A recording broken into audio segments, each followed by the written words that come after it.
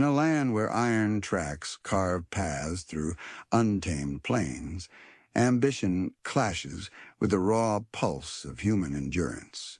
Amidst dust and dreams, whispers of rebellion rise against the relentless march of progress.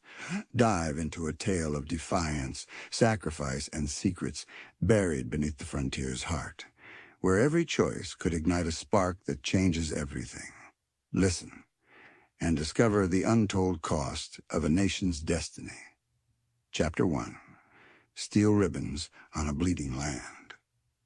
The stagecoach groaned like a dying man, its wheels churning through dust, thick enough to taste, a bitter grit coating Clara Monroe's tongue and settling deep in her lungs. Outside, the Kansas prairie stretched into an infinity of bleached grass, under a sky so vast and blue it hurt the eyes. It was a stark, unforgiving beauty, worlds away from the manicured greens and familiar brick facades of Philadelphia. For 3 days, this relentless emptiness had been her companion, broken only by the jolting rhythm of the coach, the creak of worn leather, the driver's occasional curse, and the monotonous drone of the other passengers, a taciturn rancher, a nervous-looking salesman clutching a sample case like a shield, and a woman whose silence seemed heavier than the humid air. Clara clutched the worn leather satchel on her lap. The weight of her notepad and pencils, a small anchor in the disorienting landscape. 25 years old, armed with a sharp mind, an observant eye, and a letter of assignment from the Philadelphia Chronicle, she was chasing a story. The kind of story that could make a name for a woman bold enough, or perhaps foolish enough, to venture into the raw heart of the nation's westward surge. The Transcontinental Western Railroad was pushing its iron tendrils across the plains, a feat of engineering hailed back east as manifest destiny made tangible, a triumph of progress over wilderness. Her editor, Mr. Abernathy, a man whose belief in her talent was tempered by a paternalistic anxiety, had called it documenting the sinews of a new America. Clara saw it too, the grand narrative. She'd read the pamphlets, the breathless newspaper accounts of mountains conquered and rivers bridged. Yet, looking out at the endless, sun-scorched land, a different feeling took root, a sense of profound intrusion. The silence here wasn't empty. It felt ancient, watchful. The land itself seemed to hold its breath, resisting the relentless advance of the iron horse. Steel ribbons on a bleeding land. The phrase had sprung unbidden into her mind as the coach rattled past a marker stake driven deep into the prairie sod. A raw wound in the earth. She hadn't written it down yet. It felt too raw, too uncertain for the triumphant tone Abernathy expected. The air grew thicker, charged with a palpable energy long before they saw the town. The distant, rhythmic clang of hammers hitting steel carried on the dry wind, a mechanical heartbeat replacing the natural pulse of the plains. Then smoke thick plumes of it, black and gray, staining the pristine blue sky. Finally, cresting a low rise, the railhead town of Redemption sprawled before them, a chaotic gash in the landscape. It wasn't a town in the way Clara understood the word. It was a raw encampment, a temporary city built of ambition, desperation, and sweat. Tents and rough-hewn timber shacks huddled together along muddy tracks that served as streets.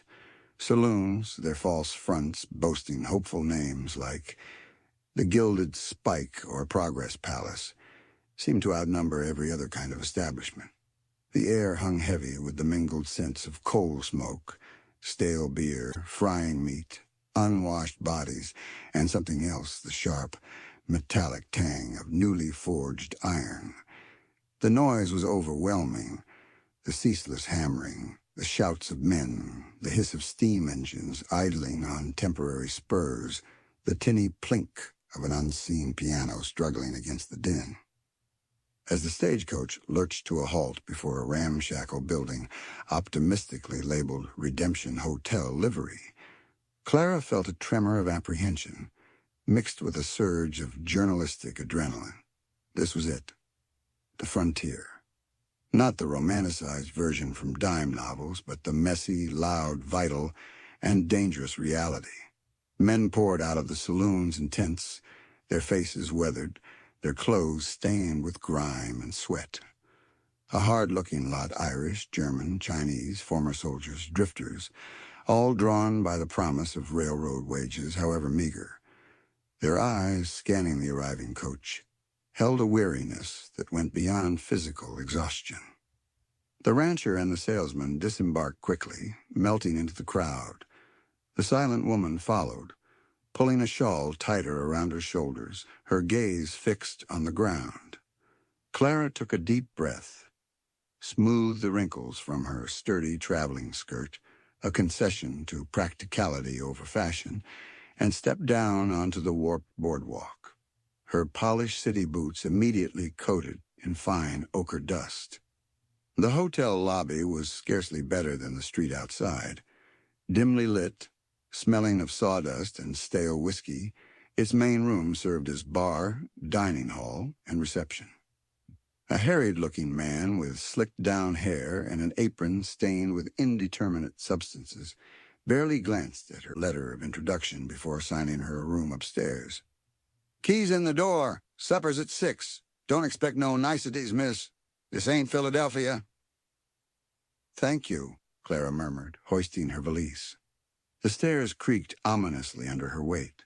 Her room was small, stark, containing little more than a narrow bed with a thin mattress, a rickety washstand holding a chipped basin and pitcher, and a single window overlooking the chaotic sprawl of the railhead. Below the clang of hammers was Relentless, a soundtrack to this outpost of civilization. She unpacked quickly, laying out her notebooks, pencils, and a small, cherished volume of Emerson, a talisman of the world she'd left behind. She needed to get her bearings, to find the railroad company's site office, perhaps secure an interview with the chief engineer. That was the official story, the marvel of construction, the speed, the ingenuity. But standing at the window, watching the ant-like scurrying of men below, the story felt incomplete. Where were the voices of these men who were literally carving the future into the earth with blistered hands and aching backs? Changing into a slightly less travel-worn blouse and skirt, she ventured back out.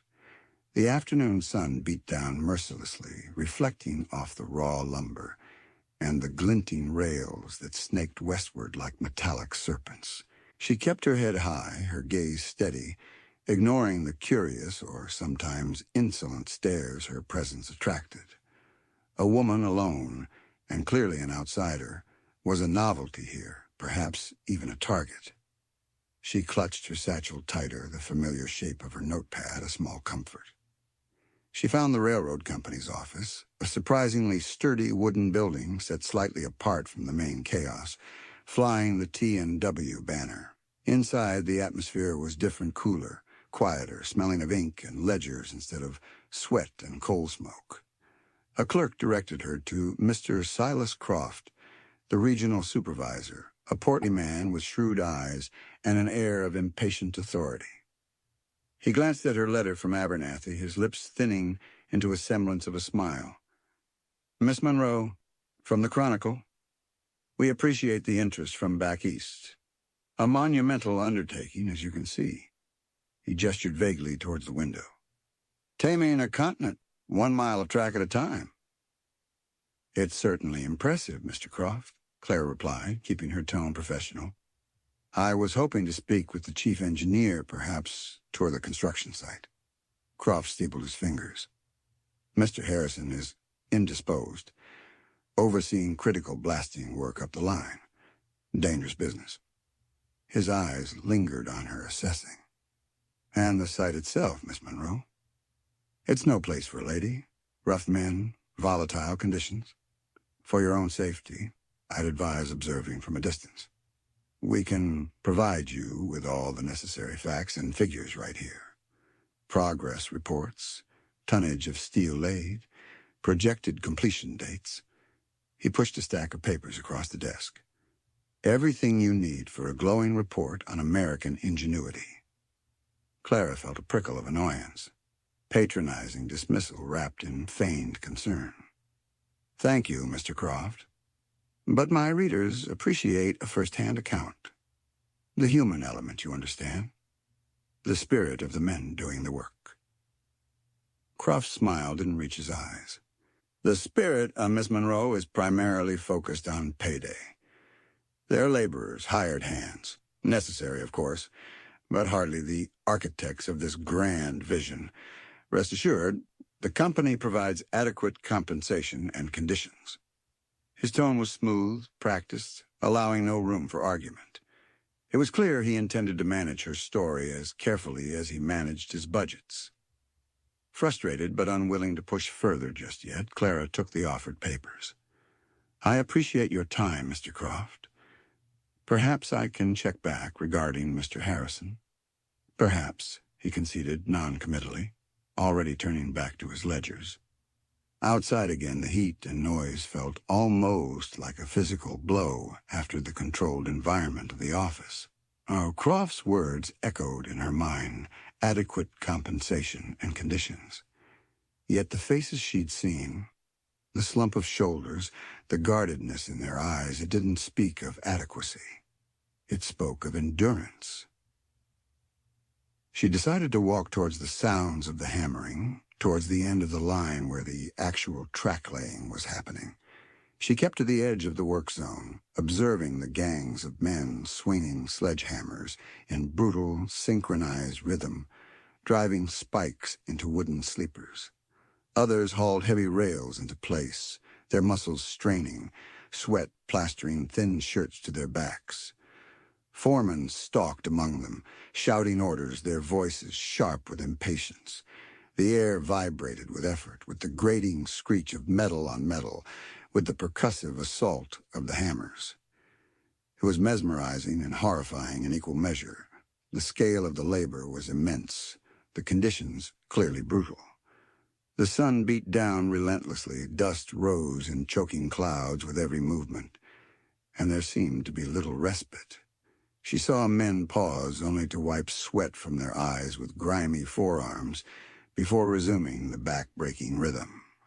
She began sketching quick impressions in her notebook, the taut lines of a man's back as he swung a hammer, the exhaustion etched around another's eyes, the dangerous proximity of moving iron and straining bodies. Suddenly a sharp cry cut through the din. A rail being maneuvered into place by a team of 6 men slipped from their grasp. It fell with a sickening thud, narrowly missing the feet of one worker who stumbled back, his face pale beneath the grime. A burly foreman stormed over, his face contorted with rage. "Clumsy fools! You want to lose a foot or cost the company a day's delay? Get it moving, now!" He punctuated his words with a sharp kick at the fallen rail, sending sparks flying. The men scrambled, their movements hurried and fearful, but before they could regain their grip, another voice cut through the tension, calm but carrying an undeniable authority. "Hold on there, Brady. No need for that."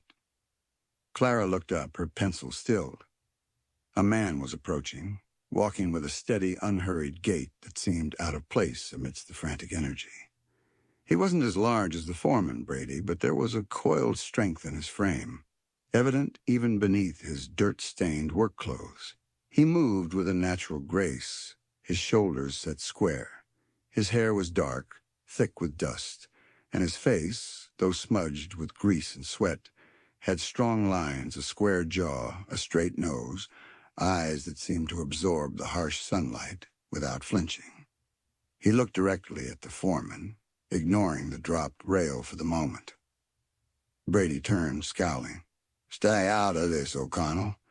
It ain't your crew, and it ain't your concern." "A man nearly lost his foot," the newcomer O'Connell stated plainly. "That makes it my concern. Makes it every man's concern. Shouting won't lift the steel any faster. Give them a moment." His voice was low, with a musical lilt Clara couldn't immediately place. Irish, perhaps. It held no overt threat, yet Brady visibly bristled, his authority challenged. The surrounding workers had paused, their attention fixed on the two men. The air crackled. "Are you telling me how to run my crew, O'Connell?" Brady spat, taking a step closer, trying to use his bulk to intimidate. O'Connell didn't flinch. He met the foreman's glare evenly. "I'm saying a man's limb is worth more than a minute's delay. Let them catch their breath. Then they'll lift it right." He turned his gaze to the shaken worker. "You all right there, Finn?" The young man, Finn, nodded mutely, still breathing heavily. O'Connell looked back at Brady. There was a long moment of silence, broken only by the distant, rhythmic clang of other hammer gangs. The tension was thick enough to cut. Clara found herself holding her breath, watching the silent standoff. O'Connell wasn't backing down, his quiet confidence a stark contrast to Brady's bluster. Finally, Brady seemed to realize he wasn't winning this confrontation, not without resorting to fists, which might draw unwanted attention. He gave a disgusted snort. "Fine. But any more delays, O'Connell, and it's coming out of their pay. Yours, too, for interfering." He stalked off, shouting at another group of men further down the line. O'Connell watched him go, his expression unreadable. Then he turned to the crew who had dropped the rail. "All right, lads. Deep breath. On 3, 1, 2, 3. He lent his own shoulder to the effort, and together, smoothly this time, they hoisted the heavy rail back into position. Clara lowered her notebook slowly, her heart pounding. She hadn't just witnessed a near accident. She'd seen a flash of the real power dynamics at play here, the tension between brute authority and something else. Leadership, respect, earned not demanded. As the crew secured the rail, O'Connell stepped back, wiping sweat from his brow with the back of his hand. His gaze swept over the worksite, lingering for a moment on the distant company office, then drifted, unexpectedly, meeting hers. For a split second, their eyes held across the dusty expanse. Clara felt a jolt, a strange sense of recognition, though she was certain she'd never seen him before. His eyes were a startling clear blue, intense and intelligent, holding a depth that seemed at odds with the rough labor. There was weariness there, yes, but also a flicker of something fiery, something defiant. He registered her presence, the out-of-place woman with the notebook, a flicker of surprise, perhaps suspicion, crossing his features before his expression became guarded again. He gave a slight, almost imperceptible nod, not of greeting, but of acknowledgement, before turning back to the men, clapping Finn lightly on the shoulder and exchanging a few quiet words. Clara quickly looked down at her notebook, pretending to write, her cheeks suddenly warm. That brief eye contact had unsettled her more than Croft's dismissal or the foreman's aggression.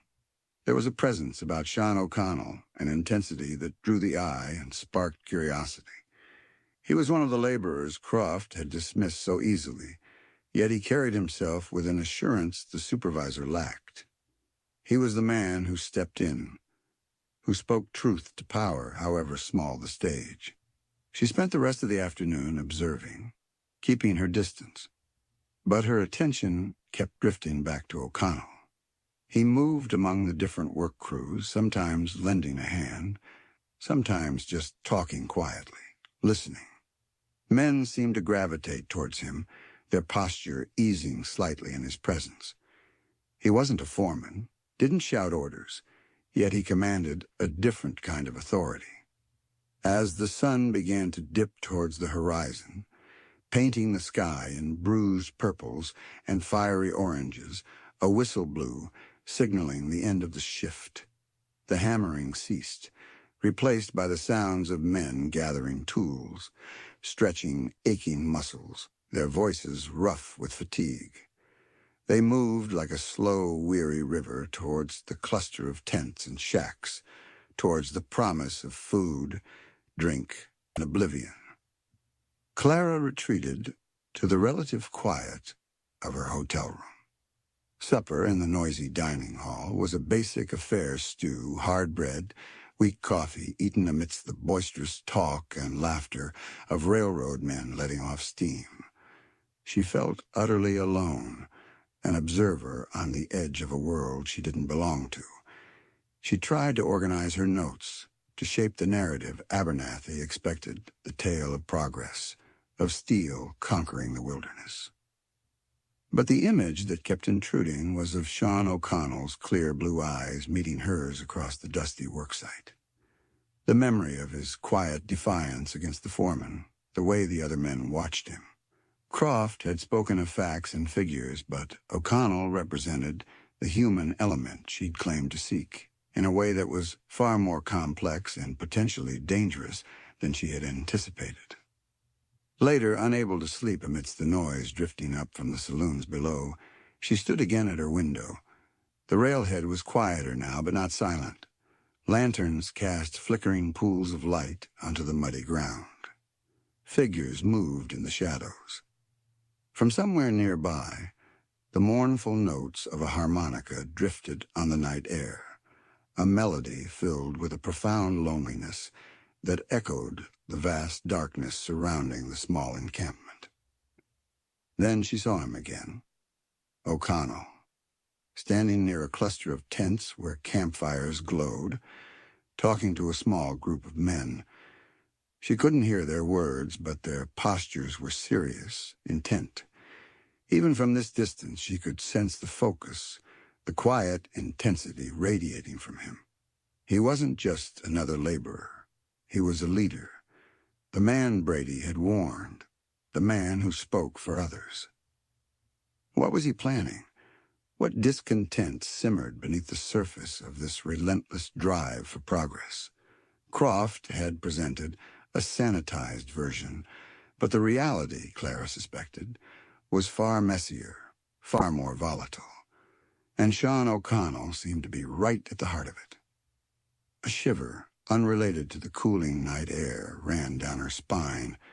Her story, the one about steel ribbons and manifest destiny, suddenly felt thin, inadequate. There was another story here, a deeper, perhaps darker one, etched in the lines on the workers' faces and reflected in the defiant blue eyes of Sean O'Connell. A story about the true cost of progress, about the tension simmering just beneath the surface of redemption. And she, Clara Monroe, journalist from Philadelphia, found herself inexplicably drawn towards its flame, unsure if she wanted to merely report it or understand the man who seemed poised to ignite it. The scent of wood smoke and dust filled the air, carrying with it a premonition of conflict, a sense that the steel ribbons being laid across the land were drawing lines not just on maps, but between men, lines that might soon be crossed in ways no one could predict. Chapter 2. The Spark in the Cinder Yard. Dawn and redemption wasn't heralded by birdsong, but by the coughing roar of a steam engine firing up, followed swiftly by the renewed, relentless clang of hammers on steel. Clara had barely slept, the thin mattress offering little comfort and her mind racing with the previous day's impressions. The sounds from the street below boots on the boardwalk, gruff voices calling greetings or curses, the clatter of pans from the hotel kitchen pulled her from a restless doze. She rose, pouring tepid water from the pitcher into the chip basin, a simple act feeling strangely deliberate in this rough-edged place. Looking out the window, she saw the camp already alive, shrouded in the pale morning mist mingling with smoke from cook fires and engine stacks. Men moved purposefully, silhouettes against the gray light, heading towards another day of punishing labor.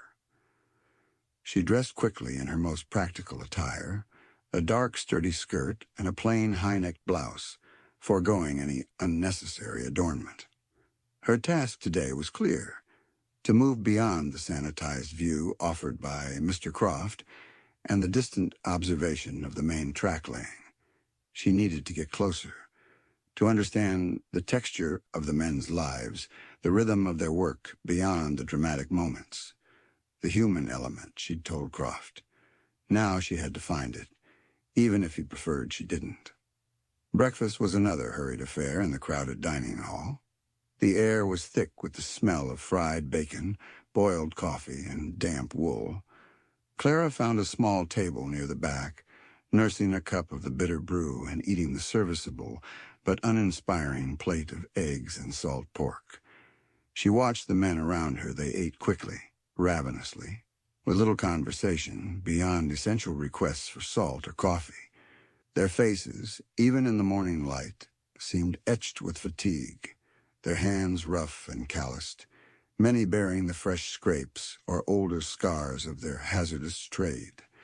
There was a camaraderie among them, born of shared hardship, but also an undercurrent of weariness, a sense that each day was a battle fought and barely won. Finishing her meal, she slipped out, notepad and pencil tucked securely in her satchel. Instead of heading towards the end-of-line construction, she turned towards the sprawling network of temporary tracks, sheds, and stockpiles that constituted the rail yard proper, the heart of the operation, where engines were serviced, supplies unloaded, and the immense logistics of the railroad managed. It felt less overtly dangerous than the track-laying gangs, perhaps offering a better chance to observe without drawing undue attention or Croft's disapproval. The air here was different thick with the acrid smell of coal smoke and hot oil, punctuated by the sharp hiss of steam, the clang of tools on metal, and the groaning complaint of heavy machinery. Mountains of coal lay heaped beside the tracks, alongside stacks of raw timber sleepers and piles of iron rails glinting dully in the strengthening sun. Men swarmed around the idling locomotives, giants of iron breathing steam and smoke, tending to their intricate workings with long-spouted oil cans and heavy wrenches. Others unloaded freight cars filled with supplies, barrels of God knows what, crates of tools, sacks of grain. It was organized chaos, a testament to the sheer industrial power being marshaled to conquer the plains.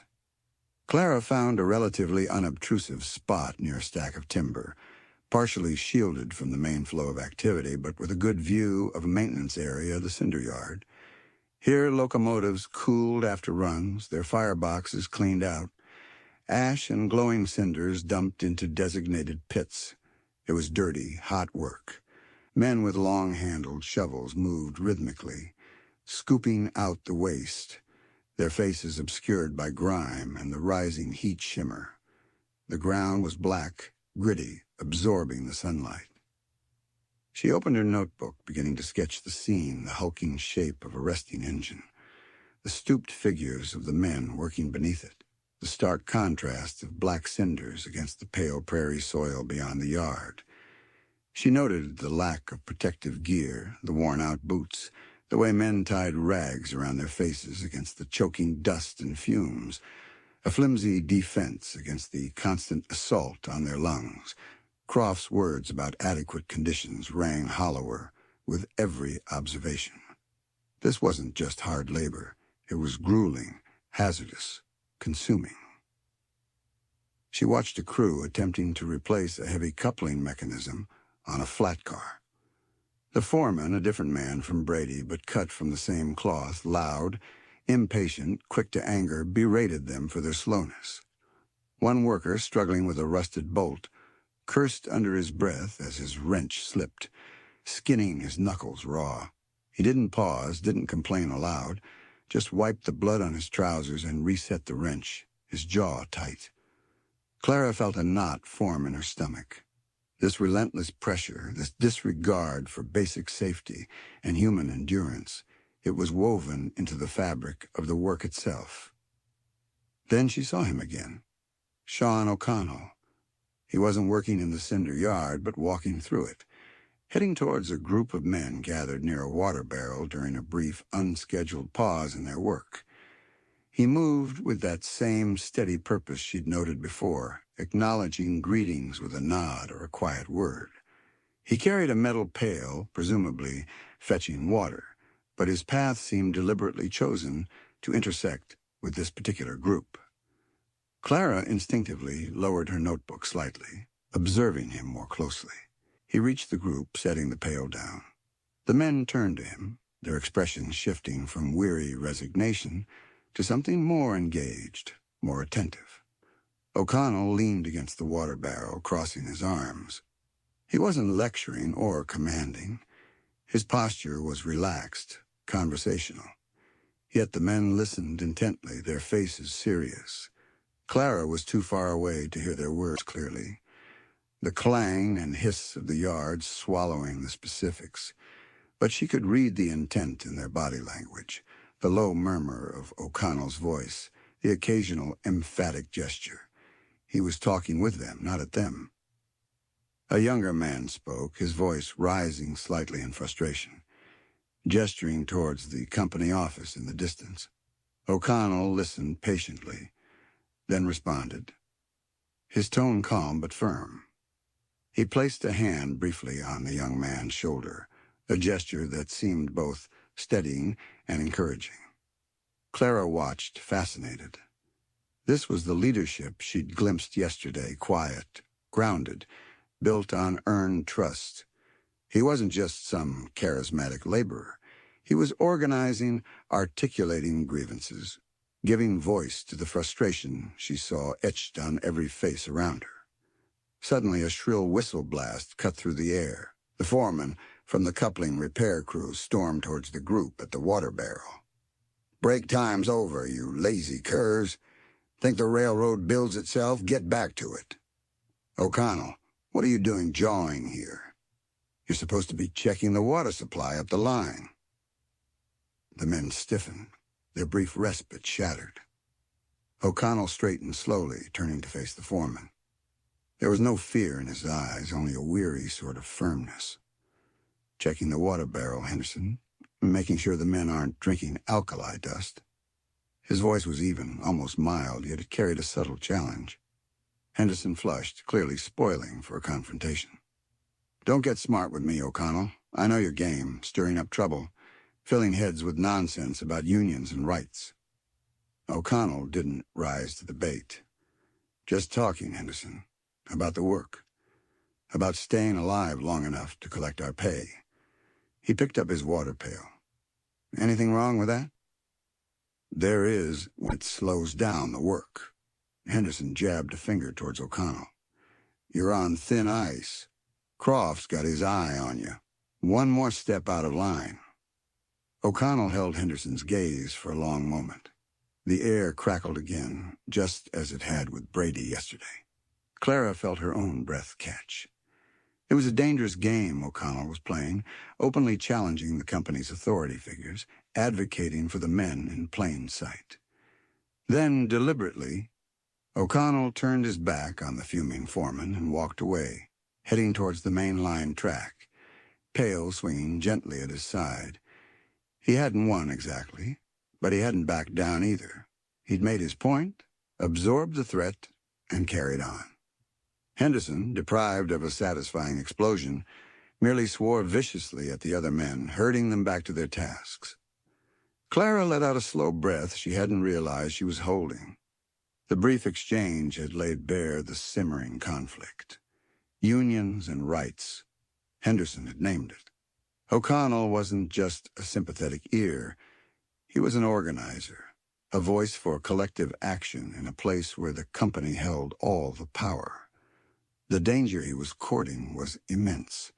Men like Croft and Henderson wouldn't tolerate dissent, not when it threatened profits and deadlines. She felt a strange mix of admiration and apprehension. His courage was undeniable, his quiet strength compelling. But the forces arrayed against him were formidable. The railroad wasn't just laying track. It was building an empire, and empires didn't yield easily to the demands of laborers. As the morning wore on, Clara continued her observations, filling pages with notes on the work, the conditions, the atmosphere. She sketched the harsh lines of the landscape, the brutal geometry of the machinery, the strained postures of the men. But her thoughts kept returning to O'Connell, to the confrontation she'd witnessed, to the quiet intensity in his blue eyes.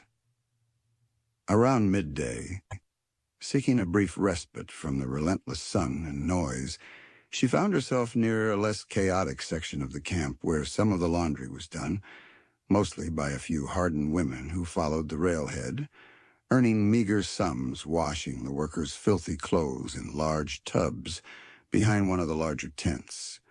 The smell of harsh lye soap mingled with wood smoke from the fire heating the water.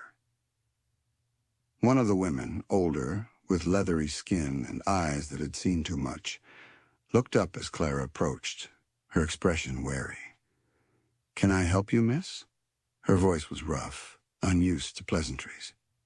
Clara hesitated, unsure how to phrase her question without sounding intrusive or naive.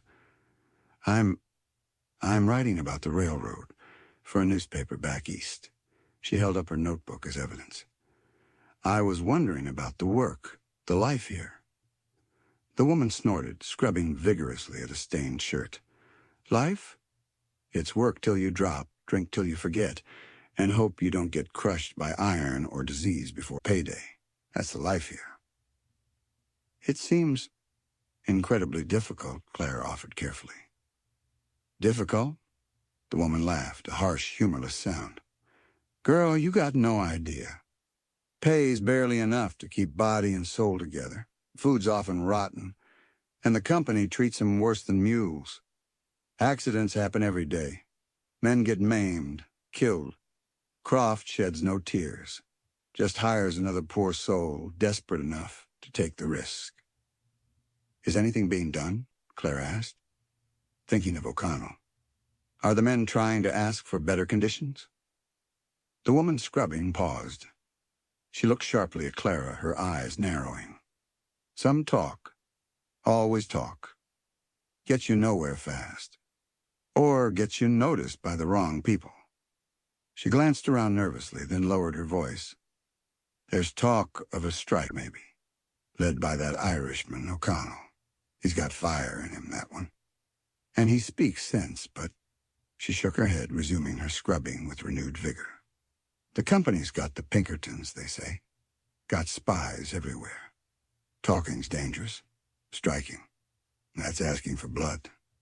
Pinkerton? Spies?" The words sent a chill down Clara's spine despite the heat. The stakes were higher, the potential for violence greater than she had imagined. O'Connell wasn't just facing down foremen. He was potentially challenging a ruthless system designed to crush any opposition. "Thank you," Clara said quietly, feeling the weight of the woman's words. She left a few coins discreetly on a nearby crate payment for the information, or perhaps just an inadequate gesture of solidarity, and walked away, her mind reeling. She needed to understand O'Connell better, to hear his side directly, but approaching him felt fraught with risk for both of them. Her association with him could paint a target on his back, mark her as a sympathizer in Croft's eyes, jeopardizing her assignment. Yet the story Abernathy wanted the triumphant march of progress felt increasingly false, almost obscene, compared to the grim reality she was witnessing and the simmering rebellion O'Connell seemed to be nurturing. Later that afternoon, seeking a different perspective, she walked out along the newly laid track heading west, away from the main clamor of the railhead. The finished section stretched out before her, two perfect lines of steel gleaming under the sun, slicing through the vast emptiness of the prairie. Here the noise faded, replaced by the sigh of the wind through the dry grass and the immense silence of the plains. It was impressive, undeniably, a feat of human will and engineering. She sat on the edge of a sleeper, the wood still warm from the sun, and looked back towards redemption. From this distance, the camp seemed small, almost insignificant against the backdrop of the endless land. Yet it held so much raw human drama, so much struggle and burgeoning conflict. She thought about the choices facing the men: endure the hardship or risk everything for a chance at dignity and fair treatment. She thought about O'Connell standing against the tide, his quiet defiance a spark in the suffocating dust and grime. Was he reckless or brave, idealistic, or simply unwilling to be broken? As she sat there, lost in thought, a figure appeared, walking steadily along the track towards her from the direction of the camp.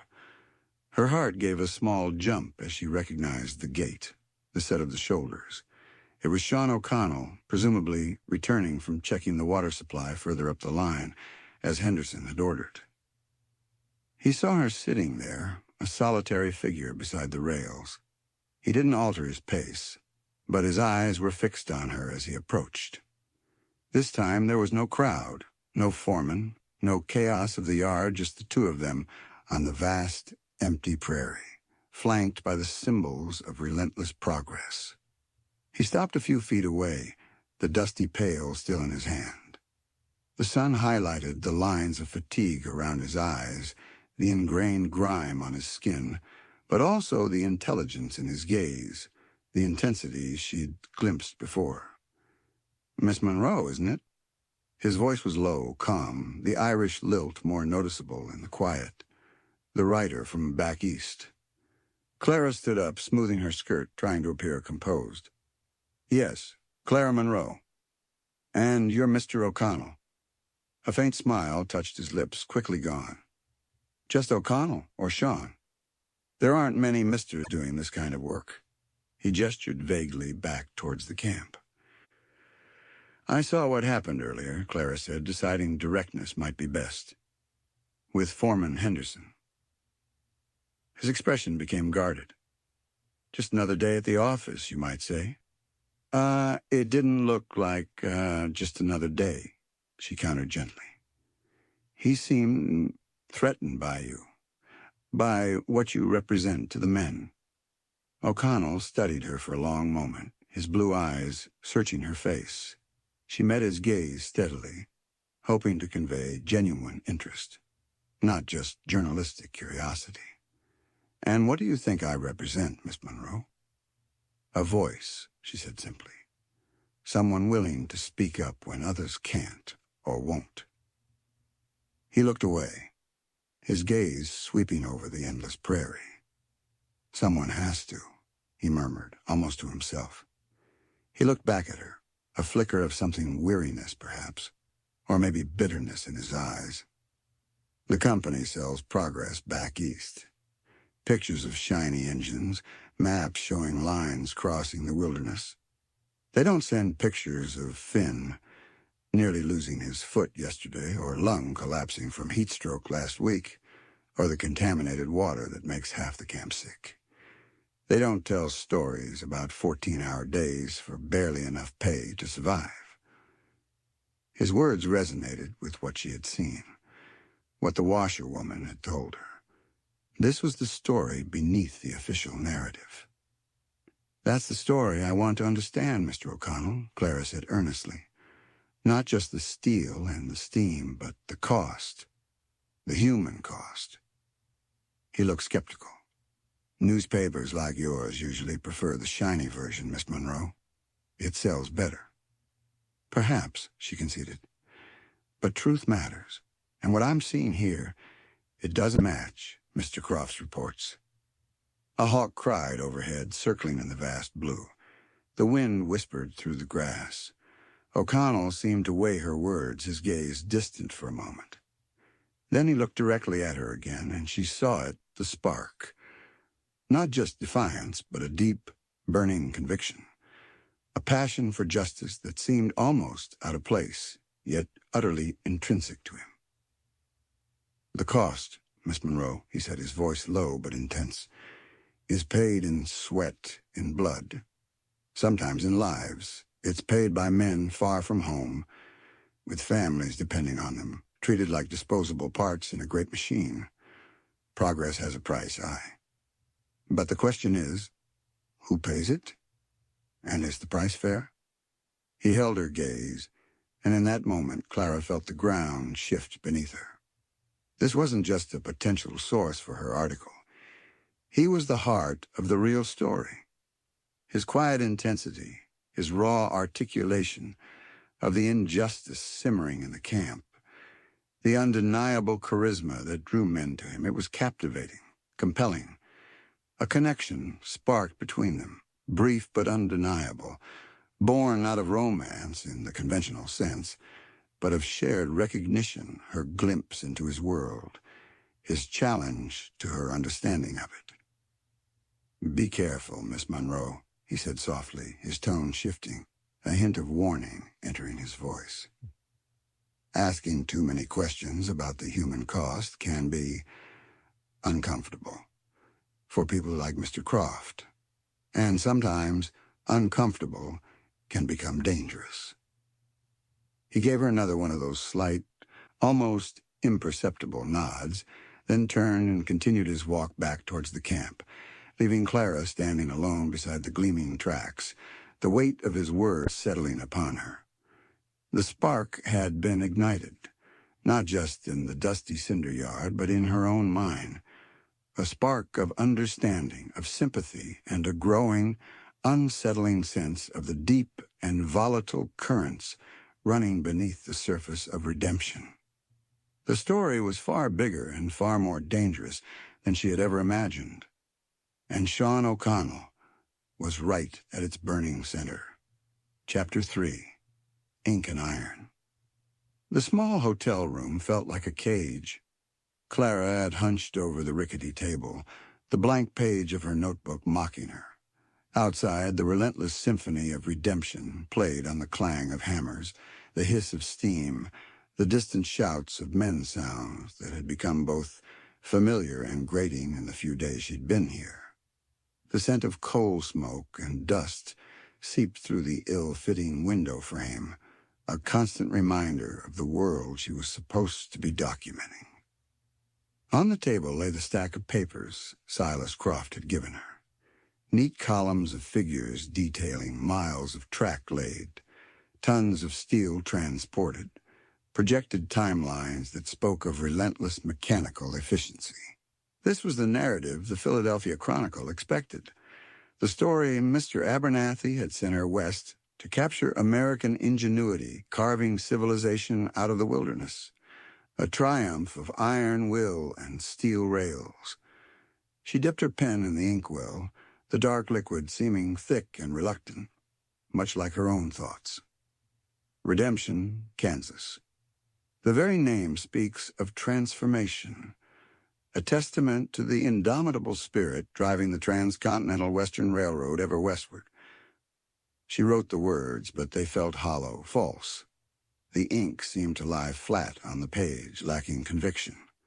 Transformation? For whom? Certainly not for the men she'd seen in the cinder yard, their faces grim masks of soot, their lungs filling with poison. Not for Finn, whose near maiming was dismissed as an inconvenience. Not for the weary souls who sought oblivion in cheap whiskey after 14 hours of back-breaking labor. She stared at the sentence, her fingers tightening on the pen. Croft's smooth assurances echoed in her mind. Adequate compensation, necessary laborers, architects of a grand vision. It was a carefully constructed facade, as flimsy as the false fronts on the saloons lining Redemption's muddy Main Street.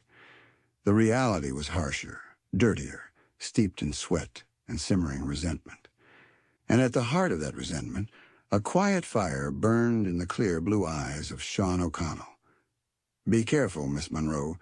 Asking too many questions can become dangerous." His warning lingered, a low thrum beneath the surface noise of the town. He hadn't been threatening her, she knew. He'd been cautioning her, perhaps even trying to protect her in his own way. He understood the power dynamics of this place far better than she did. The railroad company wasn't just building a line. It was asserting control, and men like Croft and Henderson were its enforcers. Dissent was a dangerous spark in the tinderbox of the railhead, and anyone fanning the flames, even a journalist from back east, could get burned. Clara pushed the notebook away, frustration knotting inside her. She couldn't write Croft's story. It felt like a betrayal not just of the truth, but of the men whose struggles she was witnessing firsthand, and perhaps, in some small way, a betrayal of the wary trust she thought she'd glimpsed in O'Connell's eyes during their brief conversation by the tracks. She needed more. More than sanitized figures and distant observations. She needed the texture of their lives, the specifics of their grievances. Putting on her bonnet and grabbing her satchel, she left the oppressive quiet of her room and descended the creaking stairs back into the maelstrom. She spent the morning walking the edges of the camp, avoiding the main work sites where foremen prowled, focusing instead on the periphery. She watched the cooks tending large steaming pots over open fires, ladling out unappetizing-looking stew into tin plates. She saw men patching worn-out clothes outside their tents, their fingers surprisingly nimble despite their calloused roughness. She lingered near the supply wagons, listening to the grumbling conversations of the teamsters, complaining about road conditions and overloaded carts. Near the laundry area she'd visited before, she saw the same leathery-faced woman, Martha, scrubbing relentlessly. Clara approached cautiously, offering a hesitant smile. "Martha, isn't it? I hope you don't mind me asking a few more questions." Martha eyed her, wiping sweat from her brow with a soapy forearm. "Long as you ain't company spying." "No," Clara assured her quickly. "Just trying to understand things better. You mentioned accidents yesterday." Martha sighed, pausing her work. "Happen all the time. Man fell from a trestle bridge scaffolding up the line last month. Didn't kill him outright, but broke him up bad. Company sent him back east on the next train, paid him barely enough to cover the ticket. Said it was his own carelessness." She spat onto the dusty ground. "Carelessness. Try working 12 hours balanced on a plank, 50 feet above rocks. See how careful you stay." "And the pay?" Clara prompted gently. "$1 a day. Maybe $1.50 for some skilled work. Take out for board, take out for tools they sometimes charge for, take out for the whiskey that keeps them going. Ain't much left. Prices at the company store are robbery. They got you coming and going." She gestured towards a rough tent nearby. "Young Billy Thomas's wife just had a baby back in Omaha. He works sunrise to sunset 7 days a week, trying to save enough to send for him. But something always comes up. Sickness, doc pay for being slow. He ain't never going to get ahead. None of 'em are. Not the way the company runs things." Clara diligently noted Martha's words, the specific examples giving weight to the general sense of exploitation. She heard similar stories throughout the day, whispers of short rations, of unsafe blasting practices, of foremen pocketing bonuses while driving men past their limits. It was a consistent pattern of disregard, veiled by the grand narrative of progress. In the late afternoon, seeking refuge from the oppressive heat and the constant noise, she found herself drawn to the edge of town where the prairie began its uninterrupted sweep. A rough path led towards a small rise overlooking the camp and the snaking line of track. She climbed it, finding a relatively secluded spot beneath a stunted, wind-twisted cottonwood tree. From here, the scale of the operation was laid bare, the sprawl of tents, the belching engines, the ant-like figures of the workers, all dwarfed by the immense landscape. She sat opening her notebook again. This time, she didn't try to force the official story. Instead, she let the images and voices of the past few days guide her pen. She wrote about the dust, the choking, omnipresent dust that coated everything, filled lungs, and tasted of grit and exhaustion. She wrote about the relentless noise, the clang of metal that vibrated in the bones long after the shift ended. She described the heat shimmer rising from the cinder yard, the smell of coal smoke and unwashed bodies, the fleeting moments of camaraderie overshadowed by pervasive weariness. They call this outpost Redemption, she wrote, the ink flowing more freely now. But for the men who lay the iron path westward, it offers little salvation. They are the sinews of progress, the human machinery driving the great engine of the transcontinental Western, yet their own lives are consumed by the effort. 14 hours under a brutal sun, fueled by inadequate rations and the slimmest of wages, they wrestle iron giants and gamble daily with life and limb. Accidents are commonplace, dismissed as the cost of doing business. Grievances are met with threats, quiet dissent with suspicion. While newspapers back east herald the taming of the wilderness, the true story unfolds here, in sweat, in blisters, and in the silent endurance etched on faces too tired to protest. She wrote about Finn's near miss, describing the foreman's callous rage without naming Brady directly. She wrote about the young father, Billy Thomas, separated from his family by economic necessity, his dreams dwindling with each sunrise. She wrote about the constant threat of injury and disease, the lack of basic sanitation, the feeling of being disposable cogs in a vast, indifferent machine. She didn't name Sean O'Connell, not yet. It felt too dangerous, both for him and for her ability to continue reporting. But his presence informed every line. When she wrote of the simmering discontent, the quiet conversations hushed when foremen approached, the growing sense among the men that something must change, she was thinking of him, of the spark of leadership she'd seen.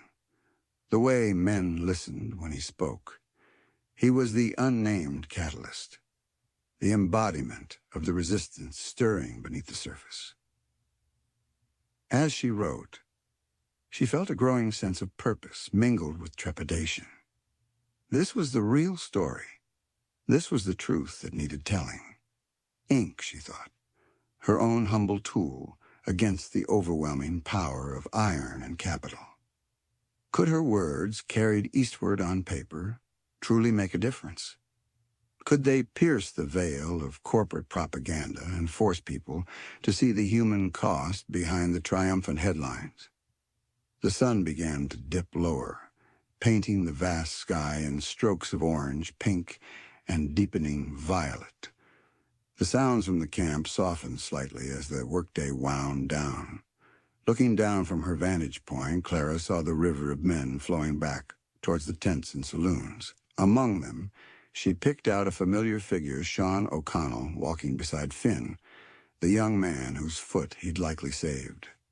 They were talking, Sean's head inclined slightly, listening. Even from a distance, there was an air of quiet solidarity between them. A sudden gust of wind swept up the rise, rustling the pages of her notebook, carrying the scent of dust and evening cook fires. It felt like a sigh from the land itself, ancient and weary of the intrusion. Clara closed the notebook, the weight of the words she'd written feeling tangible in her hands. She had documented the truth as she saw it. Now came the harder part, getting it published. Sending a dispatch from Redemption wasn't simple. The telegraph office, located within the T&W Company building, was undoubtedly monitored. Handing her critical report over to the company operator felt like delivering it directly into Croft's hands. The stagecoach was slower, less reliable, but perhaps safer. It was due again in 2 days. She made her way back down the path as twilight deepened, the lights of the saloons beginning to blaze, casting garish pools of yellow onto the darkening ground. The raucous sounds of off-duty revelry, loud laughter, off-key singing, the occasional crash of glass filled the air. It was a world away from the quiet intensity of her writing, yet inextricably linked to it.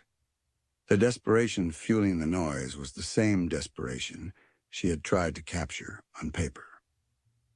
As she neared the hotel, her steps slowed. Standing in the shadows across the muddy street, partially obscured by the overhang of the general store, was a figure. Tall, wearing a duster coat despite the evening warmth, his hat pulled low. He wasn't doing anything, just watching the entrance of the hotel. Clara couldn't make out his features clearly in the dim light, but there was something unnervingly still about his posture, something professional in his quiet surveillance. Was he watching for her? Or was it just paranoia fueled by O'Connell's warning and the clandestine nature of her recent writing? She remembered the washerwoman's words. Pinkertons, spies everywhere. Could this be one of them? A company man tasked with keeping an eye on potential troublemakers, including inquisitive journalists?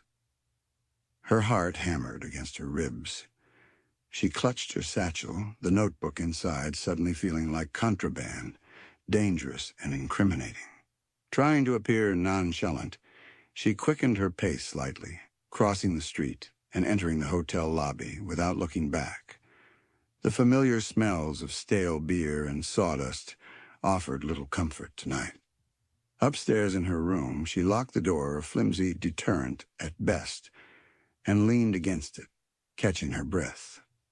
The man outside might have been nothing, a drifter waiting for someone, a customer heading for the saloon later, but the feeling of being watched lingered, cold and unsettling. She took out the notebook, rereading the pages she had filled. The words felt strong, true, important, but they also felt dangerous. She had crossed a line, moving from observer to commentator, potentially even advocate. She had chosen her side, aligning her ink with the struggles of the men wielding the iron. Folding the pages carefully, she tucked them deep within her valise, beneath her spare clothes. Sending them would be a risk. Keeping them here might be even riskier if the company suspected her intentions. The confrontation between ink and iron had begun quietly on the pages of her notebook, but the potential repercussions felt vast and uncertain, stretching out like the endless tracks into the darkening prairie night. The silence of her room was broken only by the distant, mournful cry of a train whistle, a sound that now seemed less like progress and more like a warning. Chapter 4. Whispers on the Prairie Wind. The wind was a restless presence in redemption. It swept down from the vast open plains, carrying the fine prairie dust that infiltrated every crack and crevice, coating Clara's windowsill, settling on her papers, clinging to her clothes. It moaned around the corners of the flimsy hotel, rattled the window pane, and whispered through the gaps in the boardwalk planks below. Sometimes it carried the clang of hammers with startling clarity. Other times it seemed to swallow the noise, leaving an unnerving, temporary quiet filled only with its own sighing passage.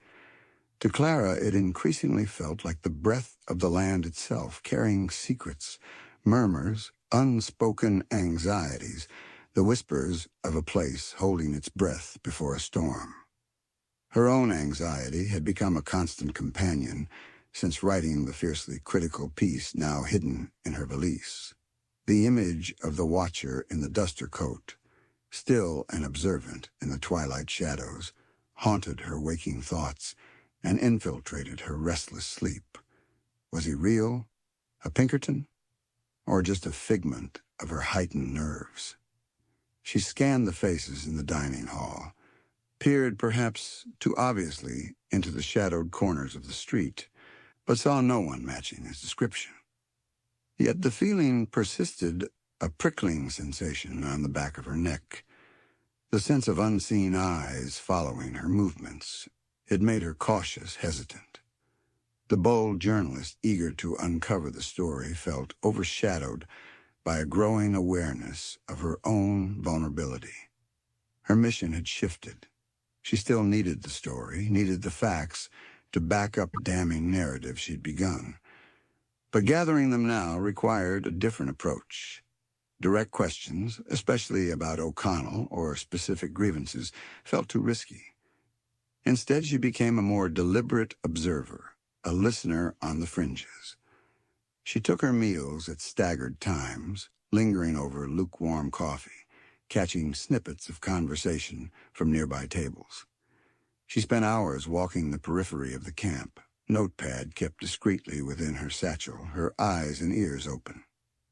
She learned much in the silences. She saw the subtle exchanges between men, a quick, meaningful glance, a slight nod, a hand clasped briefly in passing. She noticed which groups fell silent when a foreman approached, which men seemed to seek each other out during brief lulls in the work.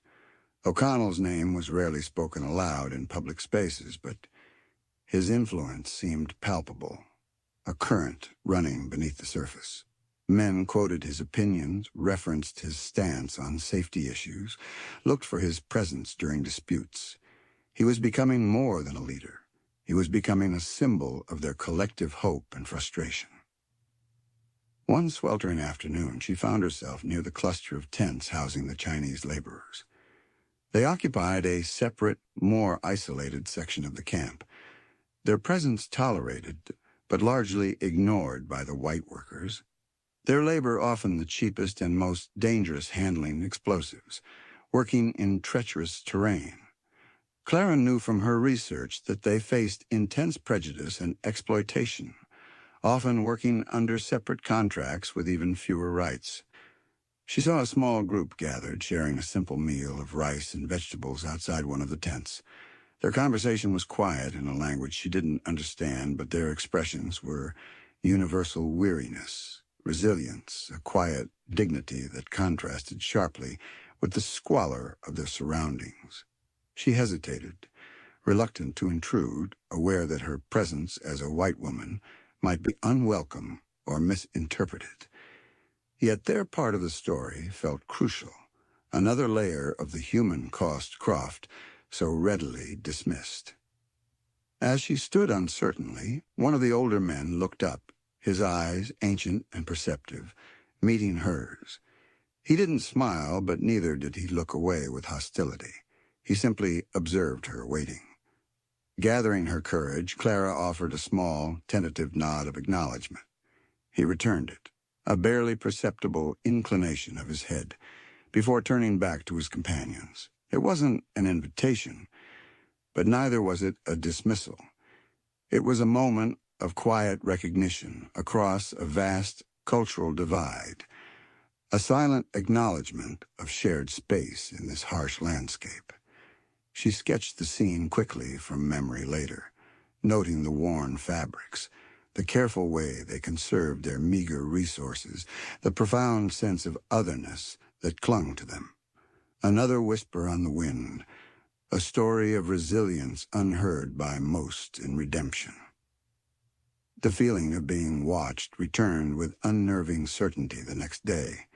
She was leaving the makeshift post office, having purchased stamps, but deciding against mailing anything sensitive through the company-controlled telegraph or mailbag when she saw him again, the man in the duster.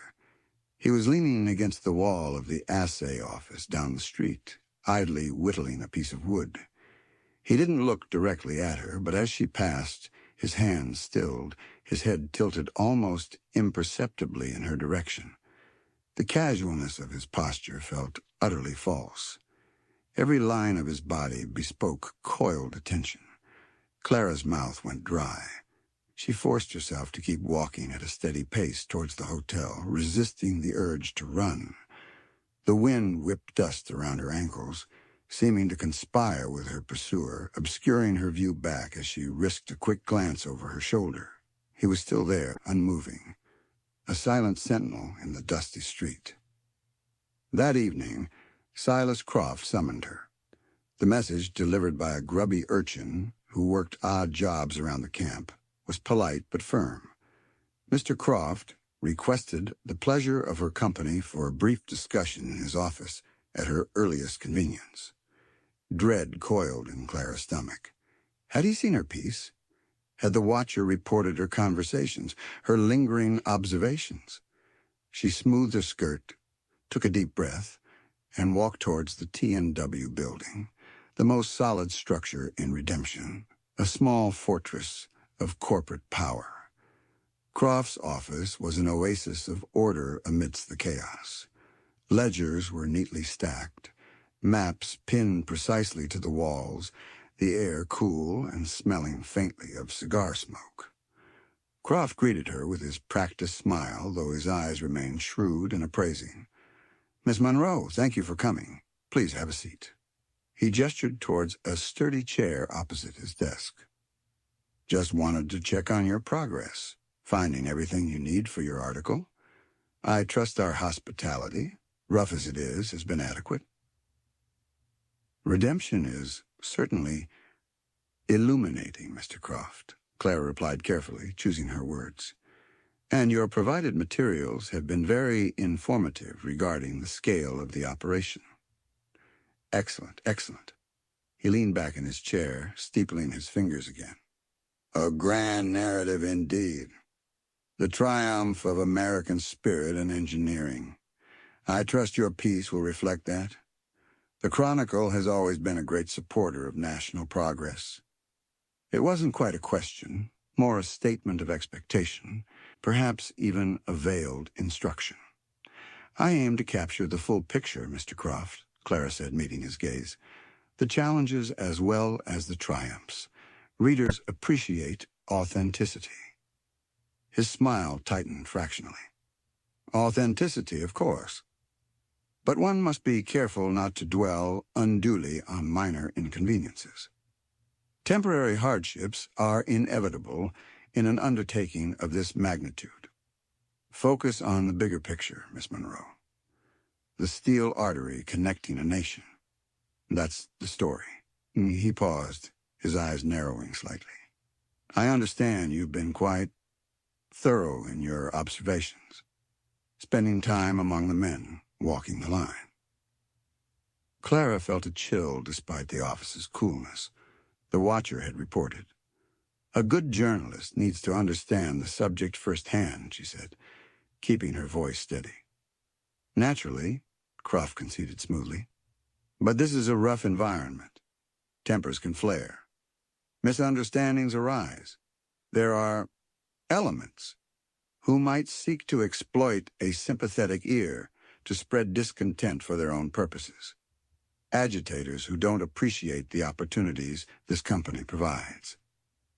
He let the words hang in the air and the implication clear. He was warning her away from O'Connell, away from the whispers of dissent.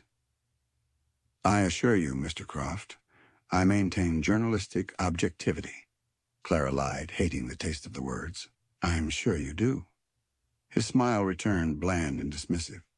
"Just a friendly caution. We wouldn't want any unpleasantness to mar your visit or your report." He stood up, signaling the end of the interview. "Feel free to request any further facts or figures you might require from my clerk." Clara left the office feeling shaken but also strangely resolved. Croft's warning, his thinly veiled threat, hadn't intimidated her as much as it had solidified her conviction. He was afraid of the truth getting out. He was afraid of the whispers turning into shouts. He was afraid of men like Sean O'Connell. The whispers grew louder, more insistent, in the following days. Hidden beneath the roar of the engines and the clang of hammers, a current of communication flowed through the camp. Clara started noticing small signs, chalk marks appearing briefly on certain timbers. Messages passed, folded small from hand to hand. Furtive conversations abruptly ending when outsiders approached. She overheard fragments. "Meeting tonight, moonrise, by the creek bed, and demands safety first, fair wage, and more ominously, Brady's been watching. Pinkerton spotted near the supply depot."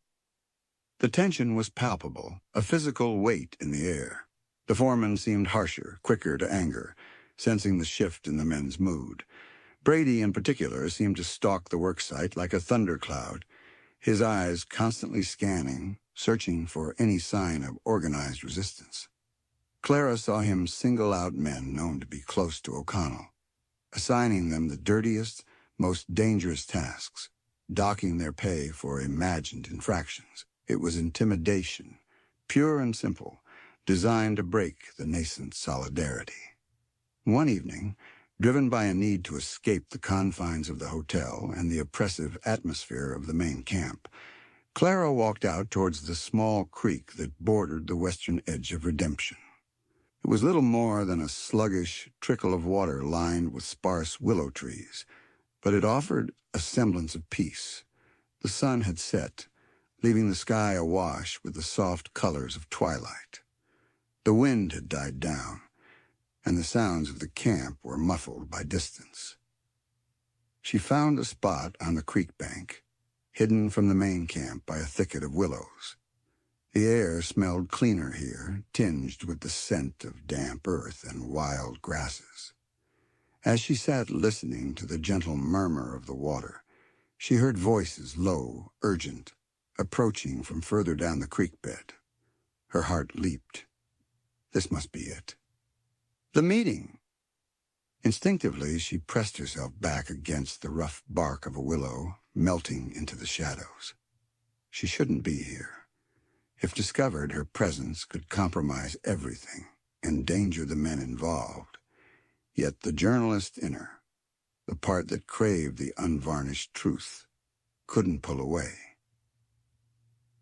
A small group of men materialized out of the gloom, their faces grim and determined in the fading light. She recognized Finn, the young man O'Connell had defended. There were others she'd seen listening intently to O'Connell in the cinder yard, men whose faces showed the strain of hard labor and quiet defiance. And then O'Connell himself appeared, moving with his characteristic quiet purpose. They gathered in a tight knot, keeping their voices low, but Clara could hear fragments carried on the still evening air. "Can't go on like this," Finn was saying, his voice tight with emotion. "Another cave-in at Tunnel Section 3 today. Jacobson's trapped. They say they don't think he'll make it." A low murmur of anger and despair went through the group. "And Croft's response?" O'Connell asked, his voice dangerously quiet. "Said the blasting crew was careless," another man spat. "Same old story. Blame the men, not the rotten timbers they refuse to replace." "They push us too hard, Sean," said an older worker, his voice gravelly. "Faster, always faster. Safety doesn't matter, only the schedule, only the profits." "We need to make our stand," Finn insisted. "Now, before another man dies." "Easy, Finn," O'Connell cautioned, though his own face was hard. "A strike is the last resort. It means no pay. It means the company brings in scabs, Pinkertons. Violence. Are we ready for that? Truly ready?" There was a heavy silence, filled only by the chirping of crickets and the distant clang of a hammer from the camp, someone working late, or perhaps a guard making rounds. "What choice do we have?" the older man asked wearily. "Continue like this until we're all broken or buried?" "We present our demands first," O'Connell said firmly. "Clearly, united. Safer conditions, proper shoring in the tunnels, guards on the machinery, limits on the hours, fair wages for a fair day's work, an end to the cheating at the company store, recognition of our right to bargain collectively." "And if Croft refuses?" Finn challenged. "He will refuse, Sean. You know he will." Then O'Connell's voice dropped, becoming steely. "We show them the price of our labor. We show them that without us, not one more inch of track gets laid. Not one more engine moves. We stop the iron horse in its tracks." Clara listened, spellbound, her own breath caught in her throat. This was it, the raw heart of the conflict. Not just whispers now, but a plan, demands, the threat of open confrontation. O'Connell wasn't just a charismatic speaker. He was a strategist, trying to navigate the treacherous path between desperation and recklessness. He understood the risks, the potential for bloodshed. Yet he was willing to lead his men into the fire if necessary. She felt a profound, almost painful surge of empathy for these men, for their quiet desperation and their flickering hope, and for O'Connell, carrying the weight of their expectations, their lives on his shoulders. He stood slightly apart, his silhouette stark against the darkening sky, the burden of leadership, visible even in the way he held himself. Suddenly a twig snapped nearby. The men instantly fell silent, heads whipping around, hands instinctively reaching towards tools or pockets where weapons might be concealed. Clara froze, hidden in the deeper shadows, her heart pounding like a drum against her ribs. Had she been seen? Or was it someone else? A company spy? Brady? The man in the duster? After a tense minute that stretched into an eternity, nothing happened. Perhaps it was just an animal. O'Connell gave a low signal, and the group began to disperse quickly, melting back into the darkness in pairs, heading towards the camp via different routes. O'Connell lingered for a moment, scanning the creek bed and the surrounding shadows, his senses clearly on high alert. His gaze swept past Clara's hiding place, lingered for a fraction of a second. Did he see her? She couldn't be sure. The darkness, the willows offered good cover. But she felt exposed, vulnerable, her presence a dangerous intrusion. Then he too turned and disappeared into the night, leaving Clara alone by the murmuring creek, the weight of the overheard conversation pressing down on her. The whispers had solidified into a plan of action. The confrontation she had sensed brewing was no longer a possibility. It felt inevitable. The prairie wind picked up again, rustling the willow leaves, sounding now like a harbinger, carrying the scent of dust, desperation, and the unmistakable charge of impending conflict across the darkening land. Her story, her role in it, felt more complex and dangerous than ever. The ink in her notebook felt heavier, charged with the secrets carried on the wind. Chapter 5. A Voice for the Voiceless. The decision settled upon Clara not in a moment of fiery revelation, but with the slow, quiet certainty of dawn breaking over the prairie. Huddled in her small room, the hidden pages of her notebook feeling like a physical weight beneath the spare clothes in her valise, she knew she couldn't remain silent. To witness the raw injustice, the calculated disregard for human life and dignity that permeated redemption like the ever-present dust, and to simply report Croft's sanitized version of progress, it was unthinkable. It felt like complicity. Her ink, her words, however inadequate, were the only tools she possessed to fight back against the crushing weight of the company's iron fist. Sean O'Connell and the men gathered by the creek bed were planning to risk their livelihoods, perhaps their lives, by making demands, by threatening to withhold their labor. The least she could do was try to give their struggle a voice, to let the world beyond this dusty outpost know the true cost of the steel ribbons stretching across the land. But how? Croft's warning had been explicit, his tone leaving no doubt that her movements were being monitored. The man in the duster coat, she hadn't seen him again in the past day, but his spectral presence lingered, a constant reminder of the company's watchful eyes. The telegraph office was compromised, a direct line to Croft's desk. The mailbag, handled by company men, felt equally unsafe. The stagecoach, due to arrive tomorrow and depart the following morning, seemed the only viable option. But even that was fraught with uncertainty. Could she trust the driver? Could she slip her dispatch into the outgoing mail without being observed? She needed more than just her observations and the overheard fragments from the creek bed meeting. She needed concrete details, names, dates, evidence that would lend undeniable weight to her accusations. The story of Jacobson, the miner trapped in the cave-in at Tunnel Section 3, echoed Finn's desperate words. If he was still trapped, or worse, that was a story that couldn't be easily dismissed as disgruntled laborers' complaints.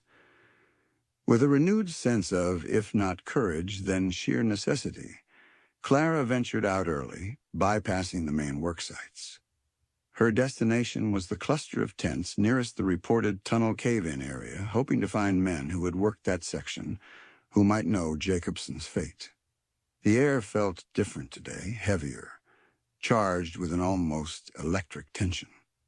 Men spoke in lower tones, their glances quicker, more guarded. Foremen prowled with increased vigilance, their shouts sharper, their patience thinner than ever. News, or perhaps just rumor, of the creek-bed meeting must have spread, tightening the screws of company control. She found a group of men huddled near a makeshift infirmary tent, their faces etched with grim concern. These were tunnelers, their clothes caked with mud and rock dust, their eyes holding the haunted look of men who worked daily in the suffocating darkness underground. Clara approached cautiously, her notebook kept out of sight. "Excuse me," she began, addressing an older man with deeply lined face and hands stained permanently black. I heard there was an accident at Tunnel 3. A man named Jacobson?" The man looked up, his eyes wary. He glanced around, checking who might be listening, before nodding curtly. "Aye. Day afore yesterday. Bad one. Timbers gave way." "Is he—" Clara couldn't bring herself to finish the question. The man shook his head slowly, his expression bleak. "Still in there. Ain't no sound coming out since yesterday morn. Foreman called off the rescue attempt." "Called it off?" Clara felt a surge of disbelief, then cold anger. "But why? There might still be a chance." A younger man beside him spat on the ground. "Chance? Company don't care about chances. Said it was too risky for the other men. Said the delay was costing too much. Gotta keep the line moving, see?" His voice dripped with sarcasm and bitterness. "Jacobson's got a wife and 2 kids back in Ohio. Guess they're costing too much, too. They just left him?" The words felt like stones in her mouth. "Posted a guard," the older man said, his voice flat. "Keep anyone from trying anything foolish, they said. Like trying to save a man's life." He looked directly at Clara, his eyes filled with a weary understanding. "That's your story, Missy. That's the progress Mr. Croft is so proud of. Buried alive and written off as collateral damage." Clara felt sick. This was it. The stark, brutal truth behind the ledgers and projections. A man entombed, abandoned for the sake of the schedule. She murmured her thanks, her voice trembling slightly, and walked away quickly, needing space to process the horror, to contain the outrage building inside her. She found a secluded spot behind a stack of unused sleepers, leaning against the rough wood, struggling for composure. The wind whipped strands of hair across her face, tasting of dust and despair. This detail, Jacobson's abandonment, had to be in her report. It transformed the narrative from one of general hardship to specific criminal negligence. It gave a face, a family, to the voiceless victims of the company's relentless drive. Returning to her room, she retrieved the hidden pages and began to write again, weaving in the story of Jacobson, naming him, detailing the callous decision to abandon the rescue. Her pen flew across the page, fueled by a righteous fury that momentarily eclipsed her fear. She described the guarded whispers, the rising tide of anger among the men, the quiet leadership of figures like O'Connell, still unnamed, referred to perhaps as an organizer or a voice of the men, trying to channel that anger into demands for basic human decency. She painted a picture not just of exploitation, but of a system actively suppressing dissent, using intimidation and surveillance, mentioning the watchful figures, the presence of suspected Pinkertons, to maintain control. The silence from Tunnel Section 3 is more than the absence of sound. It is the deafening silence of corporate indifference, she wrote, her hand shaking slightly. A man lies buried, sacrificed on the altar of progress and profit, while whispers of resistance gather force among those who know they could be next. The company speaks of taming the wilderness, but the real wilderness lies in the hearts of those who value iron track above human life. How long can such injustice prevail before the whispers turn into a roar? She finished, the ink still wet on the final page, her heart pounding. This was far more dangerous than her first draft. It wasn't just criticism. It was an indictment. Getting this story out was no longer just a journalistic imperative. It felt like a moral obligation. The stagecoach arrived late that afternoon, heralded by the familiar rumble and cloud of dust. Clara watched its arrival from her window, her mind racing. Tomorrow morning it would depart eastward, carrying mail, passengers, and perhaps her explosive dispatch. She needed a plan. She considered approaching the driver directly, offering him money to ensure her packet was delivered safely and discreetly. But drivers were often beholden to the company, reliant on their contracts. What if he took her money and handed the dispatch straight to Croft? She thought about finding a trustworthy passenger, someone leaving redemption who looked sympathetic or unconnected to the railroad. But judging character on appearance was a fool's gamble in a place like this. Her gaze fell upon the small, cherished volume of Emerson on her washstand. An idea sparked, audacious and risky, but perhaps her only chance. What if the message wasn't in the mailbag, but part of the mail itself? She spent the next few hours meticulously transcribing her article onto thin sheets of paper, writing in her smallest, neatest hand.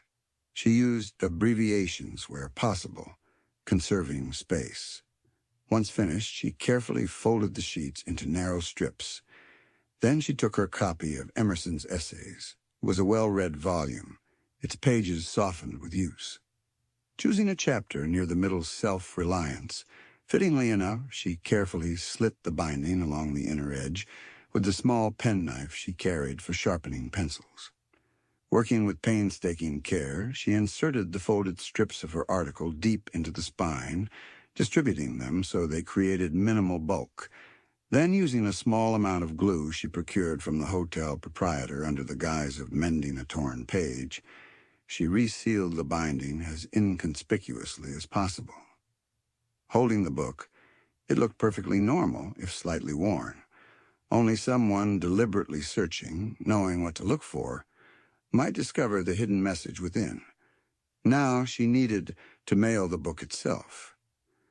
She addressed a sturdy wrapper to Mr. Abernathy at the Philadelphia Chronicle, marking it clearly, personal urgent delivery.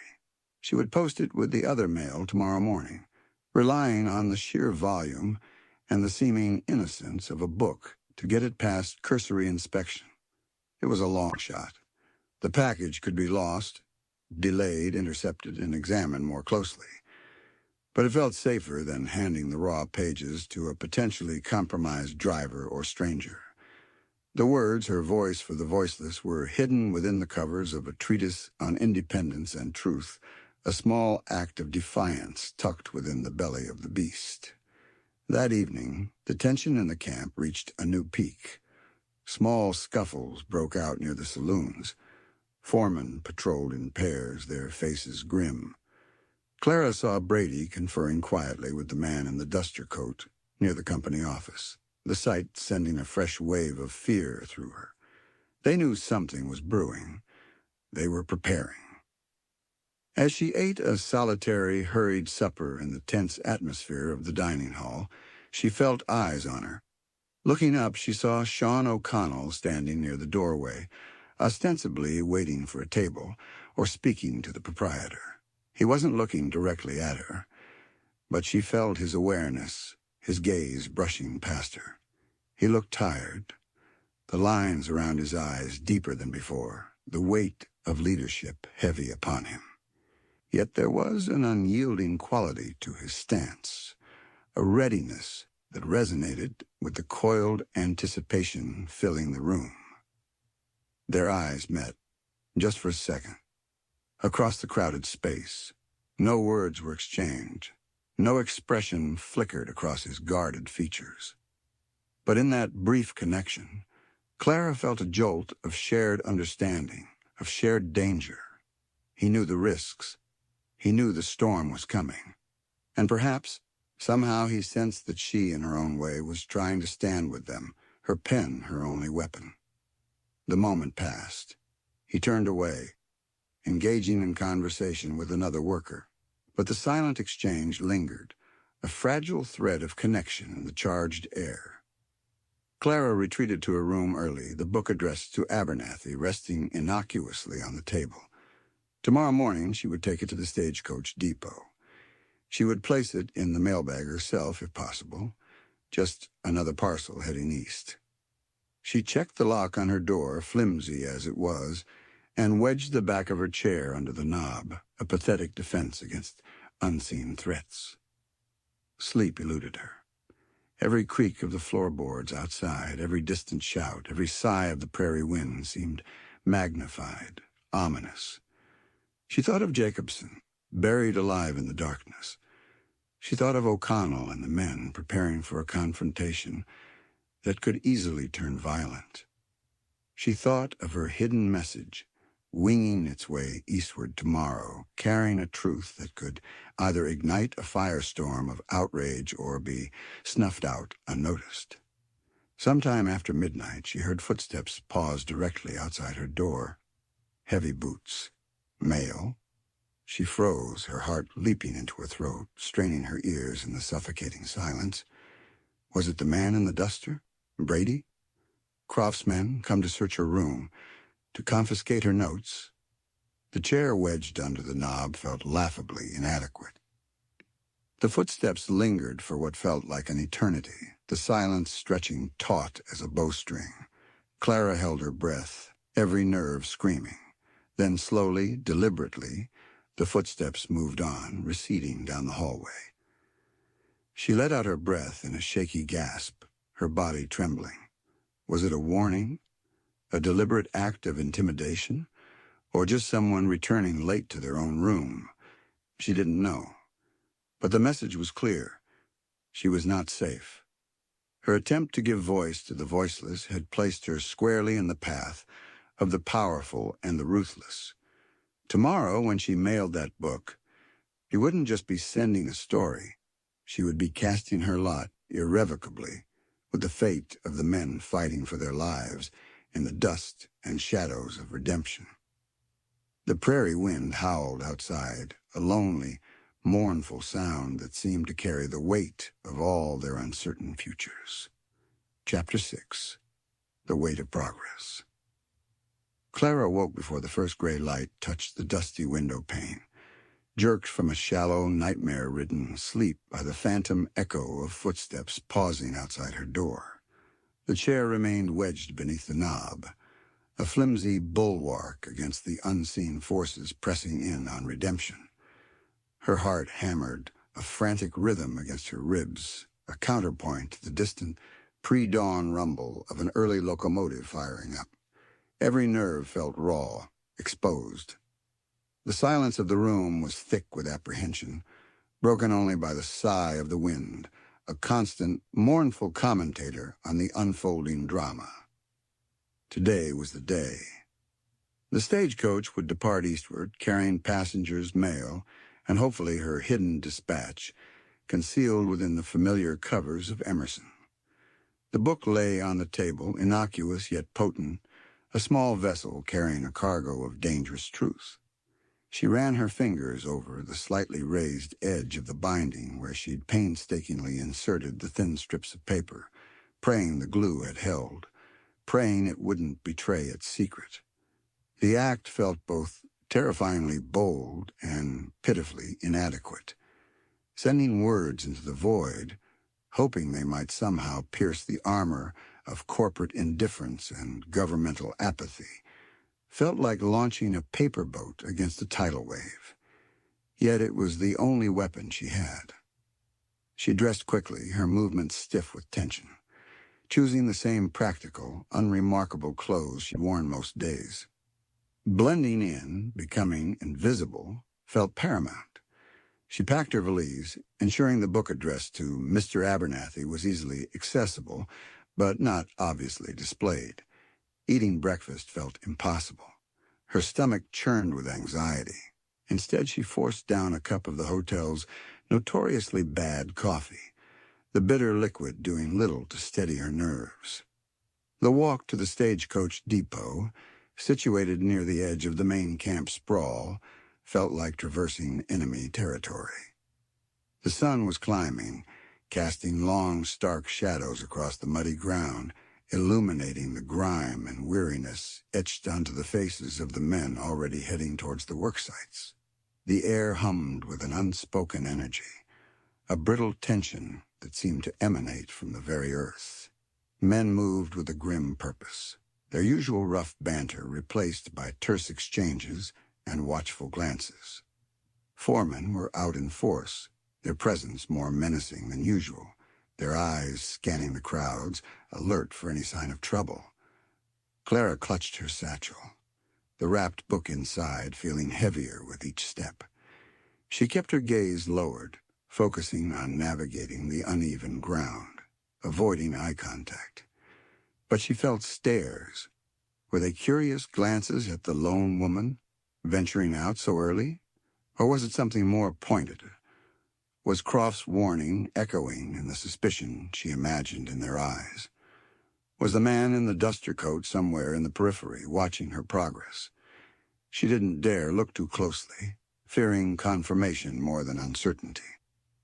The depot was a hub of controlled chaos. Passengers, a few rough-looking prospectors, a weary family heading back east.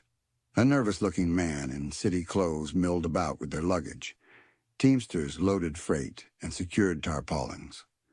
The stagecoach itself, sturdy and weathered, stood ready, its horses stamping impatiently, sensing the impending journey. And overseeing it all, a visible presence near the mail sacks, stood Foreman Brady. Clara's heart sank. Brady. Of course. Croft wouldn't leave the mail unsupervised, not today. Brady wasn't subtle like the man in the duster. He was a blunt instrument of company authority. His thick arms were crossed over his barreled chest, his scowl fixed, his eyes sweeping over the passengers and onlookers with undisguised suspicion. He watched as the mail sacks were loaded, his gaze lingering on anyone who approached. How could she get the book into the sack without him noticing, without drawing his attention? Her carefully crafted plan seemed about to crumble. She hovered near the edge of the activity, pretending to adjust her bonnet, her mind racing. Perhaps she could distract him, ask a question about the schedule. But any interaction felt risky, potentially marking her. Just as despair began to set in, a commotion erupted nearby. Two burly freighters, apparently arguing over a misplaced crate, escalated from curses to shoves. Voices rose, fists clenched.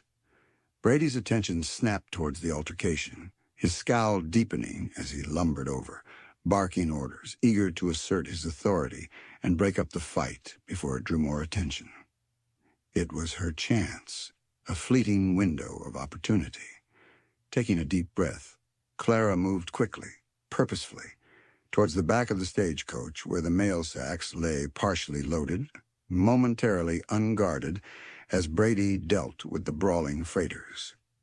With trembling fingers, she slipped the wrapped book from her satchel. Her hands shook so badly she almost dropped it. Looking around frantically, no one seemed to be paying her specific attention. Their focus on the fight, or their own departures, she shoved the package deep into the nearest mail sack, burying it beneath other letters and parcels.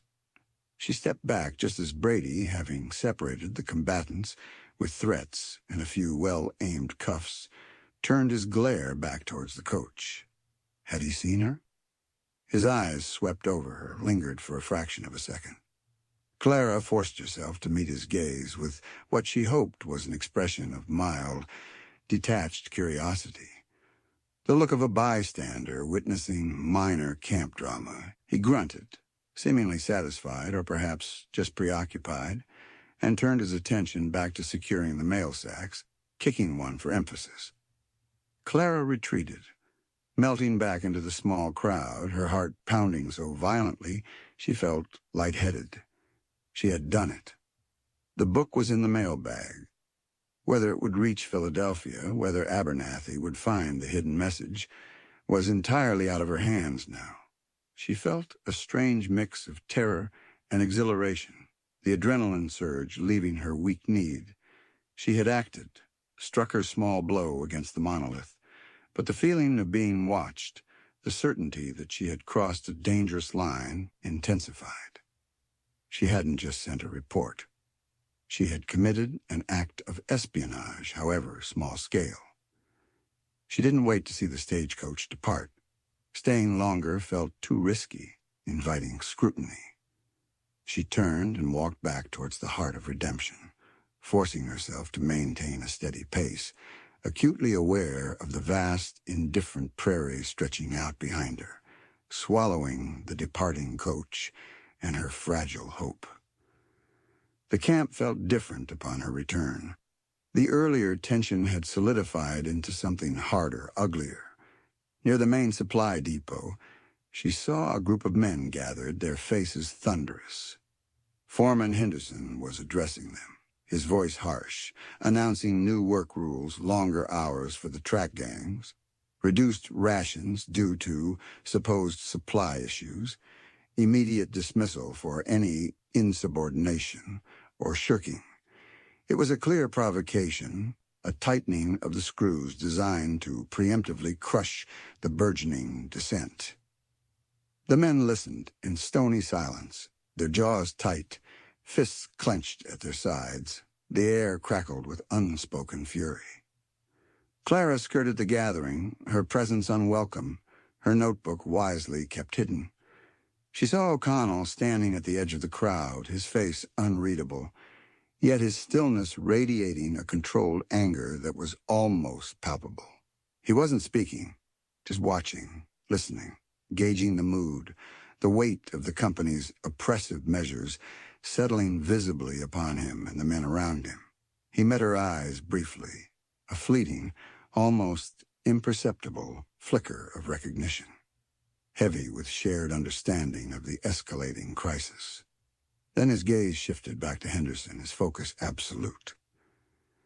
This was the weight of progress, not just the physical tonnage of steel rails and timber sleepers, but the crushing burden placed on the human spirit. It was the weight of 14-hour days under a relentless sun, the weight of inadequate food and dangerous conditions, the weight of families left behind and dreams deferred. It was the weight of Jacobson, buried beneath tons of rock and indifference in Tunnel Section 3. It was the weight of Henderson's punitive new rules, designed to squeeze every last drop of profit from their exhausted bodies. It was the weight of fear, fear of injury, fear of dismissal, fear of the Pinkertons and the violence they represented. Clara retreated to the relative anonymity of the hotel, though it offered little true sanctuary. The air inside seemed thick with the same tension that permeated the camp. Even the usually boisterous lunchtime crowd in the dining hall was subdued, conversations murmured, glances exchanged nervously. She picked at her food, the image of the book disappearing into the mail sack, replaying in her mind, intertwined with the grim faces of the men listening to Henderson and the haunting silence from Tunnel 3.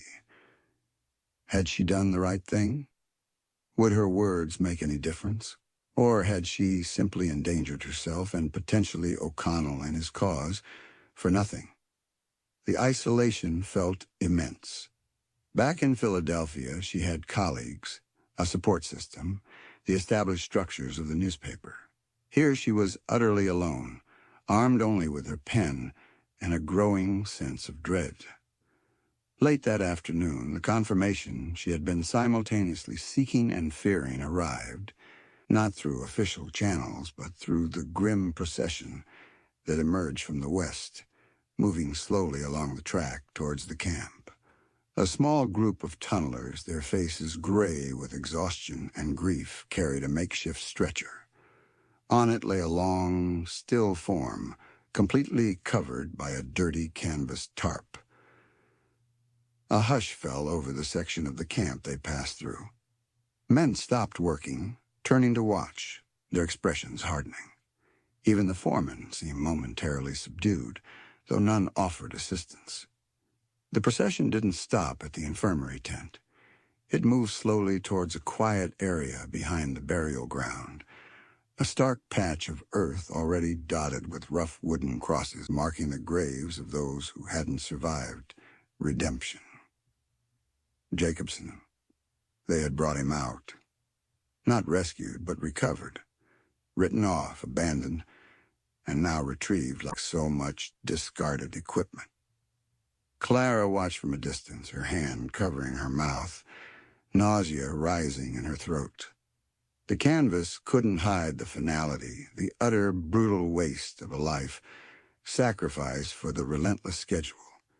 This was the tangible proof of the company's callousness, the stark reality behind Croft's smooth assurances. This was the weight of progress made manifest, carried on a rough stretcher under the indifferent prairie sky. The wind picked up again, swirling dust around the grim procession, seeming to keen a lament for the fallen worker. It carried the scent of dry earth, coal smoke, and something else, the undeniable stench of injustice. Clara felt tears sting her eyes, tears of anger as much as sorrow. Her hidden dispatch, hopefully speeding eastward now, felt more vital than ever. Jacobson deserved more than a hidden burial and forgotten name. His story, and the stories of all the men enduring this brutal progress, had to be told. The weight was almost unbearable, but she knew with chilling certainty that the true cost was only beginning to be counted. The whispers were fading, replaced by a low, dangerous growl that promised confrontation was no longer avoidable. It was imminent. Chapter 7. Shadows Along the Tracks. The burial of Thomas Jacobson was a stark, hurried affair, conducted under a sky the color of slate, threatening a rain that never quite came. There was no priest, no ceremony beyond the grim necessity of committing his broken body to the unforgiving earth. A handful of his fellow tunnelers, their faces smeared with grime and grief, lowered the rough-hewn pine box into the shallow grave scraped out of the rocky soil behind the existing rows of crude wooden crosses. Sean O'Connell stood among them, hat held respectfully in his hands, his face carved from granite, his blue eyes reflecting the bleak sky. He didn't speak, offered no eulogy, but his presence was a statement in itself, a silent vigil, a shared burden of loss and fury. Clara watched from a respectful distance, hidden partially behind the skeletal frame of an unfinished supply shed. The raw emotion of the scene tightened her throat. These men, bound by shared danger and exploitation, found solidarity even in death. The company, represented only by the distant, indifferent clang of hammers from the main line, was conspicuously absent. No condolences, no acknowledgement of the life lost in their service. Jacobson was simply gone, another casualty swallowed by the relentless maw of progress, his name soon to be forgotten by all but the grieving wife and children back in Ohio he would never see again. As the men finished filling the grave, patting down the earth with the backs of their shovels, O'Connell lingered. He knelt briefly, placing a single, incongruous prairie wildflower, a tough purple bloom clinging precariously to life in the harsh soil on the freshly turned earth. It was a small gesture, almost lost against the bleakness, yet it spoke volumes. A flicker of humanity in the face of overwhelming indifference. When he rose, his gaze swept across the desolate graveyard, lingering for a moment on the other markers, each representing a similar story of sacrifice and loss. Then his eyes found Clara's, holding them for a long, unnerving moment across the dusty expanse. There was no warmth in his look, only a shared, grim understanding. He knew she was watching. He knew she understood, perhaps better than most outsiders, the significance of this bleak ritual. He gave a slight, almost imperceptible nod, less a greeting than an acknowledgement of her witness, before turning and walking back towards the main camp, his shoulders set, carrying the weight not just of Jacobson's death, but of the impending confrontation. The atmosphere in Redemption had curdled. The simmering tension of the previous days had given way to a sullen, volatile anger that hung in the air like the omnipresent dust. Men worked with a grim, silent fury, their movements jerky, their tempers short. Fights flared up over minor provocations. Foremen barked orders, but the usual fear in the men's responses was replaced by a stony resentment, a dangerous lack of deference. Henderson and Brady patrolled constantly, their faces masks of suspicion, often accompanied now by unfamiliar men, hard-faced individuals in plain clothes who moved with a watchful stillness, their eyes missing nothing. Pinkertons. The whispers confirmed it. Croft wasn't just relying on his foremen anymore. He had brought in professional muscle, men skilled in surveillance, intimidation, and strike-breaking. Their presence was a tangible threat, casting long shadows along the tracks, chilling conversations, forcing the burgeoning resistance further underground. Clara felt the shift acutely. Men who had previously offered wary greetings or brief exchanges now avoided her gaze. Doors to tents seemed to close more quickly as she approached. The few women in the camp, like Martha the laundress, offered curt nods but no conversation, their eyes filled with a fear that mirrored Clara's own. She was marked, not just as an outsider, but as someone who asked too many questions, someone associated, however tangentially, with the growing unrest. Her attempt to be a voice for the voiceless had rendered her suspect, potentially dangerous to those she sought to help. The feeling of being watched intensified, evolving from a nagging suspicion into a near certainty. She began to notice the same figures lingering near the hotel, observing her coming and goings. Not just the man in the duster coat, though she glimpsed him occasionally, a fleeting shadow at the edge of her vision, but others too. Men who seemed to have no specific work, yet were always present, their gazes sharp and assessing. They never approached her directly, never spoke, but their silent surveillance was a constant, unnerving pressure. One afternoon, seeking refuge from the oppressive atmosphere and the prying eyes, she walked out onto the prairie, away from the main camp, needing the solace of the vast, open space. She followed a faint animal trail, the silence broken only by the wind and the cry of a distant hawk. The sheer immensity of the landscape usually calmed her, put human struggles into perspective. But today, the emptiness felt different, charged with menace. Even here, miles from the railhead, she couldn't shake the feeling of being observed. Was a watcher hidden among the low rises, tracking her movements? The paranoia felt suffocating. Suddenly, a horseman appeared, cresting a nearby ridge, silhouetted against the vast sky. He wasn't dressed like a cowboy or a railroad worker. He wore dark, practical clothing, and the rifle resting easily across his saddle-bow looked well-maintained and ready for use. He paused, watching her, his face unreadable from this distance. Clara froze, her heart pounding. He wasn't threatening her overtly, just observing. But his presence here, so far from the camp, felt deliberate, pointed. A reminder that there was no escape, that the company's reach extended even into the seemingly empty wilderness. After a long moment, he wheeled his horse and rode slowly away, disappearing back over the ridge, leaving Clara shaken, her illusion of sanctuary shattered. Returning to the relative safety of her hotel room, she found a small, folded note slipped under her door. No envelope, just a piece of cheap paper, folded tightly. Her fingers trembled as she picked it up. Had her dispatch been intercepted? Was this a summons from Croft, or something worse? She unfolded it carefully. The message was brief, written in a rough, blocky script. "He knows. Watch your back, friend." No signature. Just the stark warning. He knows. Did he refer to Croft? Did he know about her article hidden in the book, now hopefully speeding eastward? Or did he know about her sympathy for the workers, her presence near the secret meeting by the creek? And who was the friend? One of the workers trying to warn her? O'Connell himself? The anonymity was as chilling as the message itself. Someone was aware of her activities, aware of the danger she was in, but could only offer a cryptic warning from the shadows.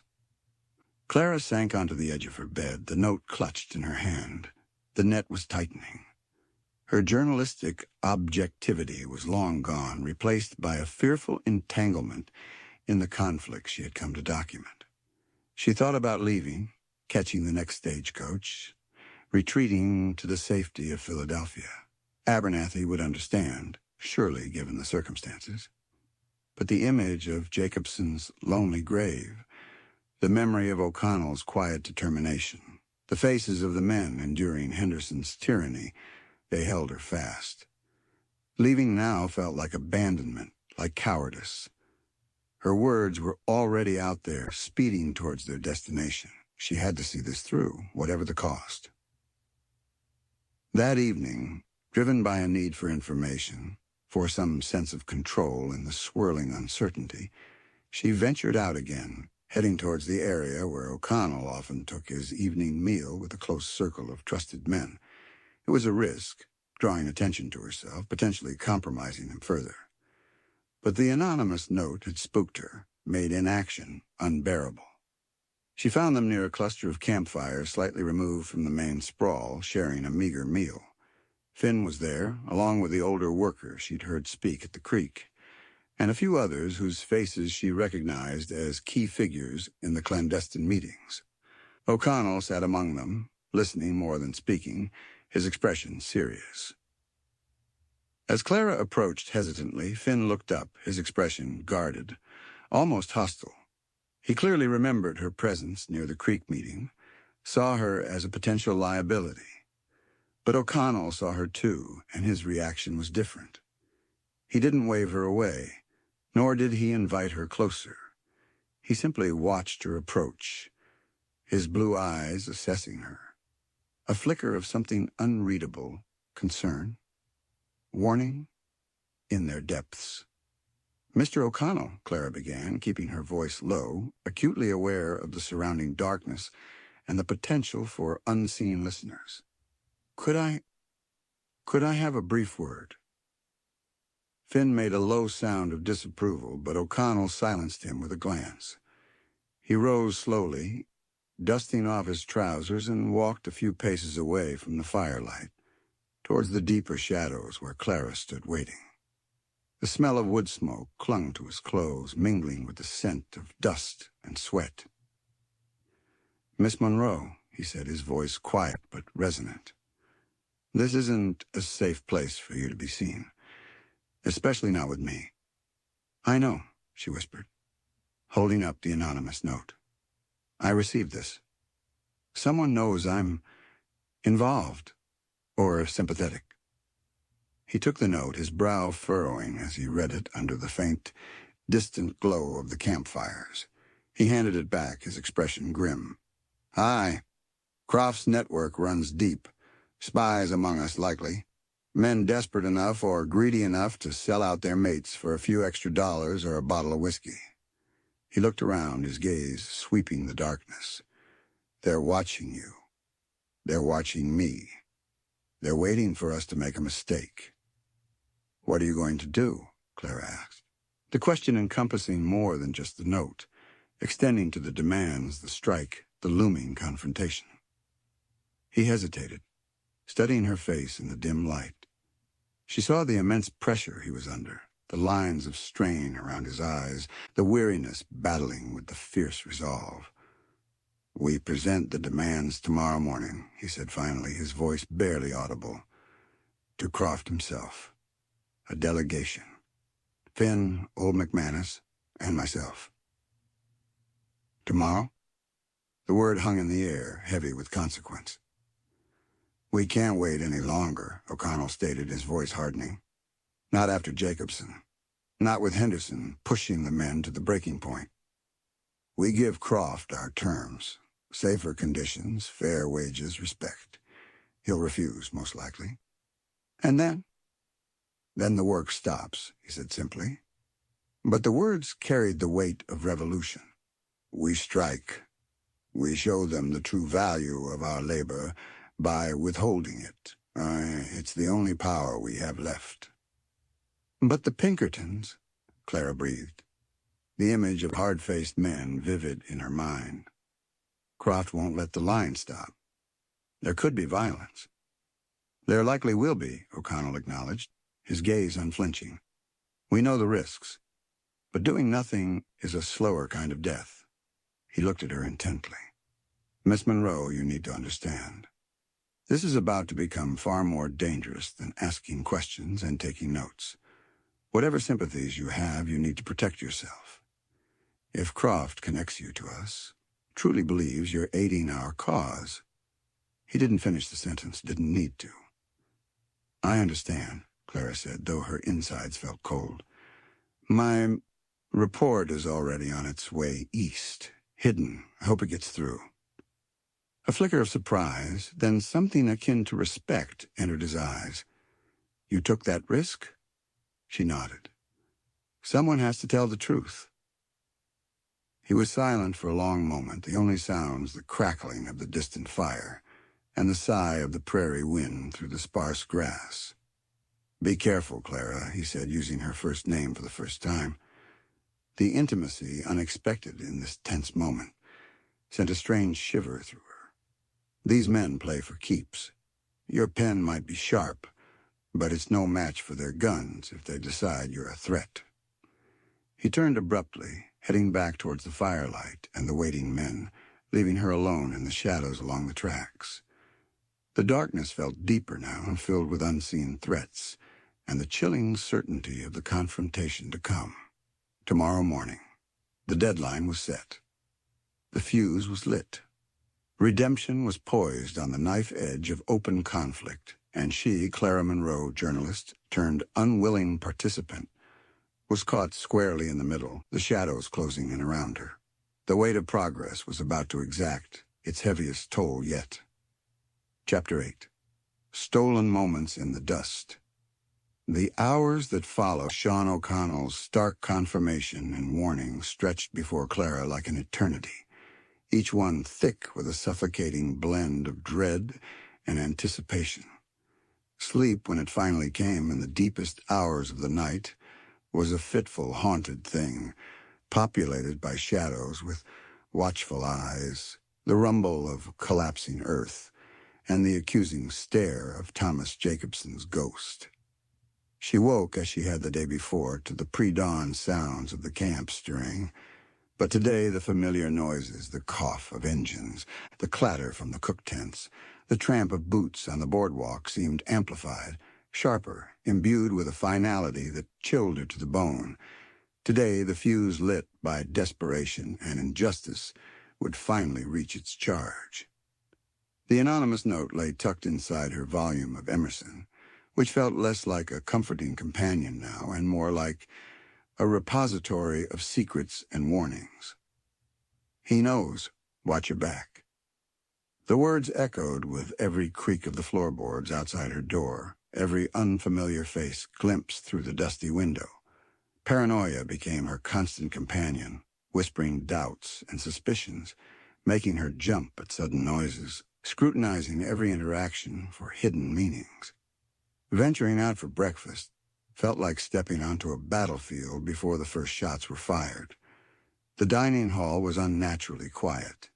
Men ate quickly, heads down. avoiding eye contact not just with her, but with each other. The usual rough camaraderie was gone, replaced by a tense, wary silence. Foreman Brady and Henderson were conspicuously present, nursing mugs of coffee near the entrance, their eyes sweeping the room like prison guards, taking note of who sat with whom, who spoke, who remained silent. Several of the hard-faced Pinkertons occupied a corner table, making no pretense of being ordinary workers. Their presence a calculated display of force, a silent promise of retribution for any disruption.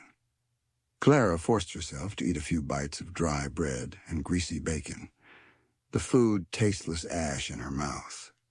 She felt utterly exposed, isolated. The decision to send her dispatch, the brief charged conversation with O'Connell last night, these felt like irrevocable steps that had plunged her deeper into a conflict she barely understood, aligning her with a cause whose violent repercussions seemed terrifyingly close. Was Abernathy even now reading her hidden words, or had the book been intercepted, its secrets laid bare, sealing her fate along with that of the strikers? The uncertainty was a torment. She spent the morning trying to appear inconspicuous, a difficult task for a lone woman in this overwhelmingly male environment. She lingered near the edges of the camp, sketchbook in hand, pretending an interest in the landscape, the play of light on the distant bluffs. But her eyes kept straying towards the T&W Company office, the sturdy building where any moment now O'Connell, Finn, and old McManus would be walking, hats in hand but defiance in their hearts, to present their demands to Silas Croft. She imagined the scene. Croft behind his polished desk, radiating impatient authority. O'Connell standing tall despite the ingrained grime, his voice low but steady, articulating the grievances, the dangerous conditions, the buried miner, the stolen wages, the fundamental plea for dignity. Finn, younger, perhaps more fiery, barely containing his anger. McManus, the veteran, his presence lending weight and history to their claims. And Croft's response, smooth dismissal, veiled threats, perhaps outright refusal, couched in corporate doublespeak. She could almost hear the tension crackling in that confined space, the clash of desperate hope against entrenched power. The waiting was unbearable. The camp seemed to hold its breath. Even the relentless clang of hammers seemed less energetic today, the rhythm faltering, as if the men wielding them were listening, waiting for news, for signal. The wind, always present, whipped dust devils across the barren ground, swirling grit and debris in frantic, chaotic patterns that mirrored the turmoil in Clara's own heart. Seeking a less exposed position, she wandered towards the supply depot, a sprawling area of stacked timber, barrels, and crates near the rail sidings. Men were loading wagons, their movements sluggish under the watchful eyes of a Pinkerton who leaned casually against a water barrel, seemingly relaxed but missing nothing. Clara found a spot partially shielded by a tall stack of railway sleepers, ostensibly sketching the complex arrangement of goods, but really just trying to gather her thoughts to quell the rising panic. A slight movement nearby caught her eye. Sean O'Connell emerged from between two stacks of crates, moving quickly but quietly, clearly checking the area, perhaps ensuring clear paths or assessing the company's security posture before the delegation made its move. He hadn't seen her yet. He paused, scanning the rail sidings, his brow furrowed in concentration. In the harsh morning light, the toll of the past days and sleepless nights was evident. He looked thinner, the lines around his eyes deeper, his usual coiled energy overlaid with a profound weariness. Yet the set of his jaw remained firm, his gaze resolute. He turned, his eyes sweeping the area, and saw her. He stopped short, surprise flickering across his face, quickly replaced by a deep frown. He glanced around sharply, checking if anyone else had observed their near encounter. The Pinkerton by the water barrel was looking the other way for the moment, preoccupied with the wagon loaders. O'Connell moved swiftly towards her, keeping low behind the sleepers. "Clara, what in God's name are you doing out here?" His voice was a harsh whisper, laced with frustration and something else fear. Not for himself, she realized with a jolt, but for her. "I told you this wasn't safe. They're watching everyone, especially now." "I know," she whispered back, clutching her sketchbook like a shield. "I couldn't stay in the hotel, waiting, not knowing." He ran a hand through his dusty hair, his expression torn between anger and exasperation. "Knowing won't help you if Brady or one of Croft's dogs catches you talking to me. It'll confirm every suspicion they have." He leaned closer, his blue eyes intense, searching her face. "Did you sleep? You look pale." And the unexpected personal concern caught her off guard. In the midst of this impending crisis, with the weight of hundreds of men's futures on his shoulders, he noticed her pallor. "Not much," she admitted, feeling a flush rise despite her fear. Did you go see Croft?" He shook his head grimly. "Not yet. Waiting for McManus, making sure the men are ready, understand the plan. When Croft refuses," he lowered his voice further, "we meet him in half an hour." Half an hour. The deadline felt terrifyingly close. "Sean, be careful," she pleaded, the words escaping before she could stop them. "Croft, the Pinkertons, they won't hesitate." A muscle tightened in his jaw. "We know. But backing down now." He looked away for a moment towards the distant track gangs, working under the watchful eyes of their foreman. "It's not just about us here now. It's about the men who come after. It's about drawing a line somewhere in this goddamn dust and saying no more. Someone has to." He looked back at her, a flicker of his own past shadowing his eyes. "I've seen what happens when men break, when they give up hope. It's worse than any fight." And there was a depth of conviction in his voice, a hint of old wounds that went beyond the immediate struggle in redemption. Clara felt a desperate urge to understand him better, to know what drove him, what ghosts haunted his past. But this was neither the time nor the place. Every second they lingered here increased their risk. "Your book," he said suddenly, his gaze sharp. "The message you sent. You put yourself in danger doing that, Clara, more than you know." "You're all putting yourselves in danger every minute," she countered softly. Someone needed to try and get the truth out. He held her gaze, a complex mix of gratitude, frustration, and something warmer, more vulnerable, swirling in his eyes. It was a look that spoke volumes, bridging the distance between them in a way words couldn't. For a fleeting second, the noise of the camp, the dust, the ever-present danger seemed to recede, leaving only the two of them, caught in a stolen moment of intense, unspoken connection. The air crackled with the awareness, the shared risk, the burgeoning feelings neither could afford to acknowledge. He reached out, his calloused fingers brushing briefly against her arm, a touch that sent an electric shock through her despite the layers of fabric. It wasn't a romantic gesture, but one of fierce, protective warning. "Stay hidden today," he commanded, his voice low and urgent. "Stay in your room. Don't draw attention. Promise me, Clara." Before she could answer, a shout echoed from the direction of the company office. A foreman's voice, sharp with alarm or anger. O'Connell instantly tensed, pulling back, his focus snapping away from her. Go," he urged, his eyes scanning the area. "Now, don't look back." He melted back into the maze of crates and barrels, disappearing as quickly as he had appeared. Clara scrambled up, her heart pounding, clutching her sketchbook. She forced herself to walk, not run, away from the supply depot, trying to appear casual, just a curious observer moving on. She didn't dare look back to see if the Pinkerton had noticed their hushed exchange, if O'Connell had gotten away unseen. The brief encounter left her reeling, the intensity of his presence, the raw honesty in his eyes, the fleeting touch that had solidified the fragile connection between them, transforming it from shared ideals and mutual respect into something deeper, more personal, and infinitely more dangerous. His fear for her safety was as palpable as his determination to face Croft. He carried the weight of the world, yet he had taken a precious, risky moment to warn her, to connect with her.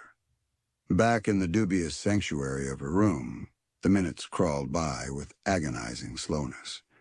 She paced the floor, too agitated to sit, straining her ears for any sound from the direction of the company office, shouts, gunshots, the sudden cessation of work that would signal the strike had begun.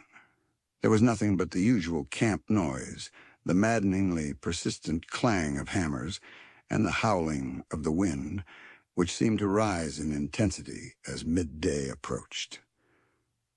Was the meeting still happening? Had Croft delayed? Had something gone wrong? The uncertainty was worse than knowing. She stood at the window, peering out, scanning the figures moving below, searching for any sign of O'Connell, Finn, or McManus. Nothing. Just after noon, the sound she had been dreading and anticipating finally came. Not a gunshot, but a whistle blast, long, shrill, insistent. Different from the usual shift signals, then another and another echoing from different points along the line. A signal. Slowly, almost tentatively at first, the rhythmic clang of hammers began to falter. One hammer gang stopped, then another. The hiss of steam engines seemed to quieten. A strange, unfamiliar silence began to spread across Redemption, broken only by the wind and the sudden, confused shouts of foremen demanding to know why the work had ceased. The strike had begun. Clara gripped the windowsill, her knuckles white. O'Connell had done it. They had done it.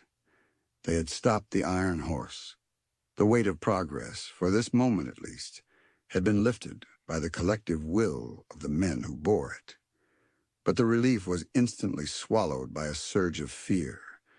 This fragile silence wouldn't last. Croft wouldn't allow it. The Pinkertons were here for a reason. The shadows along the tracks were no longer just metaphorical. They were gathering, lengthening, preparing to reclaim the ground yielded by the strikers. The stolen moments of quiet connection, the brief exchanges in the dust, felt like fragile memories now, overshadowed by the imminent reality of open conflict. And Sean O'Connell, the man who carried the weight of his past and the hope of his men, the man who had inexplicably found a moment to worry about her safety, was standing squarely in the eye of the storm. Chapter 9. The Price of Truth. The silence was the most terrifying thing, more terrifying than the rhythmic clang of hammers that had defined Redemption's existence, more terrifying than the roar of steam engines or the shouts of angry foremen. It was an unnatural void, a gaping wound torn in the fabric of the day. Work had stopped. Along the sprawling line, from the main camp westward towards the unseen horizon, the immense machinery of progress had ground to a halt, idled not by mechanical failure, but by human will. Clara stood frozen at her window, gripping the rough sill, watching the scene unfold below with a mixture of awe and heart-stopping fear. Men stood in small, uncertain clusters near their tools, their postures stiff, expectant. Others simply sat down on stacks of timber or directly on the dusty ground, wiping sweat from their brows, their faces grim masks of resolve or apprehension. The whistle blasts had echoed, a signal given, but the immediate aftermath felt less like a triumphant surge and more like the tense, breathless moment after a lightning strike, before the thunder crashes. Then came the predictable reaction. Foreman Brady and Henderson erupted from their respective areas like enraged hornets from disturbed nests, their voices raw with fury and disbelief, ripped through the fragile silence. "What in the hell do you think you're doing?" Brady bellowed, storming towards the nearest idle hammer gang. "Pick up those sledges! Get back to work, you lazy bastards, or I'll dock every last one of you a week's pay." The men didn't move. They met his glare with stony silence, a collective, passive resistance that seemed to infuriate Brady even more than open defiance would have. He grabbed one man by the arm, trying to haul him bodily towards a dropped sledgehammer. The man, wiry but strong, simply planted his feet, refusing to be moved.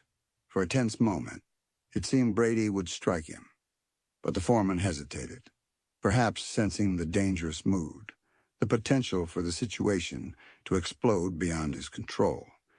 He shoved the man away roughly, spitting curses, his face suffused with the purple rage. Henderson, across the yard, was employing threats of a different kind, his voice carrying clearly in the unnatural quiet.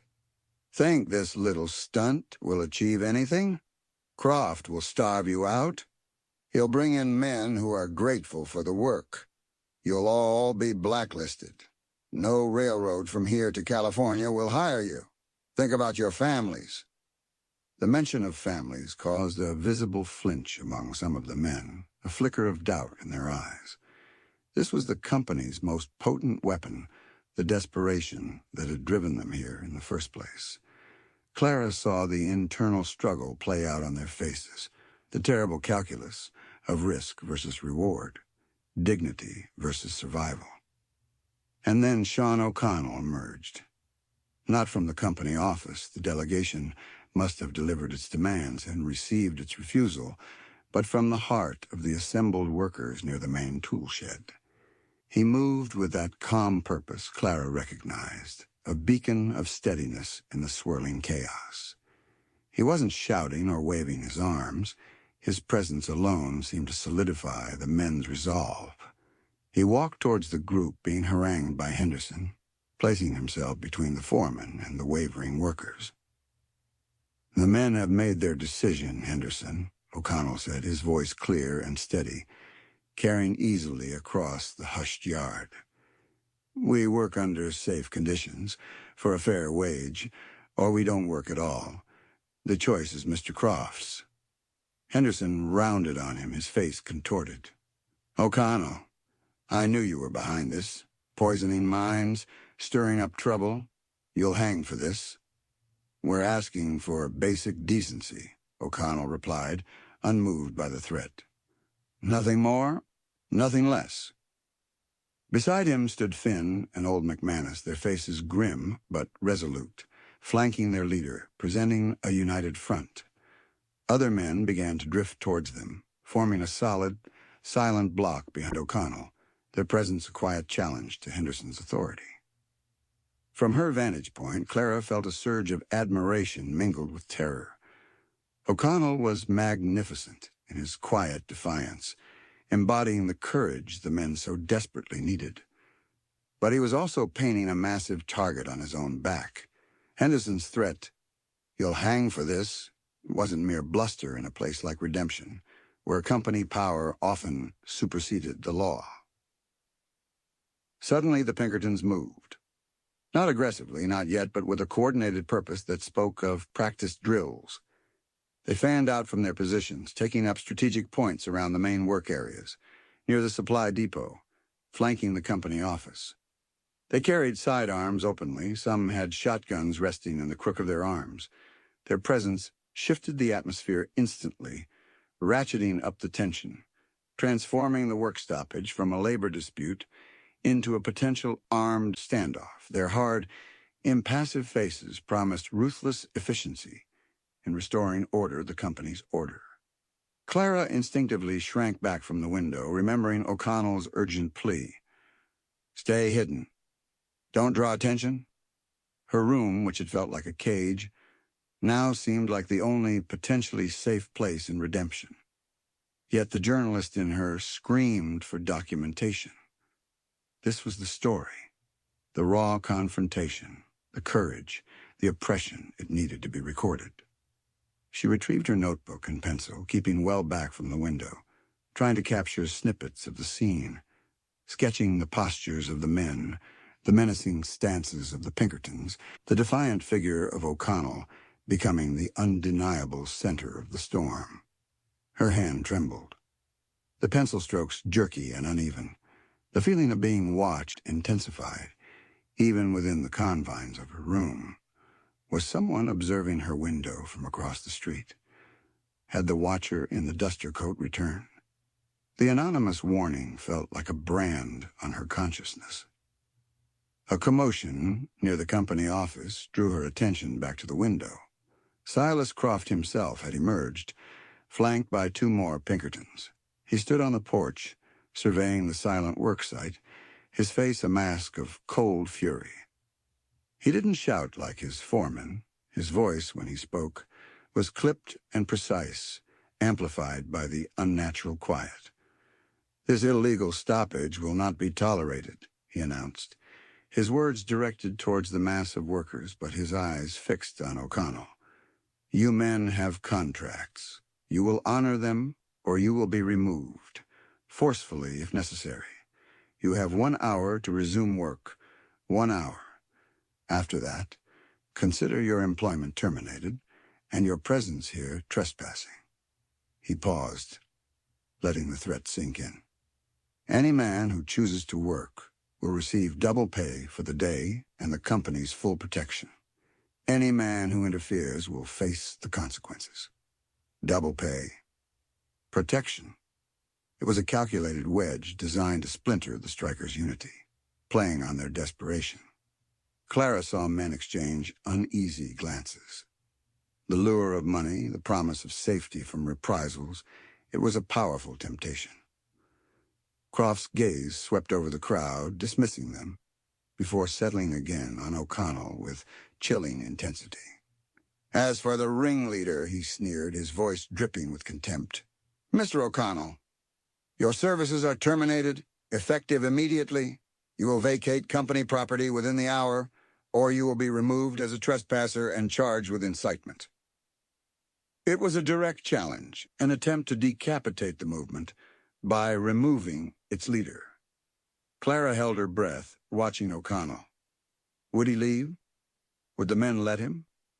O'Connell didn't flinch. He stood his ground, surrounded by the silent ranks of the strikers. "I speak for these men, Mr. Croft," he called back, his voice ringing with conviction. "My grievance is their grievance. We stand together." A low murmur of assent rose from the crowd, a growl of solidarity that seemed to momentarily shake even Croft's icy composure. He stared at O'Connell for a long moment, his eyes promising retribution, before turning sharply and re-entering his office, leaving the Pinkertons as his silent, menacing representatives. The hour deadline began to tick away, each minute stretched taut with unbearable tension. The silence persisted, punctuated only by the wind and the occasional nervous cough or muttered exchange among the strikers. O'Connell moved among them, speaking quietly, reinforcing their resolve, organizing rudimentary picket lines near the crucial access points to the work sites. He delegated tasks, sending runners to the outlying crews further down the line, ensuring the message held firm. Stand together, remain peaceful unless provoked. Clara watched him, her fear for his safety a physical ache in her chest. He was shouldering an impossible burden, navigating a treacherous path between maintaining unity, achieving their goals, and avoiding the bloodshed that seemed increasingly inevitable. The brief connection they had shared behind the railway sleepers felt like a lifetime ago, yet the memory of his intense gaze, his concern for her, fueled her own resolve not to flee to bear witness. The price of truth. The phrase echoed in her mind.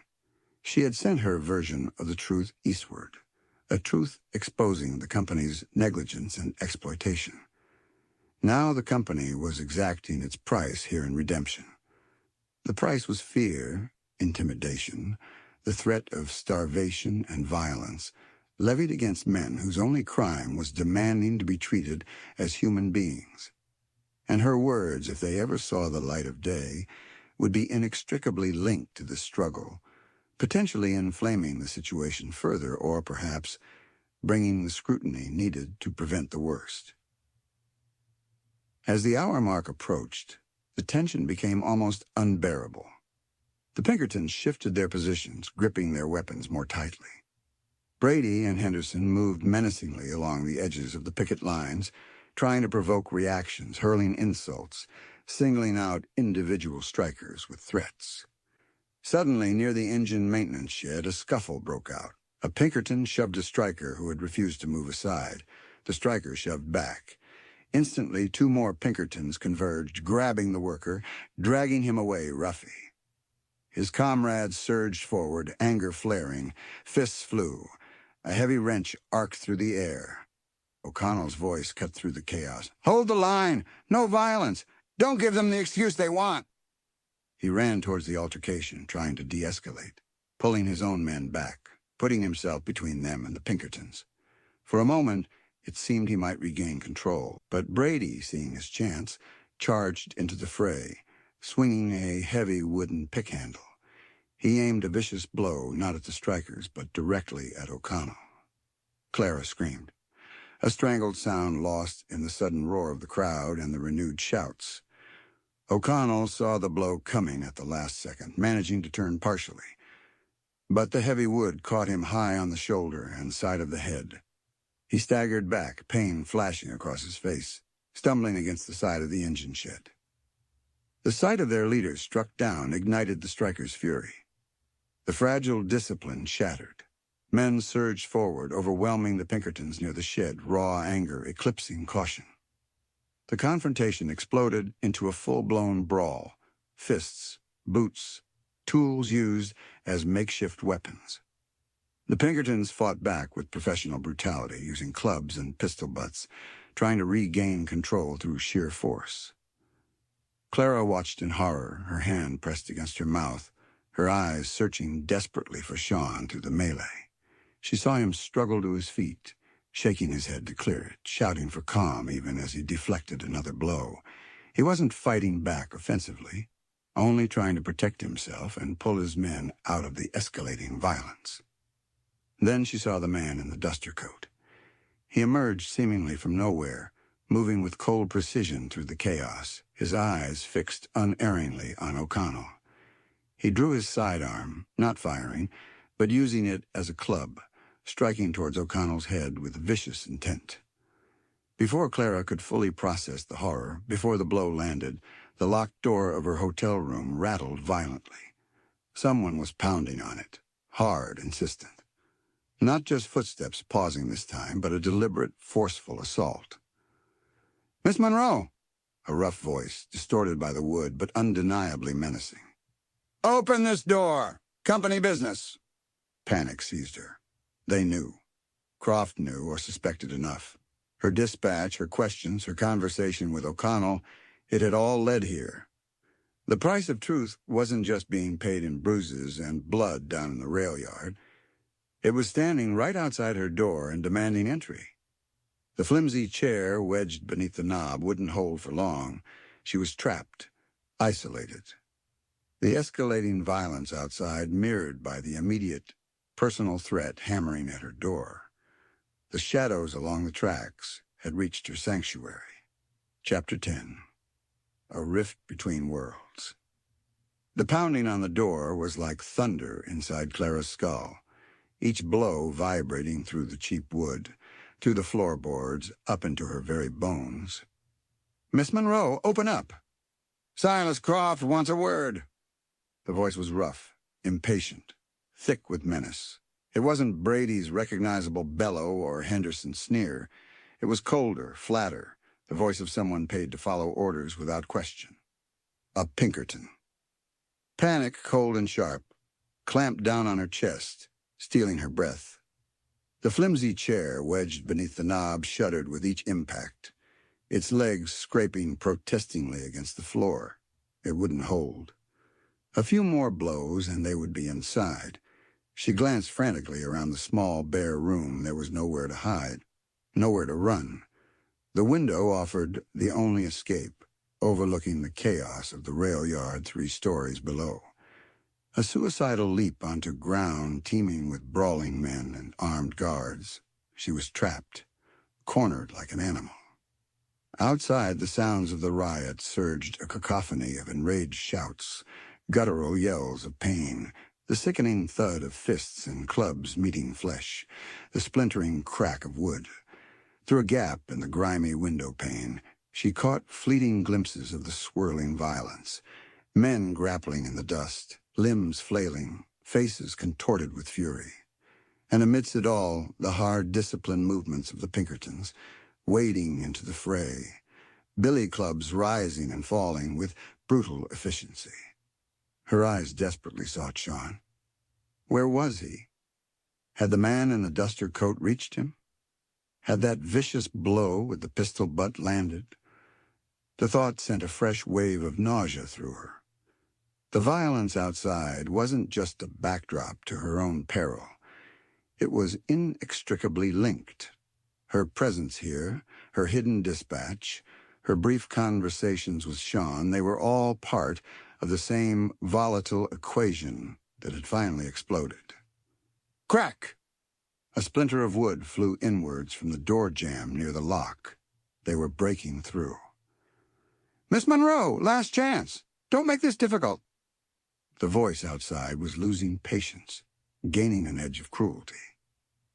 Difficult? She thought hysterically. As if she had any choice, any power in this situation? She pressed herself back against the far wall, her hands flat against the rough plaster, searching for some non-existent escape route. Her mind raced, a whirlwind of fear and fragmented thoughts. Abernathy, Philadelphia, the scent of rain on city streets, it all seemed impossibly distant. A world away, separated by an unbridgeable chasm from this dusty, violent purgatory. This was the rift. The chasm between the sanitized reports of progress she was supposed to write and the brutal reality of lives broken and disregarded in its name. The rift between the detached observer she had tried to be and the terrified woman facing down company thugs. The rift between her own relatively privileged background and the raw, desperate struggle for survival embodied by men like Sean O'Connell. Sean. His face flashed in her mind, the intensity in his blue eyes, the lines of weariness, the surprising gentleness when he'd warned her, his calloused fingers brushing her arm. Had her actions, her attempts to help, inadvertently put him in even greater danger? Had Croft decided to silence her and eliminate the strike leader simultaneously? The price of truth. Was it Sean's life? Was it hers? Bang! Another heavy blow struck the door, closer to the knob this time. The chair skittered sideways, its legs buckling. The door groaned, protesting the assault. Any second now. Suddenly a different sound cut through the immediate terror, the sharp, unmistakable crack of a gunshot from the yard below. Then another. The shouting outside intensified, taking on a new panicked edge. Clara risked a glance out the window. The dynamic of the brawl had shifted. Some of the Pinkertons had drawn their firearms, firing warning shots into the air, or perhaps lower. Men were scattering, diving for cover behind wagons and stacks of timber. The chaotic surge of the strikers seemed momentarily broken, replaced by fear and confusion. The pounding on her door stopped abruptly. Clara held her breath, listening. Had the gunshots drawn her assailants away? Were they needed below? Footsteps echoed hastily in the hallway, moving away from her door, heading toward the stairs. A temporary reprieve, but she knew it wouldn't last. They knew where she was. They would be back. She had to get out now, while they were distracted. But where could she go? The camp was a war zone. Stepping outside the relative anonymity of the hotel felt like trading one trap for another, larger one. Yet staying here was suicide. They would return, possibly reinforced, and the flimsy door wouldn't even slow him down next time. Her eyes fell on the adjoining room's door, hidden behind a threadbare curtain that served as a makeshift wardrobe. Most rooms in this ramshackle hotel shared thin walls, sometimes with the connecting doors long since locked or boarded over. But maybe, just maybe. Heart pounding, she pulled aside the curtain, a door as she'd hoped, locked naturally. The keyhole was empty. She pressed her ear against the wood. Silence. Was the room empty? She remembered seeing the nervous-looking salesman who had arrived on the stagecoach with her heading into that room earlier. Had he fled already? Desperation fueled her actions. She examined the lock, old, simple. Her small penknife, used just days ago to slit the binding of her Emerson, might work. With trembling fingers, she inserted the thin blade into the keyhole, probing, scraping, trying to mimic the action of a key. It felt hopeless, the metal grating uselessly against the tumblers. Tears of frustration and fear welled in her eyes. Outside, another gunshot cracked, closer this time. Shouts erupted almost directly below her window. She risked another look. The focus of the fighting seemed to have shifted towards the main hotel entrance. Pinkertons were trying to clear the area, driving strikers back with clubs and threats. It looked like they were trying to secure the hotel itself. Suddenly, the penknife clicked. Something inside the lock gave way. She turned the blade carefully, felt the mechanism release. Holding her breath, she turned the knob. The door swung inward silently, revealing another small, identical room. Empty. The salesman must have fled at the first sign of trouble. A wave of dizzying relief washed over her, so potent it almost buckled her knees. She slipped through the doorway, pulling the door shut behind her, careful not to let it latch completely. She leaned against it, listening. Footsteps pounded on the stairs again, voices shouting commands. They were coming back up. But which room would they check first? Hers or this seemingly empty one? She scanned her new refuge. It was as bare as her own, but the window offered a different view overlooking the alleyway behind the hotel, less exposed than the front facing the rail yard. Escape might be possible. She hurried to the window, peering down. The alley was narrow, filled with overflowing rubbish bins and discarded crates. More importantly, it seemed deserted for the moment. The main chaos concentrated out front. It was still a 3-story drop, but perhaps manageable if she could find something to break her fall or a way to climb down. Just as she was contemplating the perilous descent, she heard them at her original door again, heavy footsteps stopping directly outside. "All right, check this one again. Maybe she found a hole to crawl into." It was the same flat, menacing voice. Clara froze, pressing herself against the wall beside the window, praying they wouldn't think to check the connecting door, praying the lock held from their side if they did. She heard the splintering crash as they kicked her original door clean off its hinges, followed by curses as they found the room empty. Where the hell did she go? Windows closed. "Check under the bed. Check that curtain." Silence, then muffled thuds as they searched her meager belonging. Clara's heart hammered against her ribs. Her valise. They would find her notebooks, her spare clothes. Would they find the Emerson? Had she left it behind in her panic? She couldn't remember. Nothing. Just clothes and some scribblings. "What about this book?" Another voice. Her blood ran cold.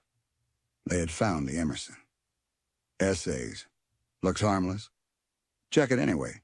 Croft wants anything looks suspicious." Clara squeezed her eyes shut, praying frantically. Praying Abernathy had received the duplicate. Praying these thugs wouldn't find the carefully hidden strips in the binding. A tense silence stretched, punctuated only by the distant sounds of the ongoing conflict.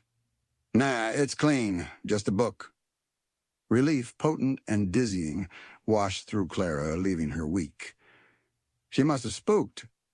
Got out somehow when the shooting started. Or someone tipped her off, the first voice growled suspiciously. Friend, the anonymous note. Had someone helped her? Unlikely. More likely, sheer luck and the chaos outside had saved her. All right, let's check the other rooms. She can't have gone far. Croft wants her found. Their heavy footsteps moved away from her original room, further down the hall. They hadn't thought to check the connecting door. Not yet. Clara knew she had only bought herself a few precious minutes. They would search the whole hotel eventually. She had to get out, now through the alley window. She scanned the alley again. Below, leaning against the opposite wall, was a large, overflowing wagon filled with dirty laundry sacks, presumably belonging to Martha or one of the other laundresses. It was directly beneath her window, if she could land in that. It was a desperate gamble. The drop was significant, the landing uncertain. But staying here meant certain capture. Taking a deep breath, she pushed open the window. The wind snatched at her hair, carrying the acrid smell of gunpowder and dust. She hitched up her skirts, swung one leg over the sill, then the other, clinging precariously to the frame. For a terrifying moment, she hung suspended between the dubious safety of the room and the dangerous unknown below. Then, closing her eyes, she let go. She fell, the wind rushing past her ears, her stomach lurching. The impact when she hit the laundry wagon wasn't soft. Exactly, the sacks were densely packed, but it absorbed the worst of the shock, knocking the wind out of her, but seemingly breaking no bones. She lay gasping amidst the soiled linen, the smell of lye soap and sweat filling her nostrils, hidden momentarily from view. Peeking cautiously over the edge of the wagon, she saw the alley remained clear for now. Scrambling out, ignoring the aches and bruises already making themselves known, she ducked behind a stack of crates, trying to orient herself. The sounds of fighting still raged from the front of the hotel and the rail yard. Where could she go? The camp was hostile territory. Then she saw him. Not Sean, but Finn, the young, fiery striker, O'Connell's loyal supporter. He darted out from behind the hotel, clearly trying to circle around the main confrontation, perhaps carrying messages or assessing the situation. He saw her crouched behind the crates, his eyes widening in shock and suspicion. "Miss Monroe, what are you, they're looking for you," he hissed, glancing nervously back the way he came. "I know. They broke into my room. I had to jump," Claire whispered back frantically. Finn hesitated, torn between his mission and the unexpected complication of her presence. He clearly viewed her as a liability, an outsider caught in their war. But perhaps some of O'Connell's inherent decency, or the sheer desperation in her eyes, swayed him. "All right, stay low," he muttered curtly. "Follow me. Maybe I know a place." He darted across the alley, ducking into the narrow gap between the hotel and the adjacent building. Clara scrambled after him, her heart pounding, lungs aching, every muscle protesting. She had escaped the immediate trap, but she was now adrift in the heart of the storm, her fate tied to a reluctant ally, plunging deeper into the violent rift between the world she knew and the brutal reality of redemption. The price of truth was turning out to be terrifyingly high, and she had no idea if Sean O'Connell was still alive to pay his share. Chapter 11. The Foreman's Shadowy Hand. The world dissolved into a terrifying labyrinth of narrow gaps, leaning walls, and the suffocating stench of refuse. Clara stumbled after Finn, her lungs burning, legs trembling, every muscle screaming from the jarring impact of her fall, and the frantic scramble through the alley. Dust and smoke stung her eyes, mingling with the acrid tang of gunpowder that hung heavy in the air. The sounds of the riot were a constant chaotic backdrop, surges of shouting, the sharp crack of wood splintering, muffled thuds, and the occasional chilling pop of a gunshot that made her flinch violently every time. Finn moved with a nervous energy, darting from one pool of shadow to the next, his head constantly swiveling, checking corners, listening intently. He clearly knew the hidden pathways of redemption, the overlooked spaces between the hastily erected buildings and sprawling tents. He hadn't spoken another word since his curt command to follow, his focus entirely on evasion. Clara struggled to keep up, hampered by her skirts and city boots, acutely aware that she was slowing him down, endangering them both. Her earlier journalistic detachment felt like a foolish luxury from another lifetime. This was raw survival, stripped bare. She risked a glance back towards the main street, glimpsing flashes of the ongoing struggle, a Pinkerton swinging a club, a striker falling, a brief surge of resistance quickly beaten back. The company men, disciplined and better armed, seemed to be gaining the upper hand, pushing the strikers back from the central areas, isolating pockets of resistance. Where was Sean? Was he still conscious? Had he been captured? The uncertainty gnawed at her, a cold knot of fear tightening in her stomach, more potent even than the fear for her own safety. Finn suddenly pulled her down behind a stack of rain-warped barrels near the back of what looked like a blacksmith's shed. The clang of a hammer on metal, unrelated to the strike, echoed erratically from within someone trying to maintain a semblance of normalcy, or perhaps just too afraid to stop working. "Stay down," Finn hissed, peering cautiously around the edge of the barrels. "Saw Brady heading this way with the two Pinkertons. Looked like they were searching." Clara pressed herself against the rough wood, trying to make herself smaller, her heart hammering against her ribs. Brady, the foreman who had struck Sean down. The thought sent a fresh wave of anger and fear through her. He was actively hunting now, and not just trying to break the strike, but seemingly searching for specific targets. O'Connell? Her? They waited in tense silence, listening to the approaching footsteps, the gruff voices. "Check the laundry wagon?" It was Brady's unmistakable growl. "Nothing. Just dirty clothes." That flat, menacing voice from outside her door. They had checked the wagon after finding her room empty. They knew she'd jumped. "She couldn't have just vanished," Brady snarled. "Croft wants her found. Said she's been poking around, asking questions. Might be in league with O'Connell." In league with O'Connell. The accusation hung in the air, confirming Clara's worst fears. Croft didn't just see her as a nuisance journalist. He saw her as an accomplice, an enemy. "And O'Connell?" the other voice asked. "Haven't seen him since the main push back there," Brady grunted. "Took a good crack to the head. Might be down, might have slipped away. Henderson's got men looking for him, too. Croft wants him brought in, conscious or not." Conscious or not. The callousness sent a shiver down Clara's spine. Sean was wounded, hunted by both foremen and the Pinkertons. She squeezed her eyes shut, picturing him staggering, trying to evade capture, his strength failing. The footsteps and voices moved past their hiding spot, heading further down the alley. Finn let out a shaky breath, wiping sweat from his forehead with a grimy hand. He glanced at Clara, his expression still wary, but the immediate, shared danger seemed to have chipped away slightly at his hostility. "I think you're helping us," he stated quietly, a hint of grudging respect, or perhaps just surprise in his tone. "Why? You ain't one of us. You're from back east. Fancy clothes, soft hands." Clara bristled slightly at the description, though it was largely true compared to the hardened men of the camp.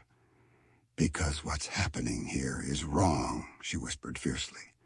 "Leaving a man to die in a tunnel, working men like animals, silencing anyone who speaks out. It's wrong. Someone has to say so." She thought of her hidden dispatch, praying it had survived the stagecoach journey, praying it reached Abernathy. "I sent a report east, telling the truth about Jacobson, about the conditions." Finn stared at her, his eyes widening slightly. "You what? To a newspaper?" He seemed stunned, then suspicious again. "How'd you manage that? Mail's watched." "Hidden," Clara said simply, not wanting to elaborate. I don't know if it will get through, but I had to try." Finn processed this, shaking his head slowly, a complex mix of disbelief and perhaps dawning understanding on his young, strained face. "You got guts, I'll give you that. Stupid guts, maybe, but guts." He paused. "O'Connell, he seemed to trust you. Asked about you, after he talked to you by the tracks that day." Hope flickered in Clara's chest. Sean had asked about her? "Is he—" "Have you seen him since Brady hit him?" she asked urgently. Finn's expression darkened. "Saw him go down. Saw him get up. Then the fight scattered everyone. McManus was trying to get him clear towards the creek, maybe, but the Pinkertons were pushing hard that way." He shook his head again. "Don't know, Miss Monroe. Honest truth. He could be hurt bad. He could be caught. Or he could be planning our next move. With Sean, you never know. He's tough." The worry in his voice, however, belied the bravado. "The place you mentioned," Clara prompted gently. "Is it safe?" Finn nodded curtly. "Safer than out here. Come on." He peered out again, ensuring the coast was clear, then gestured for her to follow. They moved quickly, doubling back slightly, then slipping through a narrow opening in a dilapidated fence, surrounding a cluster of the most wretched-looking tent shelters cobbled together from scraps of canvas, wood, and metal sheeting. This was clearly the poorest section of the camp, likely housing the most desperate laborers, perhaps recent arrivals or those ostracized for other reasons. Finn led her to a low structure leaning against the back of a larger, equally squalid tent. It looked like a disused animal pen or a collapsed woodshed, partially covered with a rotting tarp. He pulled aside the tarp, revealing a dark opening leading downwards rough steps cut into the earth. "Root cellar," Finn explained in a whisper. "Old homesteader built it before the railroad came through and bought him out cheap. Nobody uses it now, or nobody admits to it." He gestured for her to enter. "It ain't much, but it's hidden. Some of the lads use it to stash things. Or themselves, when things get hot." Clara hesitated only a moment before descending the steps into the cool, damp darkness. The air smelled earthy, musty, with a faint, unpleasant tang of decay.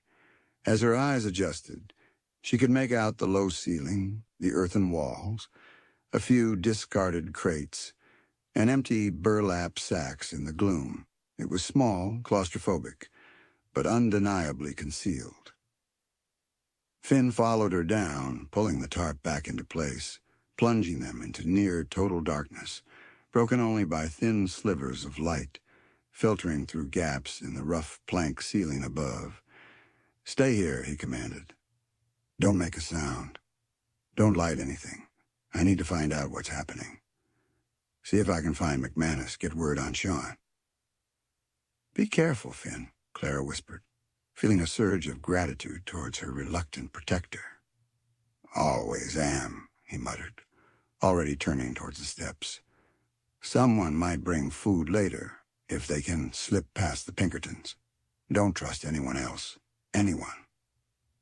He slipped back up the steps, replacing the tarp carefully, leaving Clara alone in the suffocating darkness and silence of the root cellar. The silence here was different from the unnatural quiet of the strike's beginning. This was the heavy, pressing silence of concealment, amplifying every beat of her own heart, every skittering sound from unseen critters in the earthen walls. Time lost meaning. Minutes stretched into what felt like hours. Clara sat huddled on an overturned crate, her body aching, her mind racing. She replayed the chaotic scenes in the yard, Brady's vicious attack, the Pinkertons moving in, Croft's cold pronouncements. She pictured Sean wounded, hunted. Was he hiding somewhere like this, or worse? The helplessness was agonizing. Above her, the sounds of the camp continued, muffled by the earth. The occasional shout, the rumble of wagon wheels, distant hammering, resuming in some sections scabbed, perhaps. or intimidated workers forced back to the line under guard. The strike, it seemed, was being systematically broken. Suddenly, she heard voices directly overhead near the entrance to the cellar. Her breath caught. She froze, straining to hear. "Told you O'Connell. Went down near the creek bed," a familiar voice snarled. Henderson. "And you're sure he didn't get away?" Another voice, colder, professional. "A Pinkerton. Perhaps the man in the duster coat." "Positive," Henderson insisted. "Saw McManus, dragging him into the willows. They won't get far. Got men sweeping both sides of the bank. We'll flush him out by nightfall." "And the woman? Monroe?" "Still looking," Henderson grumbled. "Vanished from her room. Brady's boys are tossing the place, checking her papers. Croft thinks she might have proof letters, maybe, from O'Connell, incriminating stuff." "Proof?" Clara thought frantically. Her notes were just observations, fragments. Unless Croft knew about the dispatch hidden in the book? Had it been intercepted after all? Or was he just paranoid, casting about for leverage against O'Connell? "What about the sabotage?" the cold voice asked. "Sabotage?" Clara frowned. "What sabotage?" "Perfect," Henderson chuckled, a low, nasty sound. "Found Brady's stash of black powder missing this morning, right after O'Connell's delegation left Croft's office. Left a few tools, nearby tools belonging to Finnegan. O'Connell's little shadow." "Finn? They were trying to frame Finn? And by extension, O'Connell?" "Convenient," the cold voice remarked, sounding unconvinced. "Ain't it just?" Henderson agreed smoothly. "Makes a nice charge. Destruction of company property, endangerment. Adds weight to the incitement charges against O'Connell. Makes it easier to neutralize the situation." Neutralize. The word hung in the damp air like poison gas. They weren't just trying to break the strike. They were trying to eliminate O'Connell, framing him for a crime he didn't commit, using sabotage as a pretext. This was the foreman's shadowy hand at work, not just brute force, but calculated deception, manipulation, planting evidence to destroy their opposition legally or provide justification for lethal force. "Just make sure the powder turns up somewhere useful," the cold voice instructed. "Near where you find O'Connell, perhaps. Make the story stick." "Leave it to me," Henderson assured him. "By morning, O'Connell will be either in chains or in the ground, and this whole mess will be over." The voices moved away, leaving Clara trembling in the darkness, her blood running cold. Sabotage, framing Finn, neutralizing O'Connell. It was a deliberate, cold-blooded plan orchestrated by Henderson, likely with the Crofts' blessing. Her hidden report, if it ever arrived, might expose past negligence, but this was happening now. This was a plot to frame and potentially murder the strike leader. She had to warn someone. She had to warn Finn, warn O'Connell, if he was even still alive and free. But she was trapped in this cellar, helpless, while Henderson's shadowy hand tightened its grip, manipulating events, preparing to deliver the final fatal blow to the heart of the resistance. The rift between worlds had never seemed wider or more deadly. Chapter 12. Campfire Confessions in Cold Steel. The darkness in the root cellar became a living entity, pressing in on Clara thick with the stench of damp earth, decay, and her own mounting fear. Henderson's chilling words echoed in the oppressive silence. Sabotage, framing Finn, neutralize O'Connell. By morning, he'll be either in chains or in the ground. The cold-blooded calculation behind the foreman's plot was terrifying. It wasn't just about breaking the strike anymore. It was about eradicating the leadership, permanently, using deceit and planted evidence as weapons just as potent as the Pinkertons' clubs and guns. Time warped and stretched in the subterranean gloom. Clara lost track of how long she huddled there, every nerve screaming, listening to the muffled sounds from the camp above. The initial chaos of the riot seemed to have subsided, replaced by an uneasy quiet, punctuated by the occasional shout of command, the tramp of patrolling boots, and the sporadic, defiant clang of a single hammer, somewhere perhaps a striker forced back to work under guard, or maybe just the camp blacksmith still stubbornly plying his trade. The silence felt heavier now, burdened by the weight of defeat and the sinister undercurrents of Henderson's scheme. Oh, she strained her ears, listening for Finn's return, but only silence answered. Had he been caught? Had he run into Brady's patrols, or had he found O'Connell, only to discover it was too late? The helplessness was agonizing. She was trapped underground, privy to a murderous plot, yet powerless to intervene. Her carefully hidden dispatch felt like a futile gesture now, a message in a bottle cast into a storm, unlikely to arrive in time to change the grim reality unfolding above. Just as despair threatened to consume her, she heard a faint scratching sound near the tarp-covered entrance. Not the heavy footsteps of company men, but something stealthier. She held her breath, pressing herself back against the damp earthen wall. "Miss Monroe?" A low whisper. "Finn." Relief washed over her so intensely she almost cried out. "Finn! Yes, I'm here." The tarp was pulled back slightly, admitting a sliver of gray evening light, and Finn's grimy, anxious face. "Coast is clear for now," he whispered urgently. "But patrols are everywhere. We can't stay here long." He slid down the steps, carrying a small bundle wrapped in cloth. "Brought you some water and bread, not much." He thrust the bundle into her hands. The water, warm and tasting faintly metallic from the canteen, was nectar. The bread was hard and stale, but she chewed and swallowed it gratefully, realizing she hadn't eaten properly since the previous day. "Thank you, Finn," she murmured, her voice hoarse. Did you find him? Is Sean all right?" Finn's expression tightened, his youthful face etched with worry and fatigue that made him look years older. "Found McManus. Down by the creek, like Henderson thought. Mac took a bad hit to the leg, but he's alive. He got Sean away before the Pinkertons swept the area." "Away? Where?" Clara pressed, hope warring with fear. "Don't know exactly," Finn admitted, frustration clear in his voice. "Mac just said Sean told him to head for the old claim if they got separated. Said Sean knew a place, somewhere up in the hills, west of the line. An abandoned prospector's cabin, maybe. Sean knows this land better'n most." He shook his head. "But Sean was hurt, Miss Monroe. That blow from Brady. Mac said he was bleeding bad from the head, unsteady on his feet. Said Sean was talking strange, too, kept mentioning someone named Moira." Moira, the name hung in the air, unfamiliar yet significant. Sean talking strange, mentioning a woman's name even while wounded and fleeing for his life.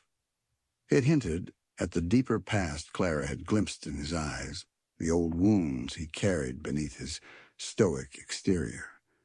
"But the Pinkertons didn't find him?" Clara asked, clinging to that hope. "Not yet," Finn confirmed grimly, "but they're still searching. Henderson's convinced he's holed up near the creek.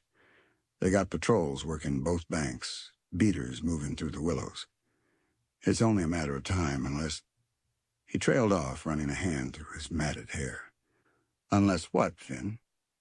"Unless we can draw them off," Finn said, his eyes hardening with resolve. "Create a diversion. Give Sean a chance to get clear." "A diversion?" Clara echoed, apprehension rising. "But how? The strike is broken. The camp is crawling with Pinkertons." "Not all the men broke," Finn said fiercely.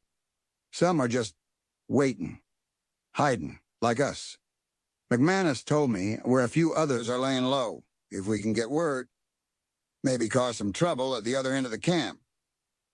Pull the patrols away from the creek." It sounded desperate, risky, almost suicidal. "Finn, listen to me," Clara interrupted urgently, grabbing his arm. "It's worse than you think. I overheard Henderson talking to one of the Pinkertons right outside here. They're framing you. They stole black powder and planted your tools near it. They're going to charge Sean, with sabotage. Finn's face went pale beneath the grime. Sabotage? Black powder? But I didn't. I know you didn't, Claire insisted. Henderson planned it. He said it would make it easier to neutralize us, Sean. Finn, they're not just trying to arrest him. They might be planning to kill him and make it look justified. The full horror of the situation dawned on Finn's face, replacing his earlier defiance with stark fear, then cold fury. That bastard! Henderson! I knew he was rotten, but this... He clenched his fists, trembling with rage. Framing me, trying to murder Sean. They think Sean is still near the creek, Claire reiterated, her mind racing. They're concentrating their search there. Your diversion. It might be the only chance he has. If you can pull the patrols away, give him breathing room to get to this old claim. Finn looked torn, the weight of the decision heavy upon him. Creating a diversion meant revealing himself, risking capture, and facing the trumped-up sabotage charges. But doing nothing meant abandoning Sean to Henderson's murderous plot. All right, he said finally, his voice tight but resolute. All right, I'll do it. I gotta try for Sean. He looked at Clara. But you can't stay here. If they find this place... Where can I go? Clara asked desperately. The hotel's impossible. The camp is hostile. Finn thought for a moment, chewing his lip. There's Martha, the laundress. She's tough, but she's got a good heart. Hated the company ever since her husband died, working for him up north. She's helped lads out before, hid them when foremen were looking for trouble. Her tent's near the edge of camp, away from the main patrols right now. Maybe she'd help you, just till things cool down, or you can figure a way out. It was a slim hope relying on the kindness of a woman Clara barely knew, a woman who had already seemed wary of her. But it was better than huddling in this cellar waiting for discovery. Okay, Clara agreed. How do I find her? Wait till full dark, Finn instructed. Stick to the shadows. Her tent's the one with the patched canvas roof, behind the big water barrel near the south perimeter. Tell her Finn sent you. Tell her it's for Sean. He hesitated. Be careful, Miss Monroe. Martha's all right. But there's spies everywhere. Trust no one else. He gave her the last of the bread. I gotta go. Need to find the others before Henderson springs his trap. He gave her one last worried look. Good luck. Then he was gone, scrambling up the steps and disappearing back into the dangerous twilight, leaving Clara alone once more, her temporary refuge about to become untenable, her path forward uncertain and perilous. As darkness slowly deepened in the cellar, Clara prepared herself. She smoothed her torn skirt, tried to tuck stray hairs back into her disheveled bun, wishing desperately for a wash, for clean clothes, for the simple comforts of a life that felt 1,000,000 miles away. She thought about the risks Finn was taking, the loyalty that drove him to risk his own freedom, possibly his life, for O'Connell. It was a fierce, powerful bond forged in shared hardship, something her world of polite society and intellectual pursuits had never prepared her for. She also thought about Sean, wounded, potentially delirious, mentioning a mysterious Moira. Who was she? A wife? A lost love? Someone connected to the old wounds she sensed within him. The name echoed, adding another layer of complexity to the man who fought for workers' rights while seemingly haunted by his own past. It made him more human, more vulnerable, and intensified Clara's desperate hope that he would survive. When the slivers of light filtering through the ceiling faded completely, replaced by impenetrable blackness, Clara knew it was time. Taking a deep breath, she felt her way to the steps, Pushing aside the tarp cautiously, she peered out. The camp was quieter now, settled into the uneasy rhythms of night. Campfires glowed like scattered embers in the distance, casting flickering shadows. Armed Pinkertons patrolled the main thoroughfares in pairs, their lanterns creating shifting pools of light, but the periphery seemed less guarded. Following Finn's directions, Clara slipped out of the cellar, melting into the deep shadows alongside the squalid tents. She moved slowly, pausing frequently, listening, her senses strained to their utmost limit. Every snapped twig, every distant cough, every gust of wind rattling loose canvas sent her heart leaping into her throat. She skirted the edges of the camp, avoiding the main paths, navigating by the dim glow of the scattered fires and the faint starlight filtering through the dusty haze. It felt like an eternity, but finally she spotted it the large water barrel near the southern edge of the camp, and behind it, a tent with a distinctively patched roof. Smoke curled thinly from a makeshift chimney pipe, suggesting someone was inside. Praying Finn's assessment of Martha was accurate, Clara approached cautiously, keeping low. She reached the tent flap, hesitating. What if Martha refused? What if she raised the alarm? Taking another steadying breath, she scratched lightly on the canvas. Silence. Then a rough voice from within, sharp and suspicious. "Who's there?" "Martha?" Clara whispered, her voice trembling slightly. It's Clara Monroe, the writer, Finn. Finn sent me. He said, it's for Sean." There was a long pause. Clara could hear movement inside. Then the flap was pulled back abruptly. Martha stood there, silhouetted against the dim light of a single lantern within, her leathery face grim, her eyes narrowed, searching Clara's face. She held a heavy iron skillet in one hand, clearly prepared for trouble. "Finn sent you?" she repeated, her voice low and gravelly. "For Sean?" She scrutinized Clara, taking in her torn skirt, her dusty face, the fear in her eyes. "You're the one asking all the questions. The one Croft's men were looking for at the hotel." Clara nodded mutely. Martha sighed, a weary, resigned sound. She lowered the skillet slightly. "Heard O'Connell was hurt bad. Heard they're hunting him like a dog." She looked Clara up and down again. "You look like you've been through the ringer yourself." She hesitated for another moment, then seemed to make a decision. "All right. Get in, quickly, before someone sees." She stepped aside, holding the flap open. Clara stumbled gratefully into the small, cluttered tent.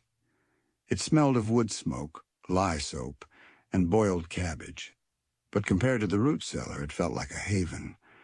Martha let the flap drop, securing it from the inside, plunging the tent back into dim, lantern-lit intimacy. "Finn's risking his neck out there," Martha grumbled, gesturing for Clara to sit on a low stool near the small, pot-bellied stove that provided the tent's warmth. Fool kid, but loyal. Like a stray dog O'Connell took in. She poured something steaming into a tin mug from a pot on the stove. "Drink this. Looks like you need it." It was weak broth, thin and salty, but it warmed Clara from the inside out. She sipped it slowly, exhaustion washing over her now that the immediate danger had momentarily receded. "O'Connell," Martha said, watching Clara shrewdly. "He's a good man. Fights for the others. But he carries ghosts, that one." She poked at the fire in the stove. "Talks in his sleep sometimes, when he stayed here once after a fever laid him low. Talks about Ireland, about fire, and a woman. Moira." Clara looked up sharply. "Moira?" Martha nodded. "Aye. Sounds like grief when he says it. Like something torn right out of him." She sighed again. "Came here looking for a fresh start, I reckon. Like most of 'em, trying to outrun whatever hounds were on his trail back home. Found hounds of a different breed here, didn't he?" The brief confession, offered in the quiet intimacy of the tent, painted a clearer picture of the man Clara had only glimpsed. A man driven by conviction, yes, but also haunted by loss, seeking redemption, perhaps, not just for others, but for himself. It explained the intensity, the weariness, the sense of old battles fought before he ever set foot in this dusty corner of Kansas. Suddenly a harsh shout echoed from nearby, outside the tent. "Check these tents. Henderson wants every shadow turned out." Martha stiffened, her eyes darting towards the tent flap. She grabbed the skillet again, her face hardening. Clara's heart leaped back into her throat. The patrols were widening their search. They were no longer safe, even here. The foreman's shadowy hand was reaching into every corner of the camp, squeezing, relentless. Cold steel, the skillet in Martha's hand. The Pinkertons' guns outside felt terrifyingly close again. Escape seemed impossible. Chapter 13. Sabotage and Suspicion. The shouts outside Martha's tent grew louder, closer. Heavy footsteps crunched on the gritty soil, accompanied by the rough commands of men conducting a systematic search. "Check behind that wood pile. You two, circle around the back. Nobody slips through." It wasn't Brady's bark or Henderson's sneer. These were the cold, efficient voices of the Pinkertons, methodically sweeping the periphery of the camp. Martha blew out the single lantern, plunging the small tent into almost complete darkness, broken only by the faint, flickering orange glow escaping the seams of the pot-bellied stove. She pressed the finger to her lips, gesturing frantically for Clara to stay absolutely still on the low stool. The skillet felt heavy and inadequate in her hand, a domestic tool against armed professionals, but her stance was defiant, protective. Clara froze, barely daring to breathe. The canvas walls felt terrifyingly thin, offering concealment but no real protection. She could hear the searchers moving just outside, their boots scattering loose gravel, their voices sharp with authority. They were checking the adjacent tents, rattling flaps, barking questions at the occupants. Any moment now, they would reach Martha's. "This one," a voice commanded, directly outside their tent. Clara's heart hammered against her ribs so hard she thought it must be audible. Martha stood like stone, skillet held ready, her weathered face grim in the faint firelight. The tent flap was ripped open violently, flooding the interior with the harsh glare of a bullseye lantern. Two figures filled the entrance, silhouetted against the light Pinkertons, their faces shadowed by their hat brims, shotguns held loosely but ready.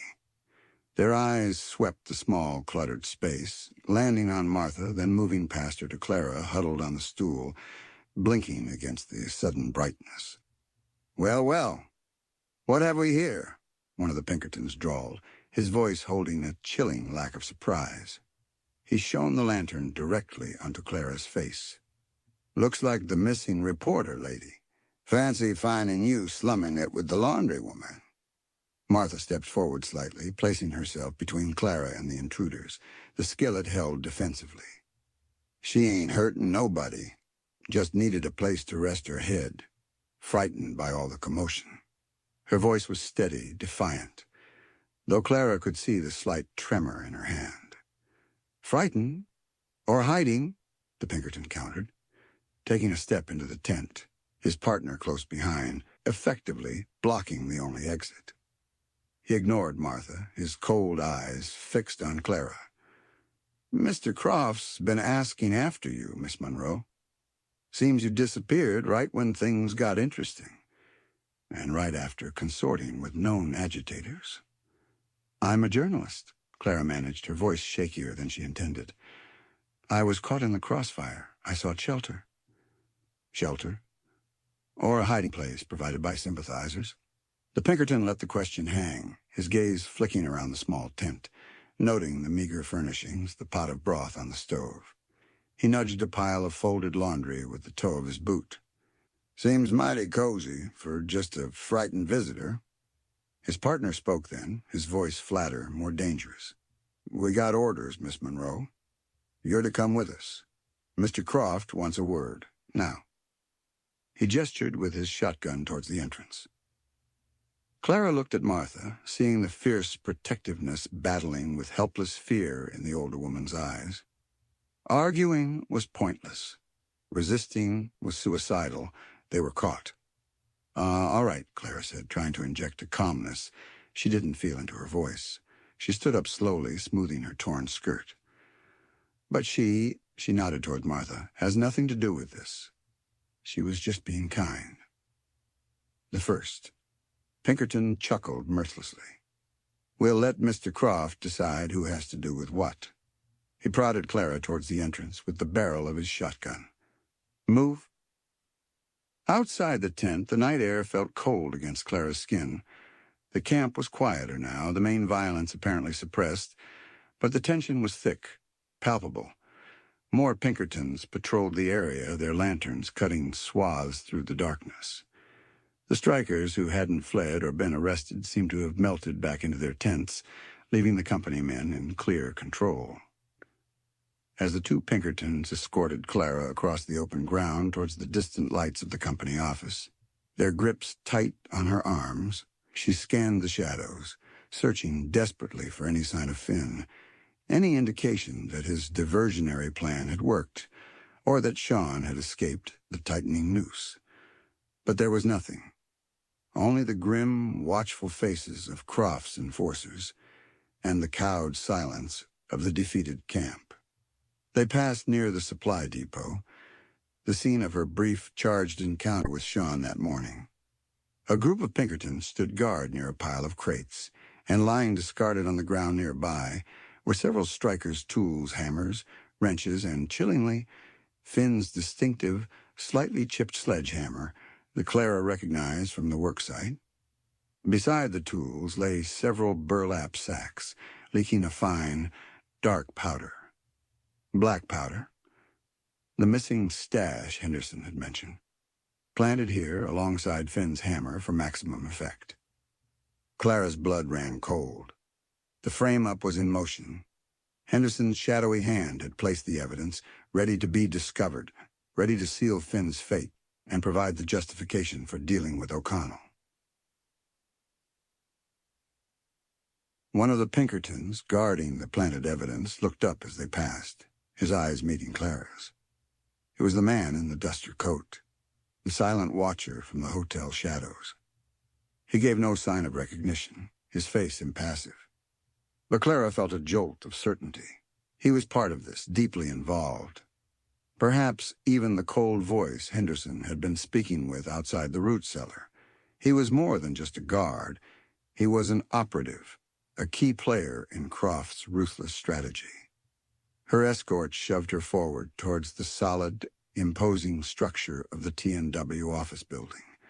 Lights burned brightly inside, illuminating Croft's domain, the nerve center of the company's power and redemption. Entering the building felt like stepping into another world, clean, orderly, smelling of ledgers and authority, a stark contrast to the dust, sweat, and fear outside. They didn't take her to Croft's main office. Instead, they led her down a short corridor to a smaller, windowless room, likely a storage space or a clerk's office, now repurposed. It contained only a rough wooden table and 2 chairs.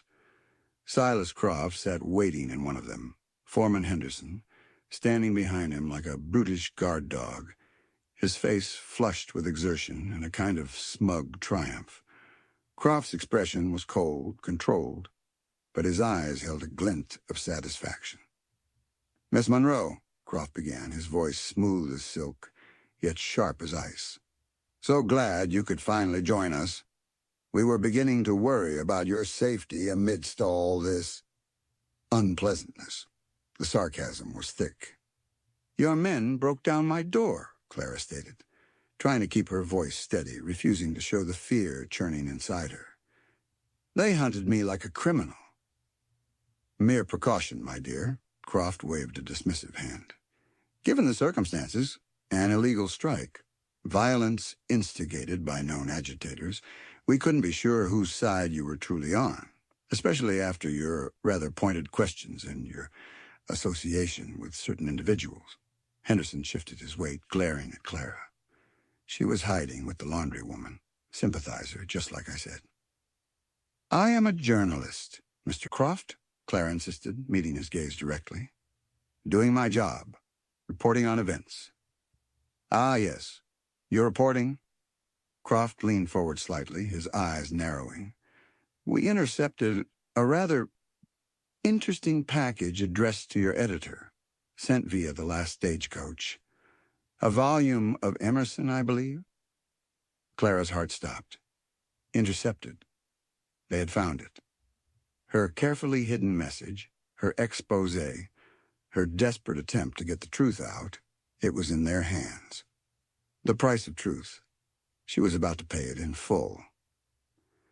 Routine inspection of outgoing mail during periods of unrest, Croft continued, enjoying her reaction.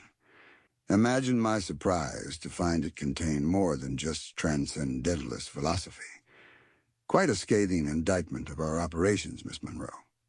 Full of distortions, exaggeration, outright lies about company negligence, particularly concerning the unfortunate but unavoidable accident involving Mr. Jacobson. He paused, letting the weight of his words sink in, and conveniently overlooking the real cause of today's trouble: sabotage. Sabotage? Clara echoed, feigning ignorance, though her mind screamed with the knowledge of Henderson's plot. Indeed, Croft said gravely. Just this morning, a significant quantity of black powder was discovered missing from our secure storage. And just moments ago, our patrols discovered the missing powder, along with tools belonging to one of the primary agitators, young Finnegan, stashed near the supply depot. A clear attempt to disrupt operations, perhaps even cause an explosion, endanger lives. He shook his head, a picture of feigned regret. Led, no doubt, by the man who seems to have filled your head with such dangerous nonsense, Sean O'Connell. It was a masterful performance of deception, twisting the narrative, painting the strikers as violent saboteurs, O'Connell as a criminal mastermind, and himself as the upholder of order. That's not true, Clara burst out, unable to contain herself. Finnegan would never. O'Connell argued for peaceful protest. I heard Henderson planning this. He planted that powder, planted Finn's tools. He's framing them. Henderson took a menacing step forward, his face darkening with fury. Lies! She's covering for them. She's part of it. Croft held up a hand, silencing Henderson, though his own eyes were chips of ice. Accusations against my foreman? Based on what, Miss Monroe? Eavesdropping from a root cellar, perhaps? He smiled thinly, letting her know they were aware of her movements, aware of her conversation with Finn. The net was incredibly tight. Your credibility, I'm afraid, is somewhat compromised, especially since your own writings reveal a clear bias, a willingness to believe the inflammatory rhetoric of a known troublemaker like O'Connell. He picked up a sheaf of papers from the table, her transcribed article, removed from the binding of the Emerson. This document, he tapped it with a well-manicured finger, is proof not of company wrongdoing, but of your collusion with criminal elements attempting to undermine lawful enterprise through violence and sabotage, incitement, conspiracy. The charges were ludicrous, twisted, but in Croft's hands, with the company's power behind him, they held terrifying weight. He could ruin her reputation, ensure she never worked as a journalist again, or worse. What do you want, Mr. Croft? Clara asked, her voice low, realizing the futility of arguing the truth. Cooperation, Miss Monroe, Croft replied smoothly. Simply cooperation. You find yourself in a rather delicate position, associated with sedition and sabotage. But perhaps there's a way to mitigate the damage, to salvage your reputation, even ensure your safe passage back east. He leaned back, steepling his fingers. Tell us where O'Connell is hiding. Tell us everything you know about his plans, his network of agitators. Write a retraction of this inflammatory piece. A new article, perhaps, detailing the dangerous actions of the strikers, the necessary steps the company took to restore order and protect its property. Cooperate fully, and perhaps these unfortunate charges of conspiracy can be overlooked. It was blackmail, plain and simple. Betray Sean, betray the truth. Become a mouthpiece for Croft's lies or face trumped-up charges, imprisonment, possibly worse, in this lawless frontier town where the company was the law. The rift between her world and theirs had narrowed to this single, impossible choice. Clara looked from Croft's cold, calculating eyes to Henderson's brutish, triumphant smirk. She thought of Jacobson's grave, of Finn risking everything for diversion, of Martha's quiet courage, of Sean, wounded and hunted, clinging to life somewhere out in the darkness, perhaps talking of fire and a lost love named Moira. She thought of the truth she had tried so desperately to tell. Selling out felt like a betrayal far deeper than any legal charge could encompass. It felt like selling her soul. "And if I refuse?" she asked, her voice barely a whisper, but holding a tremor of defiance she hadn't known she possessed. Croft's smile vanished, replaced by a look of chilling finality. "Then, Miss Monroe," he said softly, his voice devoid of all pretense, "you will discover the full price of misplaced loyalties and inconvenient truths." "Henderson?" Henderson stepped forward, grabbing Clara's arm in a bruising grip. "Time to find you more secure accommodations, reporter lady. Somewhere you can't cause any more trouble." He began to haul her towards the door, towards an unknown but undoubtedly grim fate. The foreman's shadowy hand, having manipulated the evidence and twisted the narrative, was now closing firmly around her, ready to crush the truth and anyone who dared to speak it. Suspicion had hardened into certainty in Croft's mind, and the sabotage plot was the key he would use to lock away both O'Connell and the inconvenient journalist who dared to expose his world. Chapter 14. Divided Loyalties. The grip on Clara's arm was like iron, Henderson's thick fingers digging painfully into her flesh as he dragged her from Croft's office. The brief moment of defiance she had managed felt laughably inadequate now, swallowed by the stark reality of her situation. She was Croft's prisoner, accused of conspiracy and sabotage, her fate entirely in the hands of men who viewed her as a dangerous nuisance to be silenced or eliminated. The orderly corridor of the T&W building, moments before a symbol of oppressive power, now felt like the path to a dungeon. Henderson didn't speak, his silence more menacing than his earlier bluster. He seemed to relish his role as jailer, his smirk tightening as he pulled it towards a heavy wooden door at the end of the hallway, likely leading to a back room or cellar used for detaining troublesome workers or drifters. This would be her secure accommodation, a place where her voice could be effectively silenced, where she could be held indefinitely while Croft decided her ultimate fate. Just as Henderson reached for the door handle, a commotion erupted from the main entrance of the building. Shouts, curses, the sound of a struggle. Henderson paused, his head cocked, listening. Croft emerged from his office, his face a mask of cold annoyance at the interruption. "What is it now?" Croft demanded sharply. Two Pinkertons appeared, dragging a struggling figure between them. Clara's breath caught in her throat. It was Finn. His face was bruised and bloodied, his shirt torn, but his eyes, when they flashed towards Clara, burned with a mixture of fury and despair. He had been caught. His diversion, if he'd even had time to attempt it, had failed, or worse, it had led the patrol straight to him. "Caught this one skulking near the powder cache, Mr. Croft," one of the Pinkertons reported, shoving Finn roughly forward. "Had these on him."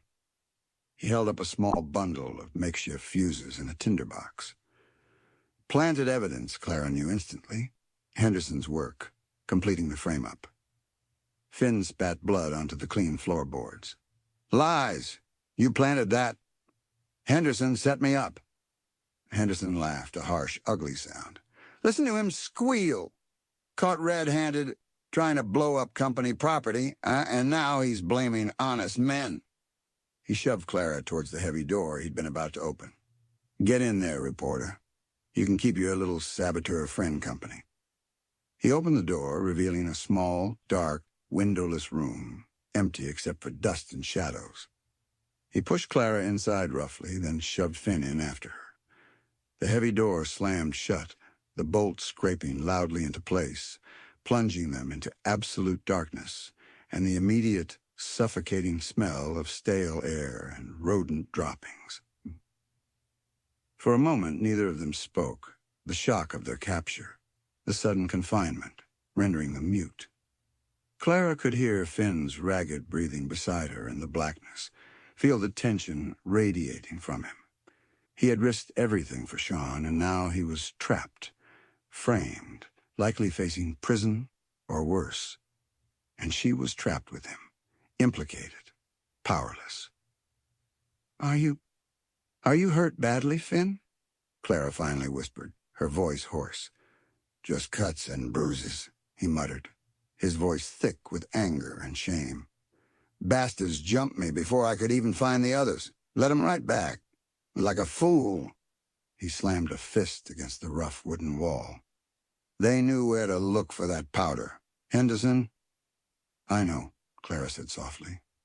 I heard them planning it. Henderson and a Pinkerton. They stole the powder earlier, waited for the strike, then planted it with your tools. Finn let out a string of curses, low and vicious. So Croft knows it's a frame-up, and he don't care? He cares about silencing O'Connell, Clara corrected grimly. This gives him the excuse he needs. Sabotage, conspiracy. It justifies whatever measures he takes next. Arrest, violence. She trailed off, not wanting to voice the word murder, though it hung heavy in the suffocating darkness. And Sean? Finn asked, his voice strained. They think he's still near the creek? That's what Henderson said, Clara confirmed. They have patrols sweeping the area. Henderson seemed confident they'd find him by morning. A heavy silence fell between them, filled only by the sound of their own breathing and the distant, muffled sounds of the camp outside. They were locked away, cut off while Sean remained hunted, wounded, and unaware of the sabotage frame-up being built against him. We gotta warn him, Finn said desperately, pacing the small space like a caged animal. We gotta get out of here. He tested the door, rattling the handle futilely, pounding on the thick wood. It didn't budge. Solid oak, bolted from the outside. An escape seemed impossible. Clara sank onto the cold, dusty floor, pulling her knees to her chest, overwhelmed by a sense of utter hopelessness. They were pawns in Croft's ruthless game, their truths inconvenient, their lives expendable. Her carefully crafted dispatch, her one weapon, was useless, confiscated. Finn's bravery had led him straight into a trap. Sean was alone, injured, with Henderson's net closing in. As her eyes slowly adjusted to the near-total darkness, she could just make out Finn's silhouette pacing back and forth, radiating restless energy and frustration. He was young, impulsive, fiercely loyal to O'Connell. That loyalty had driven him to risk everything, and now it consumed him with guilt and desperation. He shouldn't have trusted me, Finn muttered, more to himself than to Clara. Just a green kid. Should have sent someone smarter. You were brave, Finn, Clara said quietly. You tried to help him. You tried to create a diversion. Some help, he scoffed bitterly. Got myself caught. Probably made things worse. He stopped pacing, leaning his head against the rough wall. Sean. He took me under his wing, when I first got here. Green as grass, scared stiff. He showed me the ropes, looked out for me. Taught me how to stand up for myself, how to demand respect. Said, Said everyone deserves dignity, no matter how low the bosses try to grind you down. His voice cracked slightly. Can't let him take him, Miss Monroe, can't. Hearing the raw emotion in Finn's voice, the depth of his loyalty to Sean struck a chord deep within Clara. She thought of her own loyalties to her profession, to the truth, to the editor who had believed in her. And then there was the burgeoning, complex feeling she had for Sean O'Connell himself, admiration, respect, a fierce protective instinct, and something more, something warmer and more personal that she hadn't dared to name, even to herself. These loyalties felt tangled now, pulling her in different directions. Loyalty to the truth demanded she expose Croft, but doing so had led her here, imprisoned and powerless. Loyalty to Sean demanded she help him, warn him. But how? Moira, Clara said softly into the darkness. Who is Moira, Finn? Sean mentioned her. McManus heard him. Finn stiffened beside her. He was silent for a long moment. His wife, he said finally, his voice low, reluctant. Back in Ireland. She died. During the Troubles. The evictions. The famine fever. Sean don't talk about it much. Just carries it. Like a shadow. His wife died in Ireland. Fire, Martha had said Sean talked about in his sleep. The pieces clicked into place, revealing the hidden tragedy beneath Sean's stoic surface. The fire in his eyes wasn't just for workers' rights. It was fueled by personal loss, by the ghosts of a past he couldn't outrun. He fought for dignity for others because he had seen it stripped away in the most brutal fashion. He fought against injustice because he had lived through its devastating consequences. He blames himself, I think, Finn continued, his voice barely a whisper. Thinks he should have been there, should have protected her. Came out here trying to build something new, maybe. Make amends somehow. Fighting for us. Maybe it's his way of fighting for her memory. The confession hung in the darkness, heavy with unspoken grief. It deepened Clara's understanding of Sean immeasurably, transforming him from a charismatic strike leader into a complex, wounded man driven by both noble ideals and profound personal pain. Her own feelings intensified, a confusing mix of empathy, admiration, and a desperate longing for his safety that felt intensely personal. Suddenly, Finn gripped her arm. Listen, he whispered urgently. Clara strained her ears. Faintly, from outside the locked door came the sound of arguing voices. Croft's clipped tones, Henderson's angry growl, and another voice, sharper, colder, the Pinkerton. From the duster coat. Can't just hold her indefinitely, Croft, and the cold voice was saying. She's a journalist. From a major Eastern paper. If word gets out... Word won't get out, Croft cut in smoothly.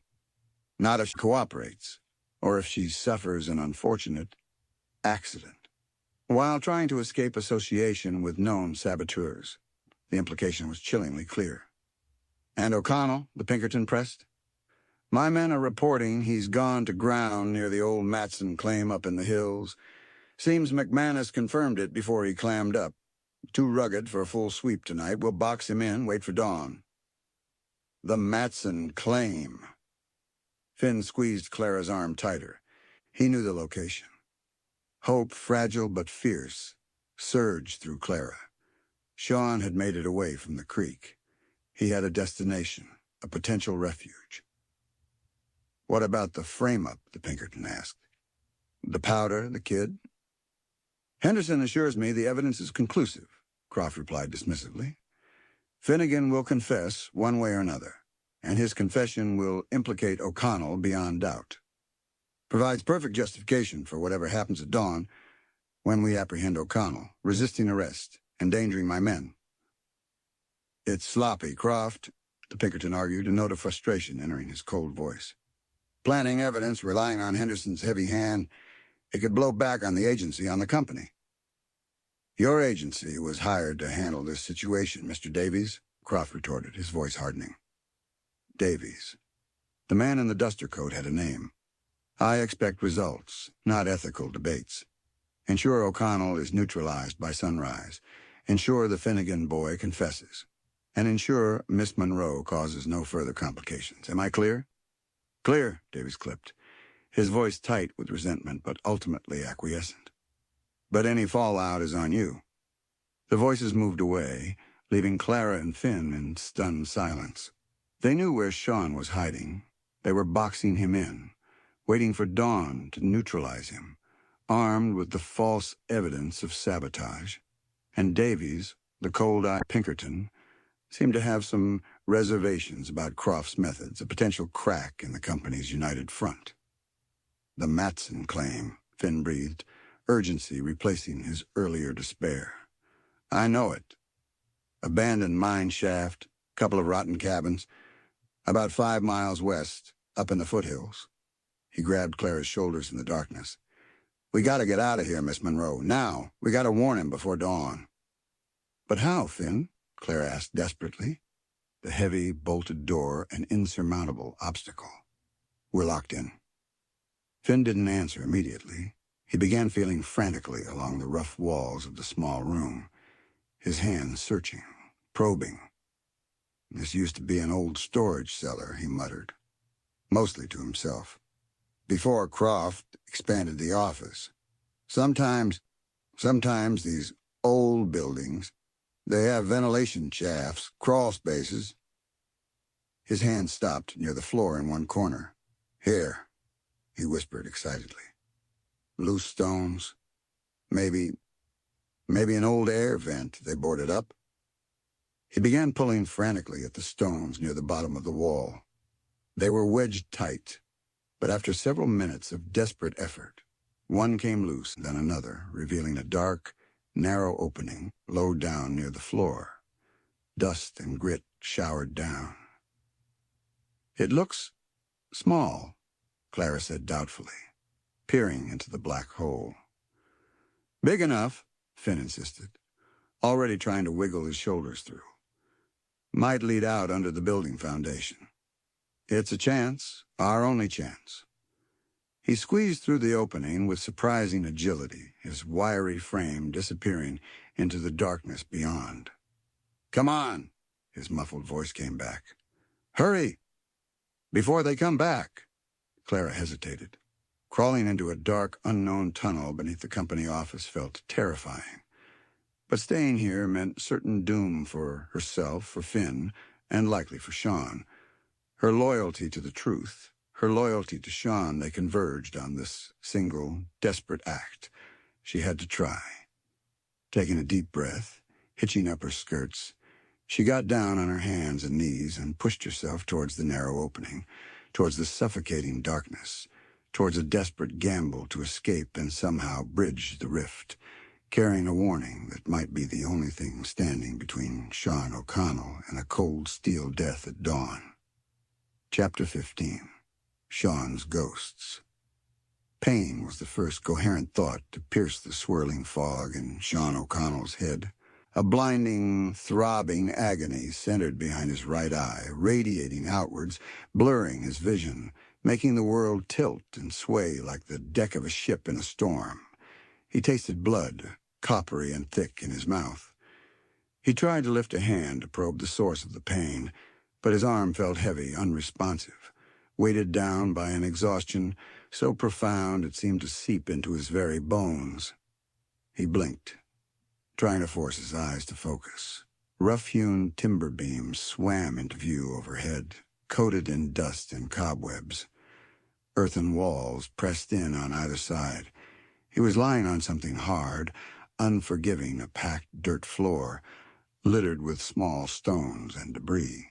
Cool, damp air, smelling of stale minerals and something else, something vaguely metallic like old blood, filled his lungs. Where was he? Memory returned in fragmented, violent flashes. The strike, the unnatural silence, Henderson's enraged face, Croft's cold dismissal, the sudden eruption of violence near the engine shed. Brady, his face contorted with fury, swinging that heavy pick handle. The impact. White-hot agony exploding in his skull, staggering back, shouts, chaos. Men fighting, falling, the glint of metal, a pistol used as a club, swinging towards him. He must have blacked out then, or shortly after. How had he gotten here? Wherever here was. He tried to push himself up, groaning as fresh waves of pain washed over him. His shoulder, where the pick handle had connected before glancing off his head, felt like a raw, open wound. He managed to prop himself up on one elbow, the effort leaving him dizzy and nauseous. The space resolved itself into a small, dilapidated cabin. Rough log walls, chinked with mud that had long since dried and crumbled in places, letting in slivers of faint gray light. A single doorway covered by a rotting piece of canvas, and a small glassless window opening, boarded over haphazardly. A crude stone fireplace dominated one wall, cold and dark, filled with ashes and charred wood from fires long dead. Empty shelves sagged on the walls, and a broken stool lay on its side in the corner. Abandoned. Forgotten. The Matson claim. The name surfaced through the fog. Old Man Matson's Folly, they called it. A prospector who'd spent years chasing phantom veins of silver up in these hills, dying broke and alone in this very cabin, leaving behind nothing but shallow pits, rusting tools, and this crumbling monument to shattered dreams. Sean knew the place. He'd stumbled upon it months ago while exploring the territory west of the line on a rare day off, drawn by the solitude, the distance from the relentless noise and grime of the railhead. He'd noted it then as a potential refuge, a place to disappear if things ever got too hot. It seemed that day had arrived. But how had he gotten here? He remembered McManus, old Mac, loyal and steady, trying to pull him away from the brawl towards the creek bed. Had Mac carried him? Dragged him the 5 miles up into the rugged foothills? Seemed impossible. Mac wasn't young, and Sean wasn't a small man. He pushed himself further upright, leaning his aching back against the cold earthen wall. His head swam, but the fog was slowly receding, replaced by the sharp clarity of pain and the dawning horror of his situation. He was wounded, isolated, hunted. Croft would have patrols out. Henderson, Brady, the Pinkertons. They wouldn't rest until he was found. Neutralized, the cold voice had said. He gingerly touched the side of his head. His hair was matted with dried blood. There was a deep gash just above his temple, swollen and tender. Brady's parting gift. Combined with the blow to his shoulder, it was a miracle he was still conscious, let alone alive. He owed McManus his life, it seemed. But where was Mac now? Had he made it back, or had the Pinkertons caught him? Guilt twisted in Sean's gut, sharp and bitter. He had led these men, asked them to stand, and now they were paying the price. Finn, McManus, Jacobson in his cold grave, their faces swam before his eyes, accusations in their stares. And Clara. The thought of her struck him with surprising force, a sharp pang of worry cutting through his own pain. Clara Monroe, the journalist from back east with her observant eyes, her quiet determination, and a courage that belied her refined appearance. He'd seen the flicker of fear in her eyes, but also the steel beneath it. She'd tried to warn him, tried to understand, even risked sending that hidden report. He'd last seen her near the supply depot, told her to hide. Had she? Or had Croft's men found her? The thought of her falling into Henderson's or Davy's hands made his blood run cold. She was caught in this, tangled in his fight, and he felt a crushing weight of responsibility for her safety. Why hadn't he forced her onto that stagecoach days ago? He closed his eyes, leaning his head back against the wall, trying to gather his strength, trying to think. He needed water and needed to clean his wound, needed to figure out his next move. Staying here was temporary at best. Davy's men would track him, box him in. Dawn wasn't far off, and with the light would come the final push. As he sat there, drifting between pained awareness and exhausted oblivion, the ghosts began to stir. They always came when he was weak, vulnerable, his defenses lowered by pain or fever. They whispered from the shadows of the dilapidated cabin, their voices echoing the mournful sigh of the wind outside. First came the faces from the strike Jacobson, pale and accusing. Finn, his youthful loyalty betrayed. McManus, grimacing in pain. Men who had trusted him, followed him, suffered for his decisions. Had he led them to ruin? Was their sacrifice meaningless against the entrenched power of the company? Doubt, cold and insidious, coiled in his gut. Then the older ghosts emerged, the ones he had carried across the ocean, the ones he could never truly outrun. The smell of smoke, thick and acrid, filled his nostrils, overlaying the damp earthiness of the cabin. He heard the crackle of flames, the panicked shouts, the terrified screams. "Sean, run! Get out!" Her voice frantic, desperate. "Moira!" Her face materialized in the dim light, young, vibrant, full of life, framed by hair the color of a raven's wing, her eyes dark and laughing, crinkling at the corners. He saw her standing in the doorway of their small cottage, sunlight catching the flour dust on her apron. He saw her tending the meager potato patch, her brow furrowed in concentration. He saw her curled beside him near the peat fire, her head resting on his shoulder, her quiet breathing a comforting rhythm in the night. Moira, his wife, his love, lost. The images shifted, darkened. The laughter died, replaced by fear. The sunlight yielded to the flickering, hungry, orange glow of flames.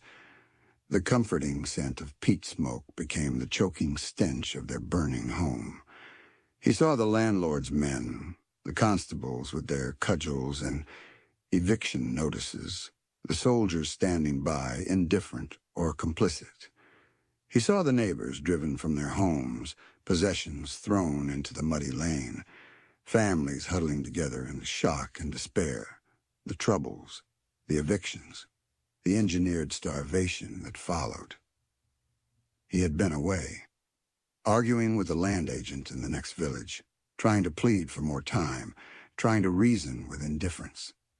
He'd returned to find devastation. Flames licking at the thatched roof. Moira trapped inside. He'd tried to get to her, fought his way through the smoke and heat, ignoring the hands that tried to pull him back. But the roof collapsed inward with a terrible roar, sealing her fate, searing the image of her terrified face into his memory forever. Should have been there. Should have protected her. The words echoed in the cabin, his own voice raw with guilt, the same guilt Finn had heard in his fevered ramblings. He hadn't been there. He had failed her. The fire hadn't just consumed their home. It had burned away his future, leaving only ashes and the gnawing weight of self-reproach. He had fled Ireland soon after, unable to bear the sight of the ruins, the pitying glances, the constant reminders of his failure. He'd drifted, working odd jobs, crossing the ocean, seeking oblivion or perhaps some form of penance in the raw, unforgiving landscapes of America. He'd ended up here in redemption, drawn by the promise of work, the chance to lose himself in hard labor. But the ghosts had followed. And here, among men fighting for their own basic dignity against a different kind of landlord, a different kind of indifference, his old wounds had resonated. He saw echoes of the Irish tenant's plight and the railroad workers' struggles, the exploitation, the disregard for human life, the crushing weight of power wielded without conscience. Fighting for them felt necessary, a way to channel the helpless rage that still smoldered within him. a way perhaps to honor Moira's memory by fighting for the justice she had been denied. But had he just led more people to ruin? Was history repeating itself, his efforts doomed to end in ashes and loss? The faces swirled around him. Moira, Jacobson, Finn, McManus, Clara. Their fates tangled with his, their suffering potentially his fault. The weight felt unbearable, crushing him against the cold earth floor. A sharp pain in his shoulder brought him back to the present, back to the cold, damp reality of the abandoned cabin. The ghosts receded slightly, leaving behind the bitter residue of grief and guilt. He had to move. He couldn't stay here, wallowing in the past, waiting for Davy's men. He pushed himself painfully to his feet, swaying, gripping the rough log wall for support. His head throbbed violently, and black spots danced before his eyes. He needed water. He stumbled towards the doorway, pushing aside the rotting canvas. Outside, the pre-dawn light was gray and bleak. A cold wind whipped down from the hills, carrying the scent of pine and damp rock. The cabin was nestled in a small ravine, partially hidden by scrub oak and stunted pines. Below him, the land fell away towards the plains, where the faint, distant lights of redemption still flickered, a deceptive beacon in the vast darkness. He spotted a thin trickle of water seeping from a rock face nearby, feeding a small, muddy pool choked with dead leaves. He staggered towards it, collapsing onto his knees, cupping the icy water in his trembling hands, splashing it onto his face, drinking greedily despite the metallic taste. The cold shock helped clear his head slightly. He tore a strip of cloth from the hem of his already ragged shirt and soaked it in the cold water, pressing it gingerly against the gash on his head. The bleeding had stopped, but the swelling was significant. He did the same for his shoulder, cleaning the bruised and broken skin as best he could. The pain was intense, but manageable. He wouldn't be fighting anyone effectively, but he could still move, still think. He had to get away from the claim. Davies knew he was here, or suspected strongly. They would be closing the net at dawn. He needed to move higher into the hills, find better cover, perhaps double back towards the camp, under the cover of darkness tomorrow night. Try to rally the men who hadn't broken, try to free Finn. It seemed impossible, suicidal even. But what other choice did he have? Surrender meant facing Croft's justice, Henderson's frame-up. Likely a noose or a bullet. As he forced himself back to his feet, leaning heavily against the rock face, something glinted in the mud near the water pool. He bent down stiffly, pain shooting through his shoulder, and picked it up. It was small, metallic, oddly shaped. A discarded piece of mining equipment? No. It was part of a lock mechanism, old, rusted, but definitely from a lock. Strange. Why would there be a lock part here, near the water source, away from the cabin or the mine shafts? He turned it over in his hand, his brow furrowed. Then he noticed other faint marks in the mud, nearby scrape marks, depressions, signs that the ground had been disturbed recently, deliberately concealed with scattered leaves and pebbles. His senses, honed by years of vigilance and sharpened by the immediate danger, went on high alert. He scanned the surrounding ravine, his eyes probing the shadows beneath the pines, the crevices in the rock face. Nothing moved, only the wind sighing through the branches. But the feeling persisted. Something was wrong. This place, Matson's Folly, wasn't as abandoned as it seemed. Someone else had been here recently. Someone careful enough to try and hide their tracks.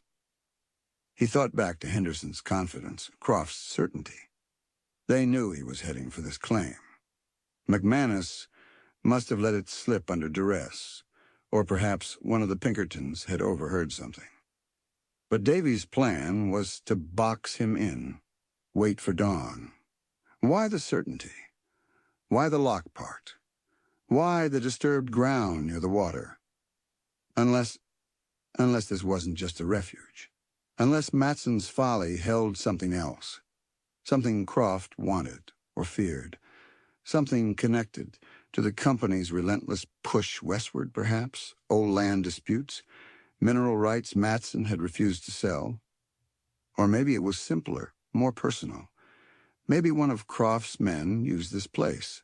Henderson? Davies himself? A secret cache? A meeting spot?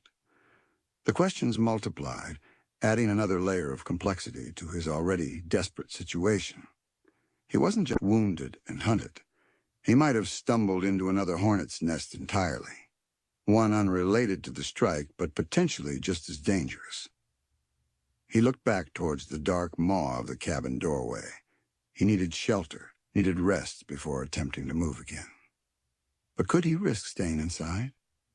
If someone else knew this place, used this place... He forced himself to move, circling the cabin slowly, ignoring the screaming protests from his shoulder and head. He examined the ground, the walls, the boarded-up window.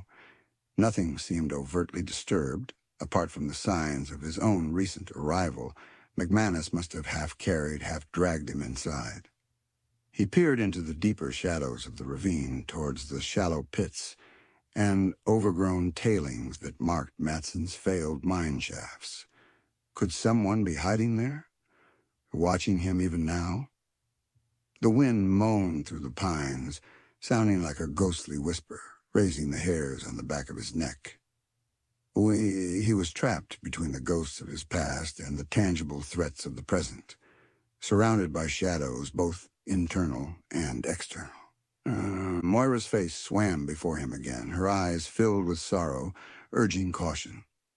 Finn's desperate loyalty called for action. Clara's quiet courage demanded he survive. He made a decision. He couldn't risk the cabin. He couldn't risk staying near the disturbed ground by the water. He needed higher ground, better vantage, a place where he could watch the approaches and see them coming before they saw him. Ignoring the agony in his body, fueled by a surge of adrenaline and sheer stubborn will, Sean O'Connell began to climb, pulling himself up the steep side of the ravine, heading for the rocky outcrop that overlooked the Matson claim. He moved slowly, painfully, clinging to roots and crevices, the ghosts whispering warnings in his ears, the cold steel of the Pinkertons' guns a chilling promise of the dawn to come. He didn't know what secrets Matson's folly held, but he knew he had to survive the night, survive the dawn if he was ever to find out, if he was ever to save Finn, protect Clara, and somehow find his own measure of redemption amidst the ruins of his past and the wreckage of the strike. The weight felt heavier than ever, but he kept climbing. Chapter 16. The storm gathers. Clara huddled deeper into the rough blanket Martha had silently provided, the coarse wool scratching against her skin but offering little warmth against the pre-dawn chill seeping through the thin canvas walls of the tent. Sleep had been impossible. Her mind replayed the terrifying sequence of events, the pounding on her door, the desperate escape, the dank cellar, Henderson's chilling plot, Finn's capture, Croft's icy threats, the grim finality in Davy's voice. Each memory was a fresh wave of fear and helplessness washing over her. Martha moved quietly around the small tent, rekindling the fire in the pot-bellied stove, her movements economical and purposeful. She hadn't asked many questions after the Pinkertons had left, her silence a mixture of innate caution and perhaps a weary understanding of the futility of words against company power. She had simply offered Clara the blanket, a mug of water, and the relative safety of her humble shelter, a silent act of solidarity that spoke volumes. Outside, the camp was slowly stirring, but it was a different kind of awakening than usual. There was no boisterous energy, no eager anticipation of the workday. Instead, an oppressive pall hung over redemption. The strike was broken, its leader hunted, its key supporters imprisoned or scattered. Pinkerton patrols moved with arrogant impunity along the main pathways, their presence a constant reminder of who held the power. Clara could hear the occasional sharp command, the clatter of equipment, the low murmur of conversation from nearby tents, voices hushed, fearful. The spirit of resistance seemed utterly crushed. Clara watched Martha through narrowed eyes, the older woman's stoicism a stark contrast to her own churning anxiety. "What will happen now, Martha?" she whispered, the question encompassing Finn, Sean, the other strikers herself. Martha sighed, poking the embers in the stove before adding a few precious pieces of wood. "What always happens," she said, her voice flat, devoid of illusion. "Company wins. Men get fired, blacklisted. Some drift away, looking for work elsewhere. Others, they knuckle under. Take what Croft offers, keep their heads down, try to survive. The railroad keeps moving west. Nothing really changes for the men swinging the hammers." She looked at Clara, her eyes holding a lifetime of witnessing such cycles. "Except for the ones who stand up, like O'Connell, like young Finn. The company makes examples of them, prison, beatings, or worse, to make sure nobody else gets any bright ideas." The bleak assessment confirmed Clara's fears. Croft wouldn't be satisfied with just breaking the strike. He needed to crush the spirit of resistance, make an example of Sean and Finn to ensure future compliance. Henderson's plot, the sabotage frame-up, was the tool to achieve that. "But it's not true," Clara insisted, frustration and helplessness welling up. "The sabotage. Henderson planned it. I heard him. Finn is innocent. Sean fought for peaceful protest." Martha shrugged, turning away from the stove. "Truth don't matter much out here, girl. Not when it goes against the company's interests. Croft owns the telegraph operator, the stage line agent, probably the damn sheriff over in Hayes City if it comes to that. Who's going to listen to your word or Finn's against Silas Croft and a dozen Pinkerton witnesses swearing they caught him red-handed?" The bitter reality of Martha's words silenced Clara. She was trapped in a system where truth was malleable, justice was a commodity, and power resided solely with those who controlled the payroll and the guns. Her journalistic instincts, her belief in the power of exposure, felt naive, inadequate, against such entrenched, ruthless cynicism. A sudden thought struck her. Davies, the Pinkerton leader. He had sounded hesitant. He'd questioned Croft's methods, worried about blowback on the agency. Was there a chance, however slim, that he held some professional code, some aversion to blatant frame-ups and cold-blooded murder that could be appealed to? It seemed incredibly unlikely he was a Pinkerton, after all, hired muscle for the company, but Croft's blatant disregard for even the pretense of legality might have rubbed him the wrong way. Could Davies be a potential, albeit dangerous, point of leverage? Or was grasping at that straw just another symptom of her desperation? Before she could voice this fragile hope to Martha, the sound of approaching footsteps sent them both rigid. Not the heavy tread of patrols this time, but someone moving quickly, furtively. Martha grabbed her skillet again, positioning herself near the tent flap. A low scratch, identical to Clara's own signal hours earlier. "Martha, it's Mac." "McManus!" Clara's heart leaped. Martha quickly unlatched the flap, pulling aside the canvas to reveal the old striker leaning heavily on a crude crutch, his face pale and drawn with pain, his trouser legs stained with dried blood near the knee where he'd taken the hit. "Mac, you made it!" Martha exclaimed, pulling him inside, her usual gruffness replaced by genuine concern. "Thought they had you for sure." "Lost 'em in the creek, Willers," McManus rasped, sinking gratefully onto the stool Clara vacated. "Doubled back when I heard the patrols passing. Legs barking fierce, though." He looked around the small tent, his eyes landing on Clara with surprise. "Miss Monroe? What?" "Croft's men came for her," Martha explained curtly. "She got away. Found her hiding out back." McManus nodded slowly, his gaze sharp despite the pain. Heard they were looking for you. Heard they got Finn." "They framed him, Mac," Clara said quickly, relaying what she'd overheard about the planted powder and tools. "Henderson planned it. They're going to charge Sean, with sabotage." McManus swore violently under his breath, his weathered face darkening with anger. "That snake, Henderson, I knew he was poison, framing the lad. And Sean?" His voice was thick with anxiety. "Did you hear anything? Did he get clear?" "They think he's at the old Matson claim," Clara confirmed. "Davies, the head Pinkerton, told Croft they have men boxing him in, waiting for Dawn to move in. They plan to neutralize him, Mac. Use the sabotage charge as justification." McManus gripped his crutch, his knuckles white. "Neutralize? Damn their black hearts. Sean's hurt. Took a bad blow to the head. He was barely on his feet when I left him. Talking strange." He looked utterly desperate.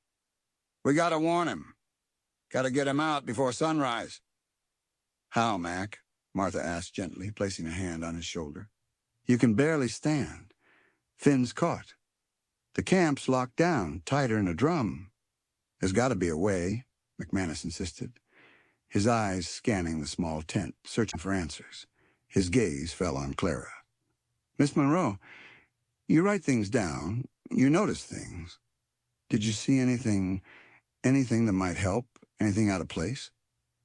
Clara frowned, thinking back over the chaotic events, the faces, the overheard snippets of conversation. Most were just fragments of violence and threats. But then, the glint of metal near the water pool at the Matson claim, the disturbed ground, the lock part Sean had found just before he started climbing. Why was that sticking in her mind? It seemed irrelevant to Sean's immediate danger. And Davies?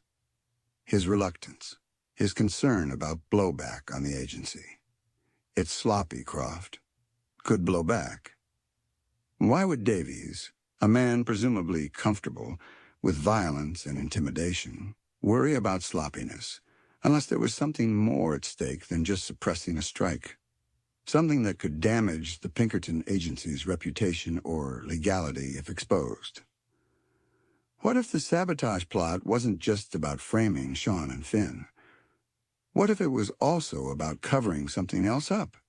Something happening at the Matson claim. Something Davies knew about or suspected that made him uneasy about Croft's heavy-handed tactics. "The Matson claim," Clara said slowly, thinking aloud. "Sean mentioned he found something there, near the water pool, part of an old lock, and the ground looked disturbed, hidden." McManus looked puzzled. "Matson's folly? Ain't nothing up there but busted dreams and rattlesnakes. What's a lock got to do with anything?" "I don't know," Clara admitted. "But Davies, the Pinkerton leader, he seemed uneasy about Croft's plan. He called it sloppy, worried about blowback. Maybe there's something else going on, something Croft and Henderson want kept quiet. Maybe the sabotage frame-up isn't just about Sean. Maybe it's also a cover story." Martha and McManus exchanged glances, a flicker of understanding, or perhaps just shared suspicion passing between them. They knew the company's ways, the layers of deceit that often accompanied its actions. "Could be," Martha mused, her voice low. "Companies always poking around old claims, looking for loopholes, ways to grab land or mineral rights they didn't get fair and square. Maybe Matson found something after all, something Croft wants buried, along with anyone who knows about it. Or maybe Henderson's running his own game," McManus growled. "Skimming supplies, high-grading ore from somewhere, using Matson's claim as a stash point." He shook his head. "Whatever it is, if Davies is nervous, it means there's risk for the company. Risk they don't want exposed." A desperate idea began to form in Clara's mind, audacious and incredibly dangerous. If Davies was worried about exposure, about blowback on the agency, maybe that was the leverage they needed. not appealing to his conscience, but to his professional self-interest, his fear of scandal. "Davies," Clara said, her voice urgent. "He's the key. He knows Croft is framing Finn and Sean. He doesn't like it not because it's wrong, but because it's risky for him, for the agency. What if we could offer him something? Information. Proof of whatever else Croft or Henderson are up to. Something that exposes them, forces Davies to choose between protecting Croft's sloppy frame-up and protecting himself." McManus stared at her. "Offer him what? We got nothing. Just suspicions." "We have me," Clara said, the idea solidifying, terrifying yet compelling. "I'm the journalist Croft tried to silence. I'm the witness who overheard Henderson's plot. Davies knows I'm a liability to Croft's story. Maybe he'd listen to me if he thought I had information that could hurt Croft more than helping him would. Listen to you, or arrest you, and hand you back to Croft," McManus countered skeptically. "It's a risk," Clara acknowledged, her heart pounding at the thought of confronting the cold-eyed Pinkerton. "A huge risk. But what other chance do we have? If I can talk to Davies, convince him that Croft's frame-up is about to expose something bigger, something that will tarnish the agency, maybe he'll hesitate. Maybe he'll reconsider the order to neutralize Sean at dawn. Maybe he'll even help expose Henderson to save his own skin." "Talk to Davies?" Martha scoffed. "How are you going to manage that? You walk out of this tent, his men'll grab you before you take 10 steps. "We need a distraction," McManus said, his mind working despite the pain. "Bigger than what Finn planned. Something to pull all the patrols, even Davies himself, away from this end of camp. Give Miss Monroe a window." "Like what?" Martha asked. McManus's eyes gleamed with a sudden fierce light. "Fire," he whispered. "A big one. The hay barn, maybe. Or the new timber stockpile down by the east siding. Goes up fast. Creates panic. Draws everyone. Fire." The word echoed with chilling resonance, bringing back Finn's description of Sean's past, the tragedy that had scarred him. Using fire as a tool, even for a desperate cause, felt wrong, dangerous on multiple levels. "Isn't that too dangerous, Mac?" Clara asked hesitantly. "People could get hurt. It could spread." "It's dangerous staying put, lass," McManus countered grimly. "Dangerous letting them murder Sean at dawn. Sometimes you gotta fight fire with fire, eh?" His gaze was hard, challenging. "This ain't Philadelphia. Out here, you play by their rules, you lose. Sometimes you gotta make your own rules, even if it means burning something down." Clara looked from McManus's pain-filled but resolute face to Martha's stoic acceptance. They lived in a world where desperation forced impossible choices, where survival often meant embracing methods that would be unthinkable back home. Divided loyalties pulled at her again, her instinct for safety, her ingrained aversion to violence and destruction, warring with her fierce desire to save Sean, to expose Croft, to see some form of justice prevail in this lawless place. Setting a fire felt like crossing a final, irrevocable line. But McManus was right. Doing nothing meant accepting Sean's death, Finn's imprisonment, Croft's victory. Could she live with that? "All right," she said, her voice barely audible, the decision settling upon her with the weight of stone. "Fire, but how?" McManus nodded, a grim smile touching his lips. "Leave that to me. I might be crippled, but I know this camp. I know the weak spots, and I know men who owe Sean O'Connell more than they owe Silas Croft." He looked at Martha. "Get me some rags, Martha, and that oil lamp, if you can spare the kerosene."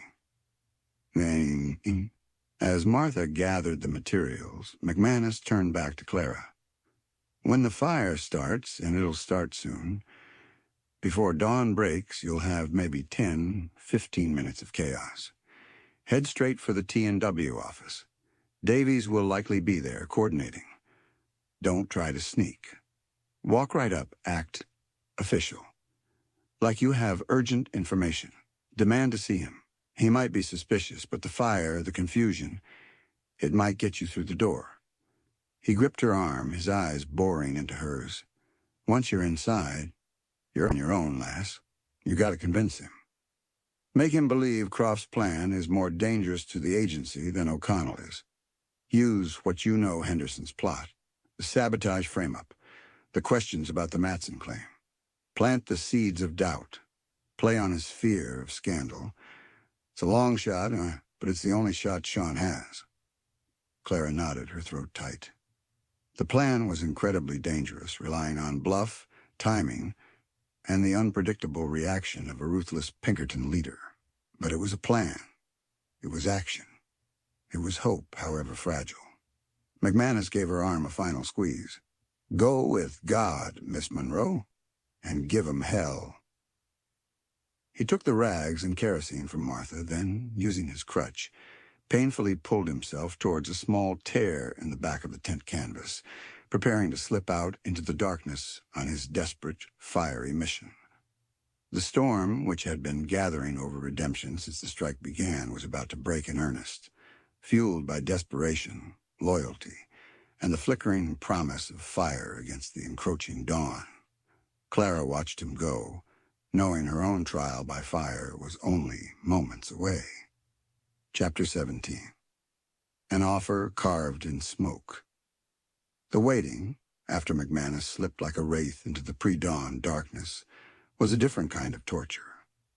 Gone was the paralyzing helplessness of the root cellar. In its place crackled a terrifying, high-strung anticipation. Clara sat stiffly on the stool in Martha's tent. The rough blanket pulled around her shoulders more for a sense of security than warmth. Every nerve felt stretched taut, attuned to the slightest sound from outside the crunch of a boot, the murmur of voices, the sigh of the wind that could, at any moment, carry the first scent of smoke, the first cry of alarm. Martha moved with restless energy, tidying things that were already tidy, checking the secureness of the tent flap, her face a mask of grim determination.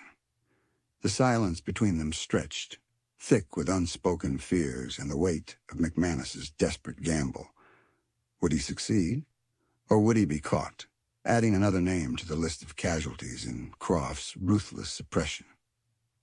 Clara's mind raced, rehearsing the words she would say to Davies. Should she even reach him? How to sound convincing? How to project confidence she didn't feel?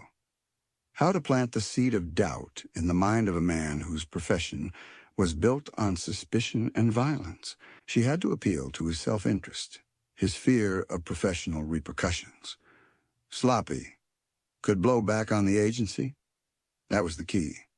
She had to make him believe that protecting Croft's blatant frame-up was more dangerous to the Pinkerton name and his own career than cutting Croft loose, or at least than pausing the immediate, fatal action against Sean.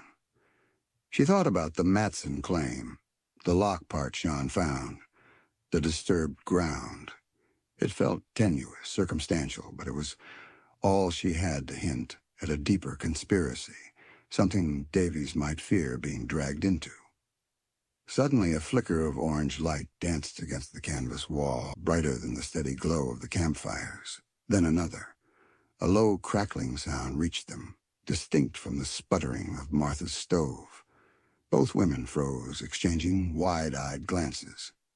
A shout erupted from the distance, sharp with panic. Fire! Fire at the east siding! Timber stockpiles ablaze! More shouts followed, closer now. Running footsteps pounded past the tent. Doors slammed open.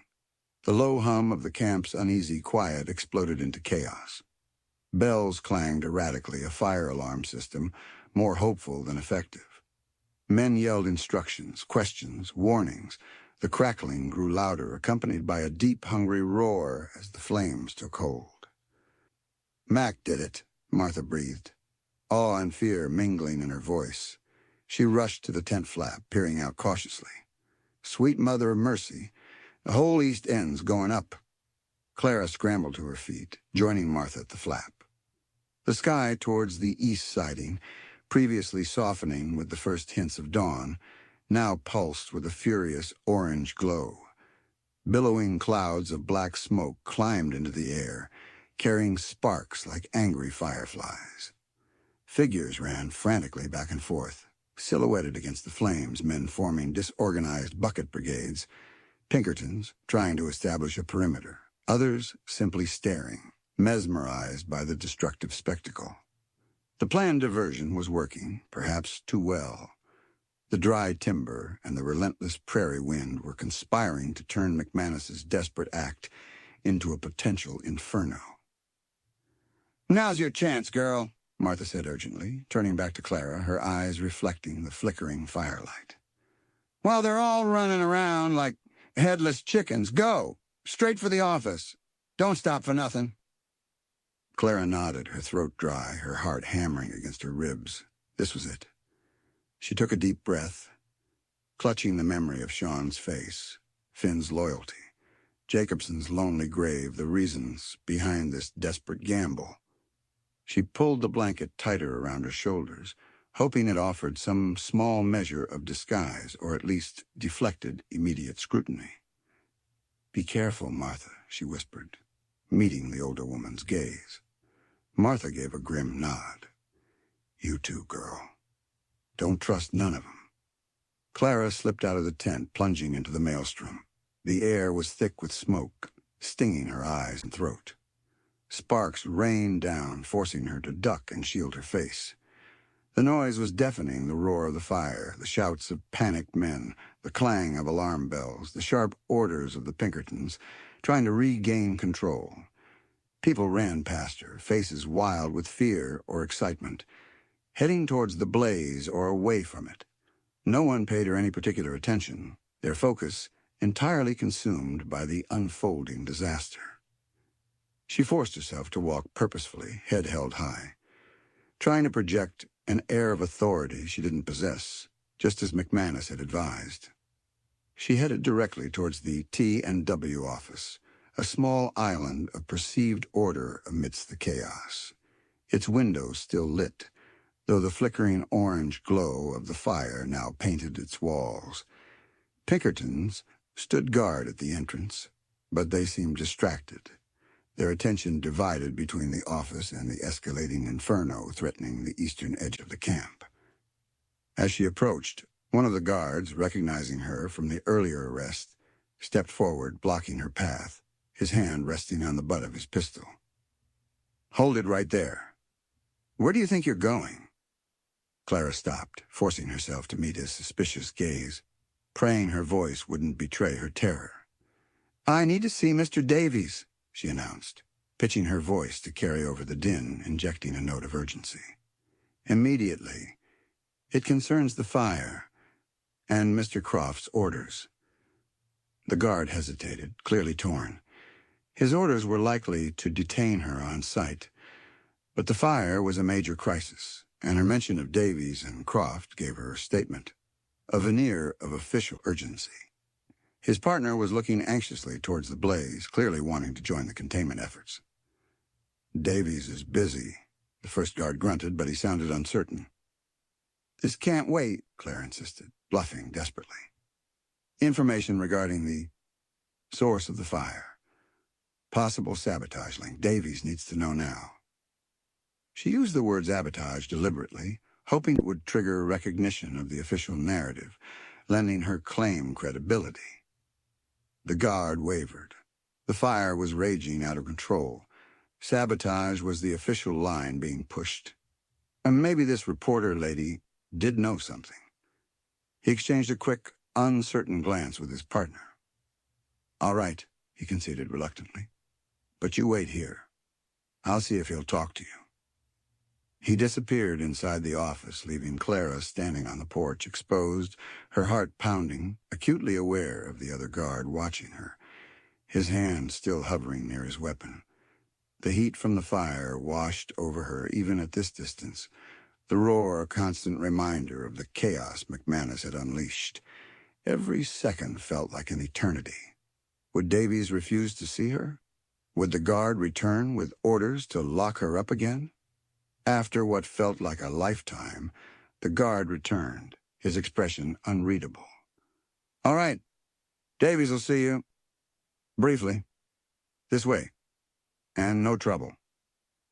He escorted her inside through the main office area, now mostly deserted, clerks likely having fled or joined the firefighting efforts, and towards a back room, not the storage cellar where she'd been held with Finn, but a slightly larger office, probably belonging to a senior clerk or engineer.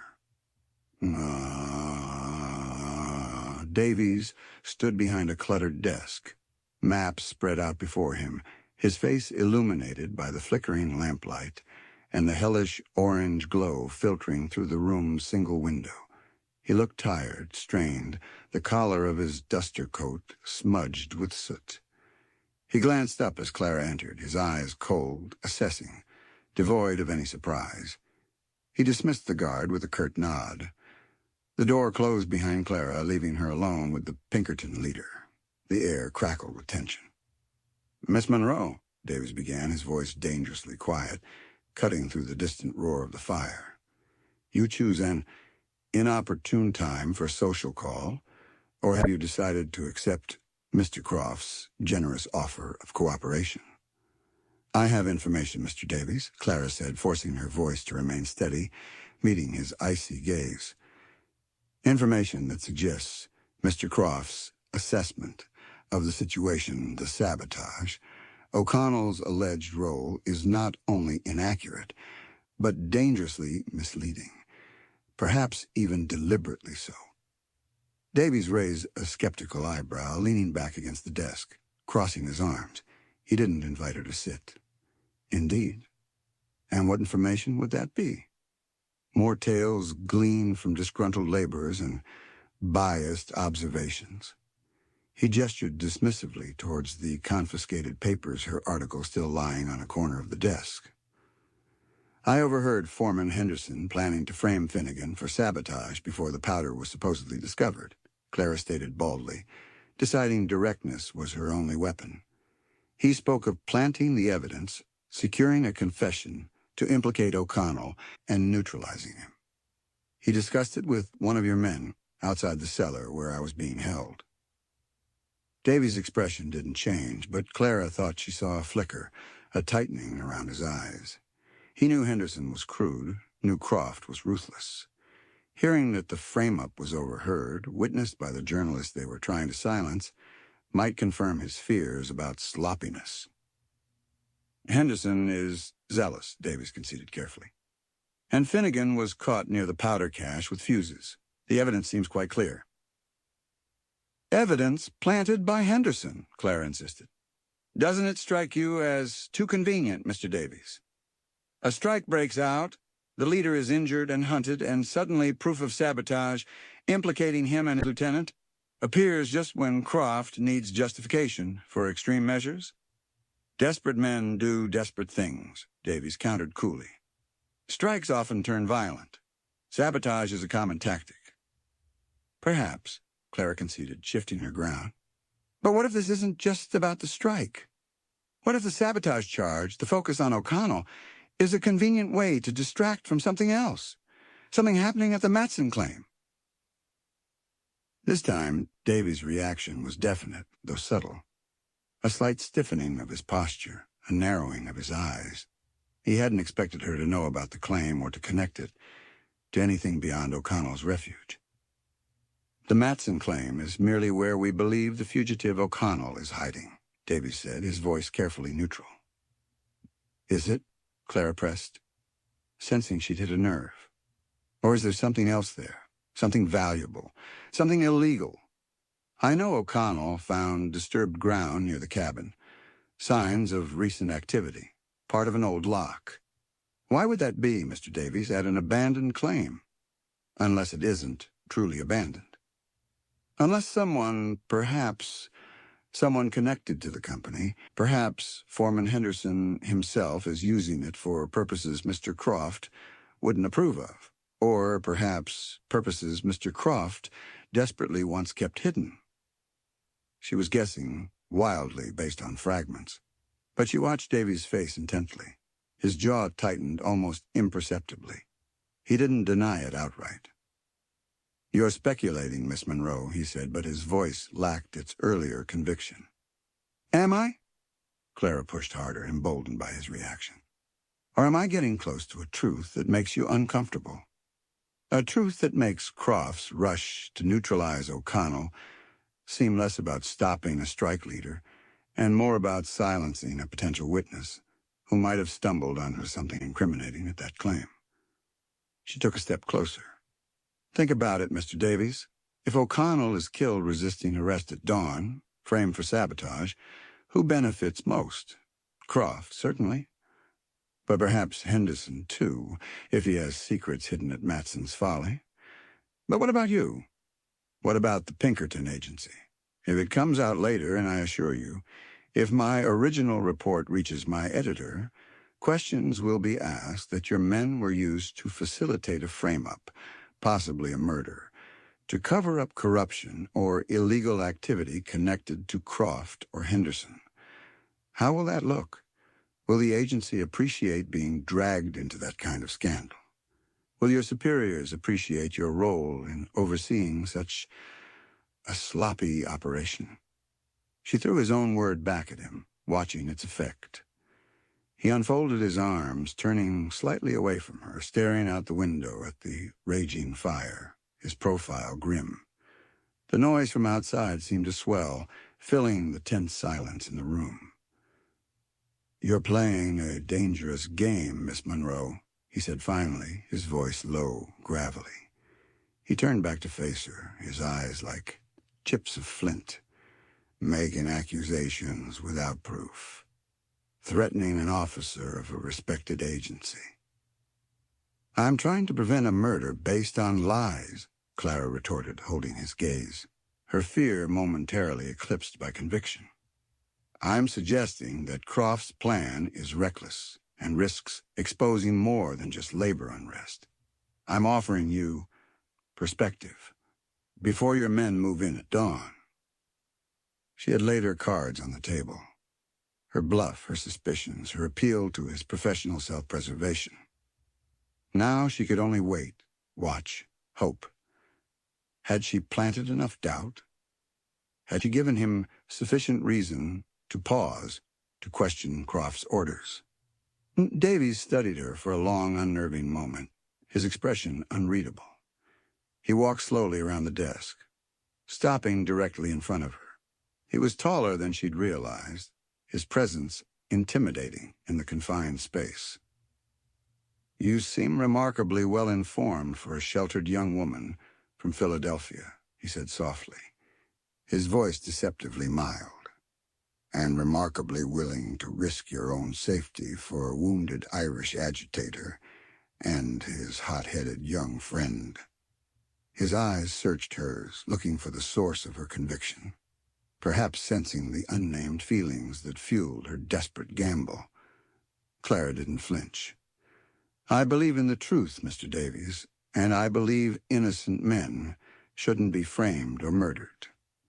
He continued to study her, then gave a slight, almost imperceptible shake of his head, a flicker of something unreadable, weariness, cynicism, regret, crossing his features before the mask of cold professionalism snapped back into place.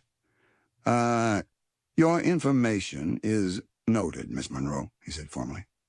"Now I have a fire to contain and a fugitive situation to manage." He moved towards the door, opening it. The guard stood waiting outside. "Escort Miss Monroe back to her previous accommodation. See that she remains there securely and undisturbed." He looked back at Clara, his eyes holding a final, chilling warning.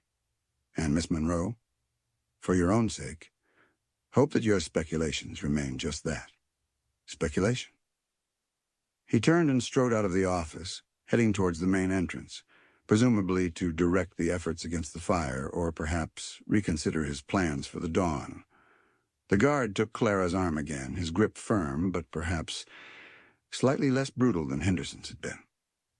As he led her back towards the dark, windowless room where Finn was presumably still locked away, Clara's mind reeled. Had she succeeded? Had she planted enough doubt in Davy's mind to make him pause the dawn assault on Sean? Or had she simply confirmed herself as a dangerous threat, ensuring her own silence would be permanent?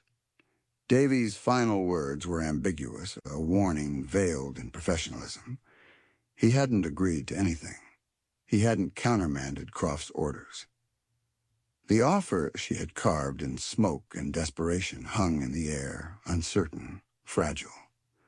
The storm McManus had unleashed raged outside, but the true storm, the one deciding Sean O'Connell's fate, was now brewing behind Davy's cold, calculating eyes. And Clara had no way of knowing which way the wind would blow when dawn finally broke over the ravaged landscape of redemption.